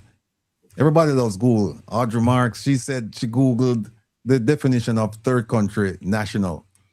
Google this. How many people are outside the labor force in Jamaica? And tell me if you get 600 and if Google will come up with 681,900. Just tell me if that number, if Google will come up with that. And if Google will tell you that that number is attributed to a Statin report. And I'm sure you know what Statin is. Statin is the official repository for statistics for the government of Jamaica. I'm sure you know that. Because that is where you get the 3.6 as well. Unemployment rate, Statin. So if you're going to say it wrong. No, if you're going to accept 3.6% as unemployment rate, then from Statin, then you must accept 681,900 from Statin as outside the labor force. Look at how they describe the labor force.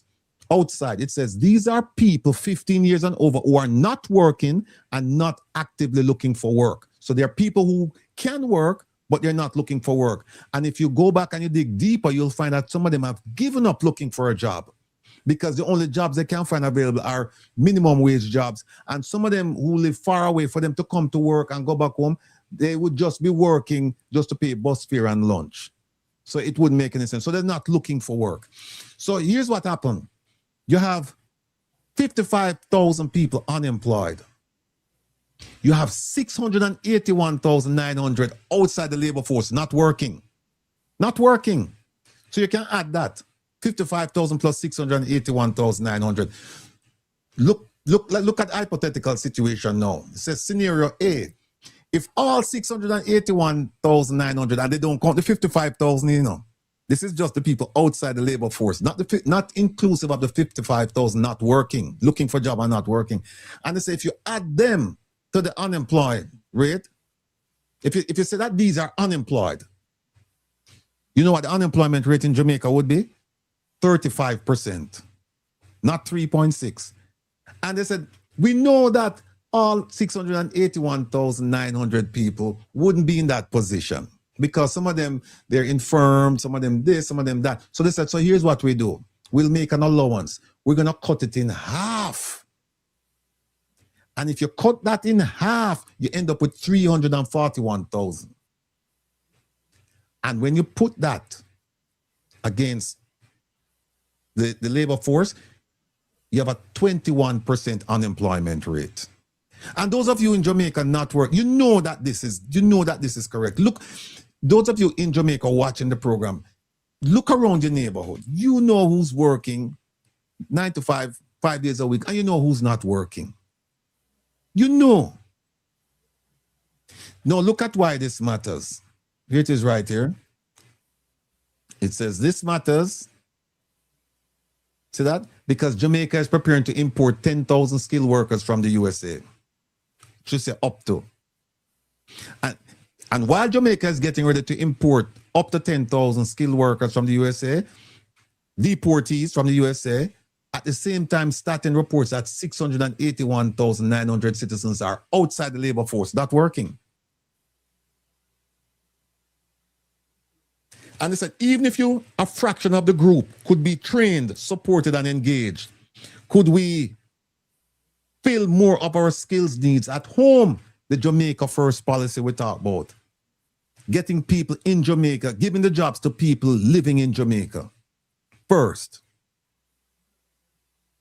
Look at this one right here. The policy questions we must ask. 1, when did the government first identify the need for up to 10,000 skilled workers? That's 1. 2, what strategies have been implemented to upskill, reskill, and activate Jamaicans, especially women, youth, and discouraged workers? They'll tell you about HEART. So, fine. People graduate from HEART. Where's the job? Where are the jobs for these people? Next question, what investment is being made in childcare, transportation, apprenticeship, and pathways into skilled jobs? They'll tell you HEART. Where are the jobs? Are we doing everything possible to develop Jamaican talent before looking overseas? See? And you see this one out there, it says Jamaicans have the potential. Jamaica just need investment. I remember what Audrey Mark said. She have 3 billionaires coming. She said last year in May. Ask yourself the question, where is the money that the billionaires brought to Jamaica? And where are the jobs? And she better not say the Chinese. You know, the Chinese bring their own labor force. Now look at this. So right here it says the 3.6% is not a lie. It is a limited measure. Let's look beyond the number. Let's invest in our people. It's a limited measure. You know why? Because they're not looking at the 681,900. They're not. And when you hear them talk about outside the labor force, they lie to you. Audrey Marks lie. The Prime Minister lie. They didn't say 681,900. They said 50,000. Something like that. 50,000 unemployed and 50,000 outside the labor force. People, if you don't believe us, go Google it. Or better yet, don't Google it. Go straight to Statin and pull up their report. Go straight to Statin and pull up their report. And Alethea Sterling, you are 100% correct. The TCN and the skilled worker program is the same thing. It's the same thing. It's a deportees that they're planning on, and then they come and tell you that, oh, you know, they're going to be vetted, and we explain to you that they can't vet all of these people, and the idea that, oh, the TPS, the people on TPS, they're working on the this and the that. Not all of them working, Minister Marks. You know this. You know this. Larkland, thank you.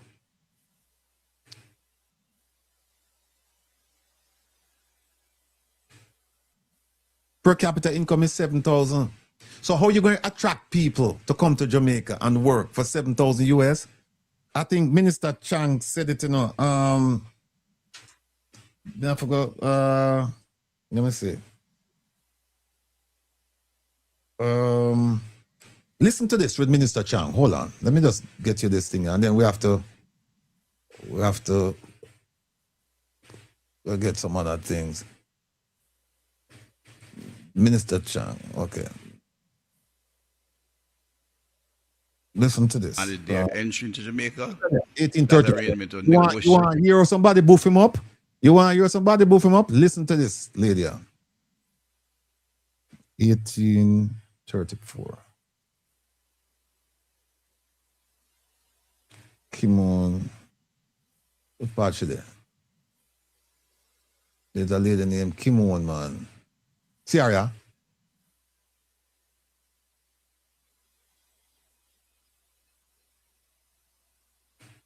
In there. No, she asked a question.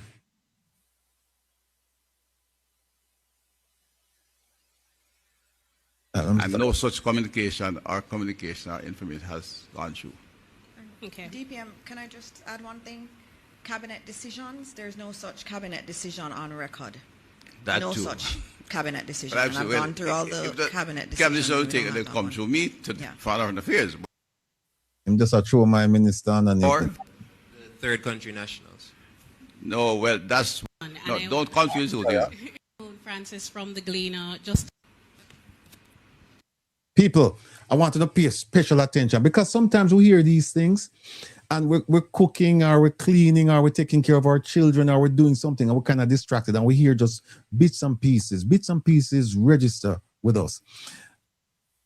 But when you listen to these things over and over, you get a clear, very clear understanding of what's going on.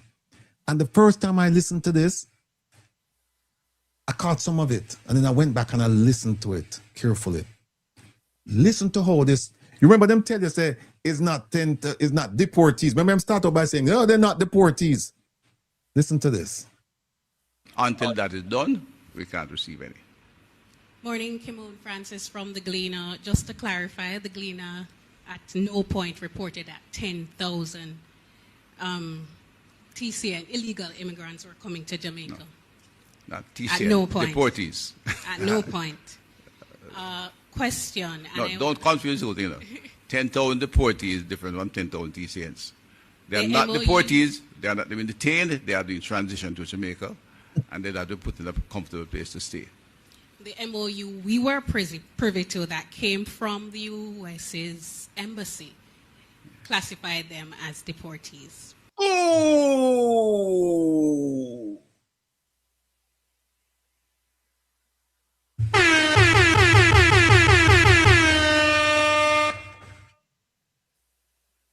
Big up yourself, Kibon. Big up yourself. You hear what she said? She said MOU that came from the US Embassy said that them 10,000 people are deportees. And all along, you must fight it. I said they're not deportees. I could listen to a little bit more to what she said. Question, just seeking clarity. Did the U.S. initiate contact with Jamaica regarding the TCN arrangement? Or did a senior government official first communicate that Jamaica is amenable to such an agreement? No, TCN is an American request. They have done so with several allies across the region and throughout the world. So it's their challenge that they're trying to resolve in a human way. So we never suggested it that No, we we would couldn't be suggest that. We don't have a problem. That's why would we suggest? There's so much here, people. Let me just move on and play another one. This is something at 30.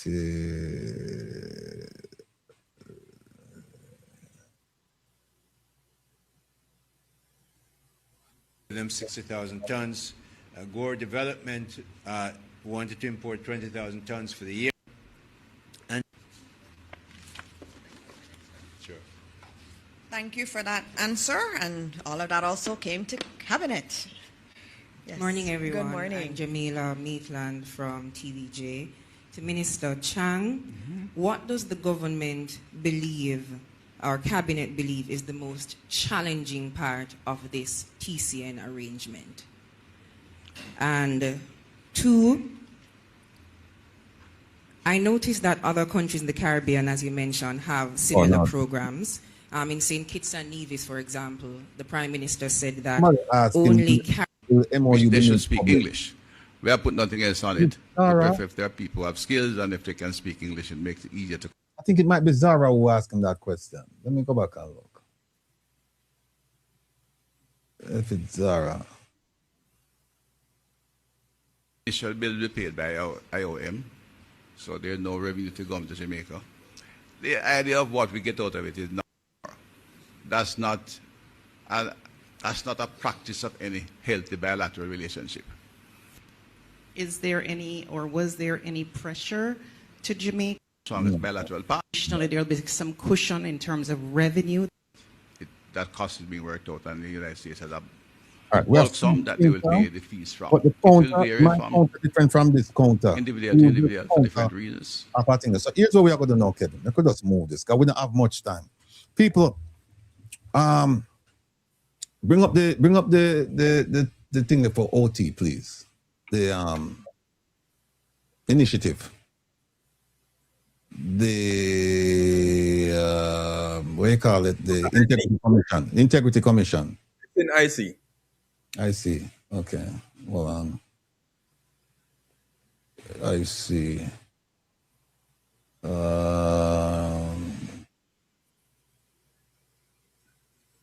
Okay, here it is. All right.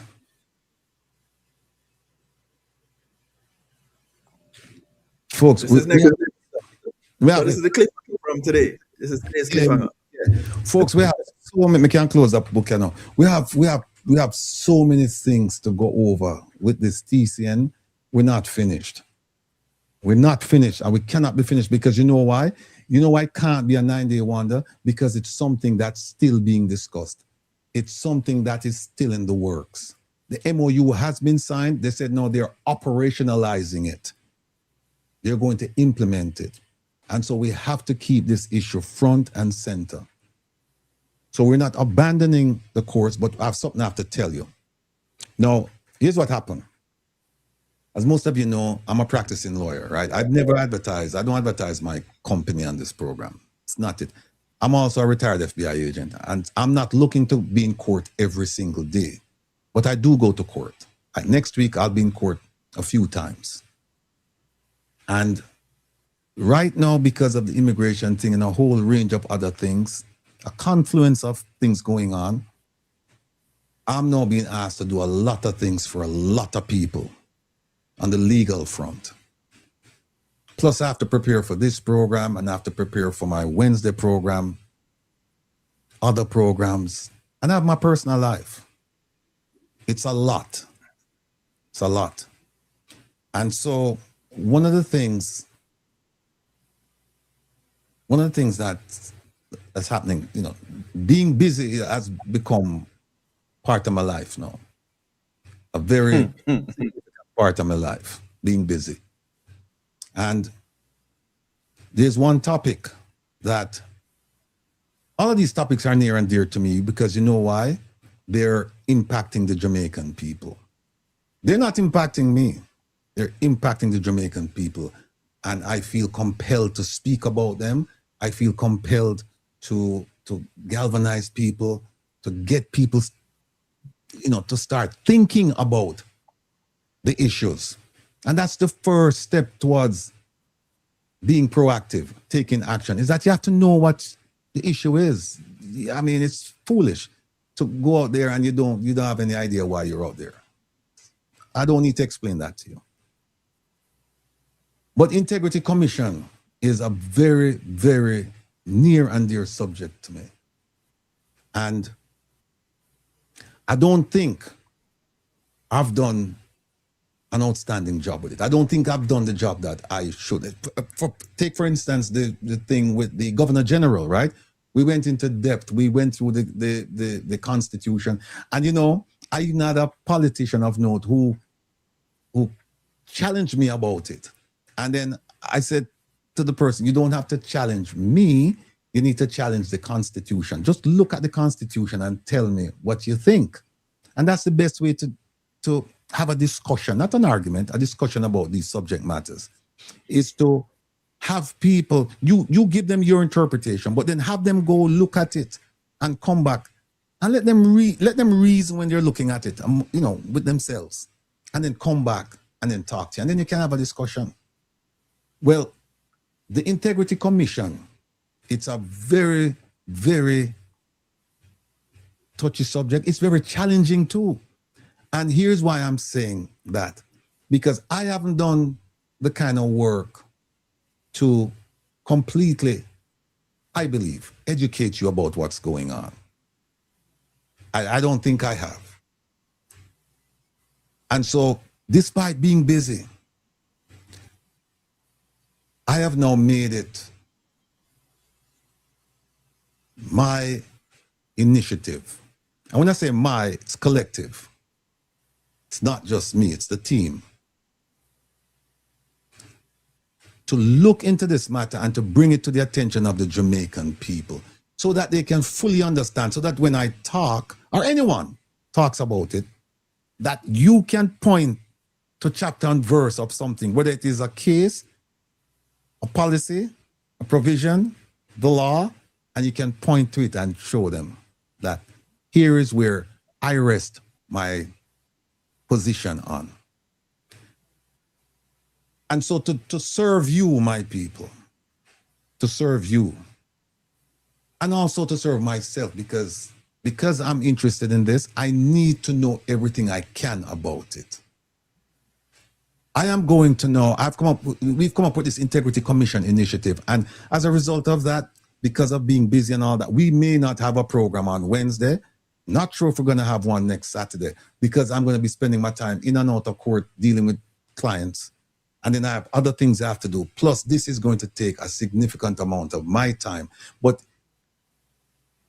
it is necessary for me to do this so that we can all understand what's going on. Here it is. Here's what we're going to be doing over the next few weeks, because there's much more to this Integrity Commission than what I have said. Because I've given you a look at some of the cases. I've given you, my interpretation of it. I've given you the Commission's interpretation of some of the cases. And then we've looked at some of the laws. But that's not enough, my people. That's not enough. So here's what I'm going to do. We're going to start by, remember this, it's called the Integrity Commission Initiative. And we're going to look at the history, we're going to review, and we're going to analyze. And here's something that we're going to do. Here's something that we're going to do. We are going to, at the end of the sessions, and I say sessions because it cannot be done in one session, we're going to give you recommendations. We're going to provide recommendations. If the lawmakers then want listen to it, it's fine. But we're going to give you, our people, recommendations so that not only do you understand the nature of the issue, but you understand the resolution. Here's where we're going to start. We're going to look at the history of the Office of the Contractor General. We're going to look at the history. We're going to look at the history of the Commission for the Prevention of Corruption. We're going to look at the history of the Integrity Commission. How many of you knew that there was an Integrity Commission before this version of the Integrity Commission? How many of you knew this? There were 3 offices looking at corruption in Jamaica. 3 main offices. Contractor General, there's one called the Commission for the Prevention of Corruption, and there's one called the Integrity Commission. And they collapsed them. They folded them into one organization called the Integrity Commission. So there was an Integrity Commission before the Integrity Commission. Honeybee said she knew about it. Big up yourself, Honeybee. Let me give you a bit of applause. All of you who knew that, big up on yourself. So that's the first thing we're going to do. The first segment, the first thing, whenever we start, whether it's next week or the week after, we're going to start with the history of these offices. Tell you what they were doing, how they were doing, and why there was a need to just get rid of all 3 of them. Then we're going to go here. How many of you knew that this idea of one agency came about as a result of Greg Christie, the man who just left the Integrity Commission? The man who said when one of his colleagues was shot and they asked him a question and he said, go ask the government. The man who was in, I think, Turks and Caicos. He was former contractor general in Jamaica, and he went and he got a job in Turks and Caicos, I believe. Then he came back to Jamaica. He was the one who started us down this path in 2010. He came up with a proposal to establish a single entity to investigate corruption issues. That was his contribution to it initially. He's the one who started this.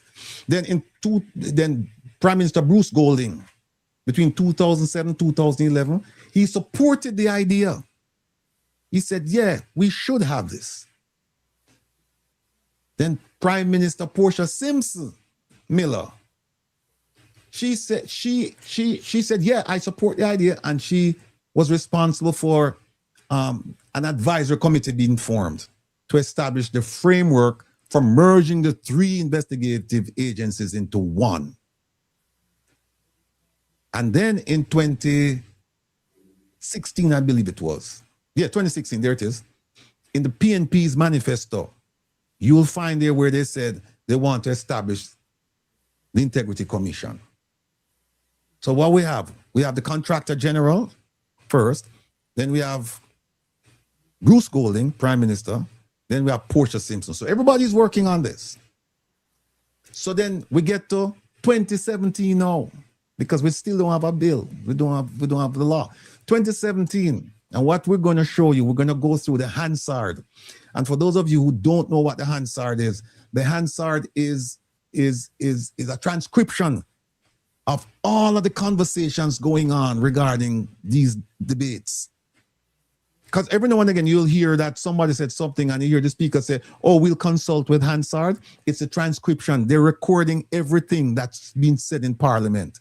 So when you're discussing a bill, every minister who makes a contribution, it's recorded and it's transcribed. So we have the document, so we can see what the politicians were saying, and then you can get an insight into why they said the things they said. So you're gonna see. I was gonna say you're gonna hear, but no, it's transcribed. So you're gonna read what the politicians said about this bill. So then they discussed the bill and they passed the bill into law in 2017. And that law became known as the Integrity Commission Act of 2017. We are going to journey through that bill, and I'm going to show you, based on the Hansard, I'm going to show you some of the loopholes.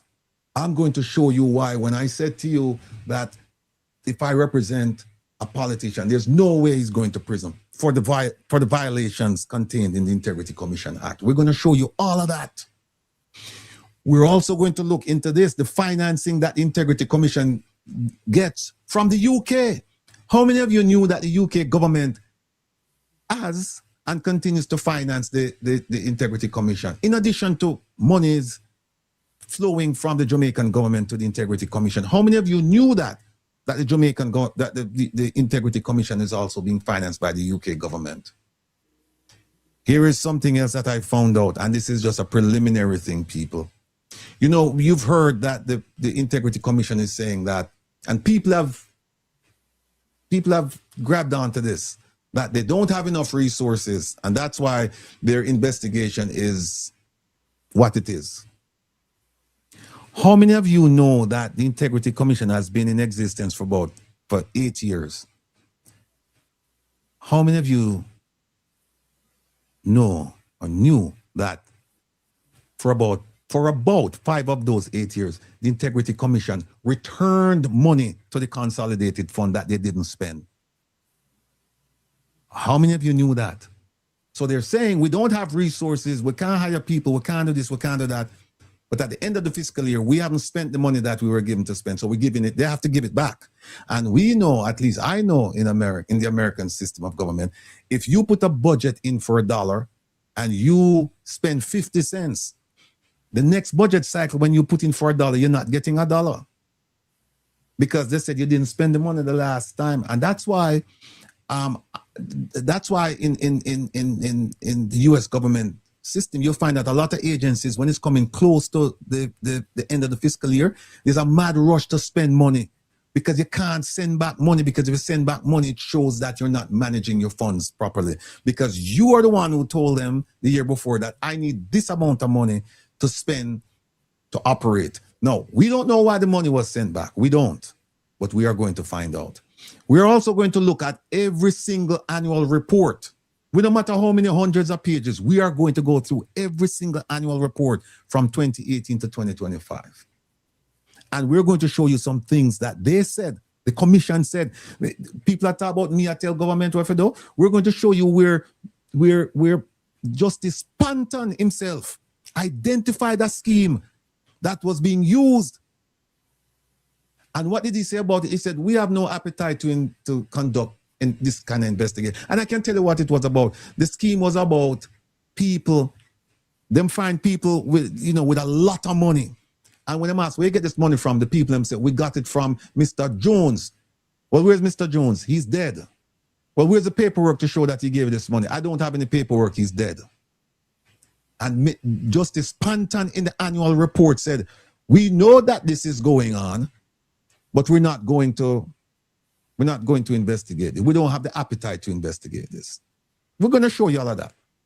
We're going to look at the commission's, the oversight committee hearings. We're going to listen to those. And we're going to analyze those. We're going to look at the international anti-corruption messages from 2018 to 2025. And then here's what we're going to do, people. We are going to look at all of these cases.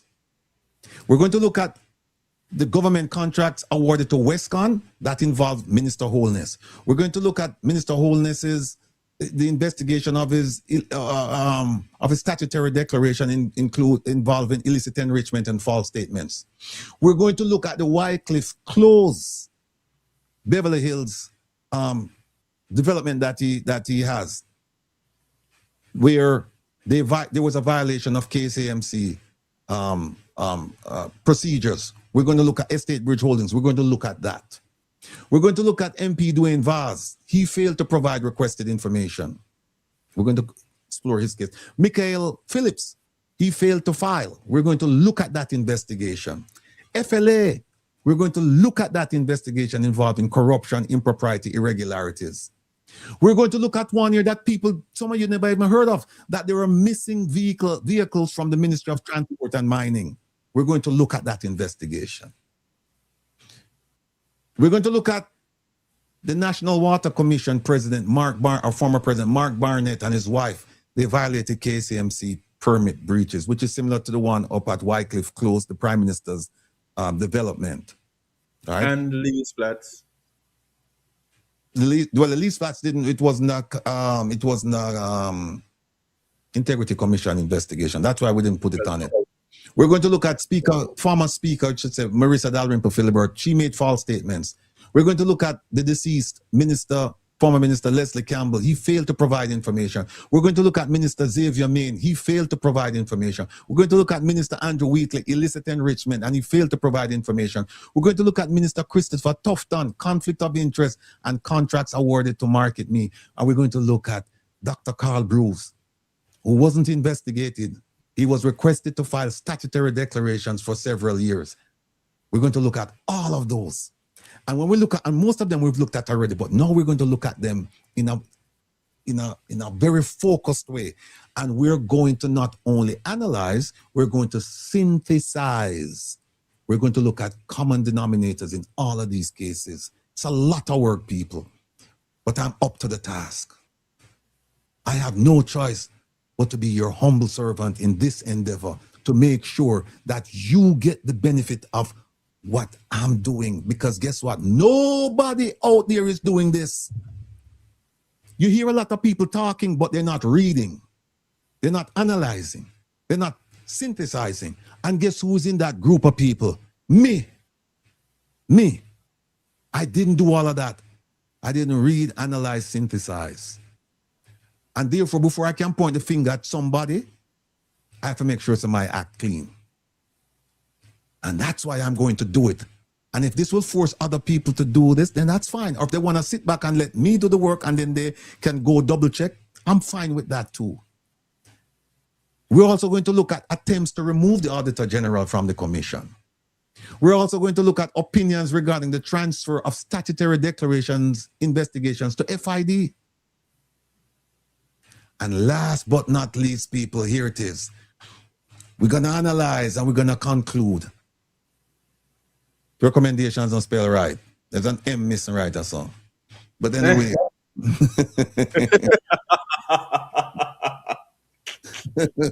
Recommendation, another M right or so. I'm not calling the name, but it is another M. So, what we are going to do? In fact, I'm going to move it. So, here's what we are going to do. What we are going to do. We are going to, when we say we do all of this work, we're going to say, okay, here's a common denominator. Here's what we're finding with the politicians, right? Here's what we're finding with the commission itself. Here's the paperwork that they've submitted. Here are their, we have their investigation, so we can look and we can point out to you the issues. And the reason why we're going to do this, people, is not because we want without feel. It's not because we want to mash up the Integrity Commission. We want to make it stronger. So that's why we're going to point out these things, and then we're going to recommend changes. We're going to say, this is what we've done. But similar to where the thing that Kevin, where the ATI thing there. Did they are? The ATI yes, one. A couple minutes. Wait there. It is in Cuba. What? Cuba. It's in Cuba. Okay, hold on a second. But Cuba there. Cuba there above. Cuba. Okay, yeah. All right. Cuba. Where's it? On the bottom? On the list, yeah. All right. Let me show you something, people. Let me show you something. And I have a document. I have a flyer here for the Lincoln School to show just before. Okay, Okay. Remember this one, people? We showed it already. Where I asked them for information on March 10th. Eh? Oh, sorry. Remember this one, the Cuban Export Program, where we asked them for information on the March 10, 2025. And here it is that they're writing to me now, saying that we're sorry. They're supposed to give me the information within 60 days maximum. And here it is 16 months later, they're writing to me saying we're sorry. And then they had the unlimited gall to say, if you still want the information, you have 30 days to write to us if you want it, right? And I won't go into much more than that, except to say this. You see, as a result of this and all of my ATI filings, guess what? For the last 3 weeks, I've been meeting with a committee in Jamaica online. I'm the only person outside of Jamaica. And we've been meeting and we've been going over the Access to Information Act. We've been going over the law to figure out how we can tighten it up, how we can improve it, so that when you and me, when we ask for information from the government, we are assured that we're going to get it, provided it doesn't fall into one of the exempt categories, right? That is what we're doing. Similarly, with the Integrity Commission, that is what we're going to do. We're going to come up with all of these things so that we're trying to force change, because the way it is right now, the way the Integrity Commission is structured and the way it's acting right now, it is not working. It's not working. It's working for some people, it's working for some people, but it's not working. It's working for the politicians who, they see a loophole, they see a way to get away, to stymie the efforts of the Integrity Commission. So we're going to come up with clear, direct, concrete proposals to improve it. We're not trying to demoralize these people or to destroy it. But here's the thing.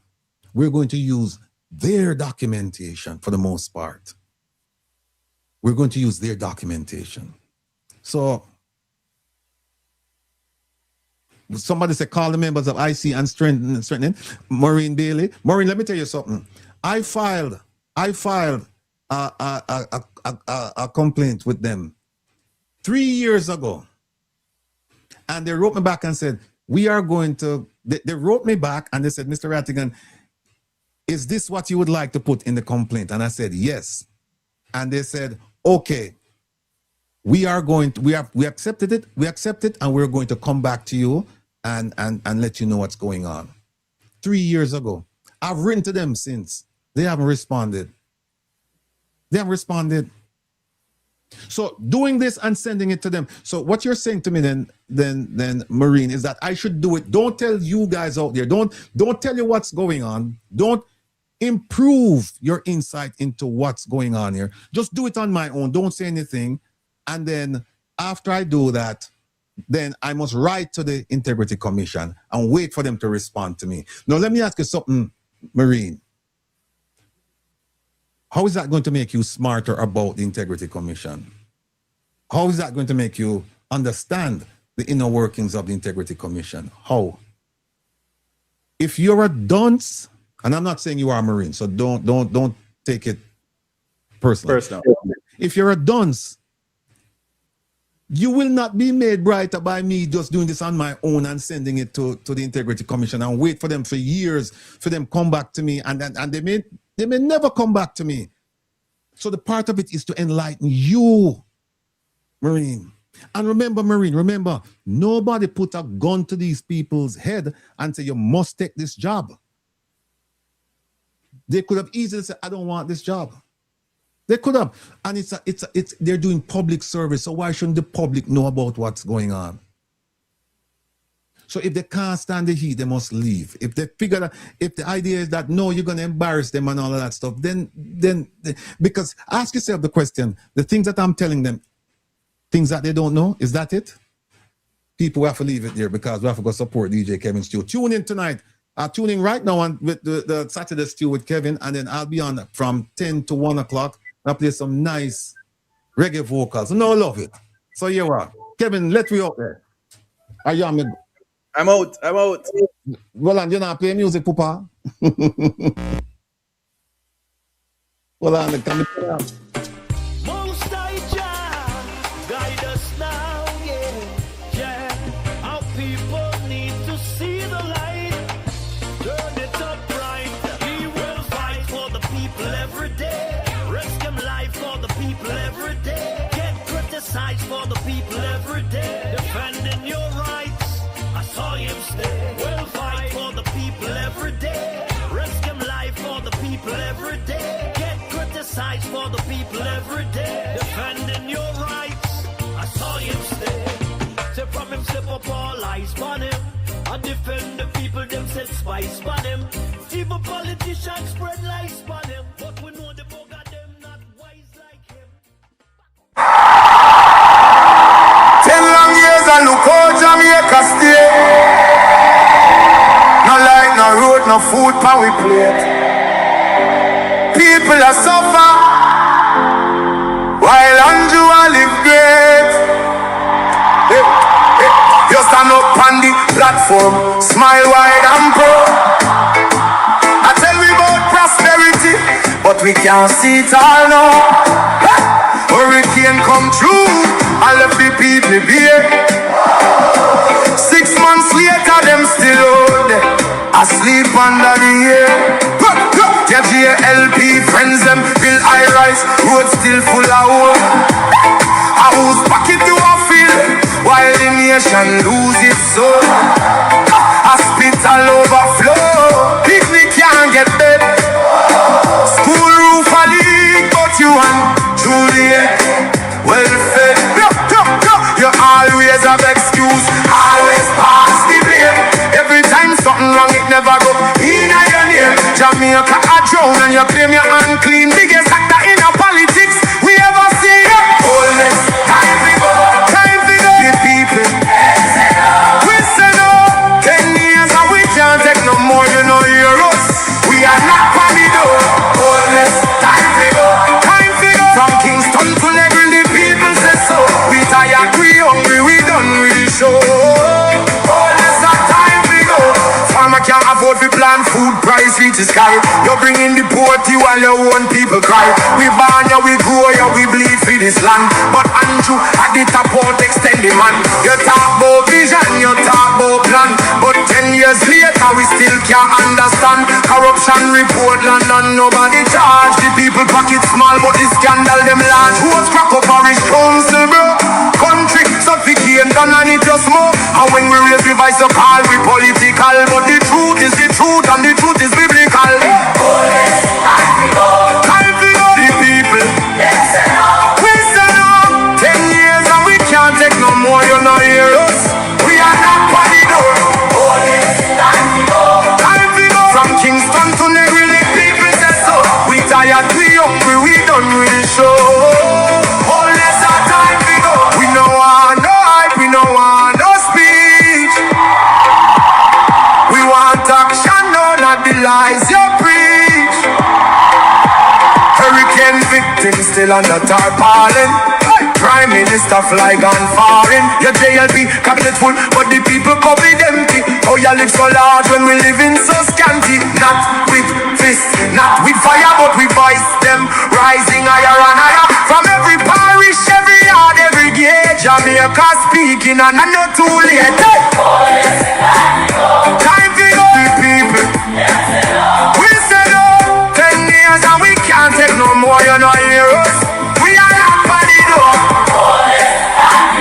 Time for go. From Kingston to Negril, the people say so. We tired, we hungry, we done with the show. Oh, yes, our time to go. This one is for every Jamaican. What can't afford feet? We are sleep on cardboard. We are drive on broken road.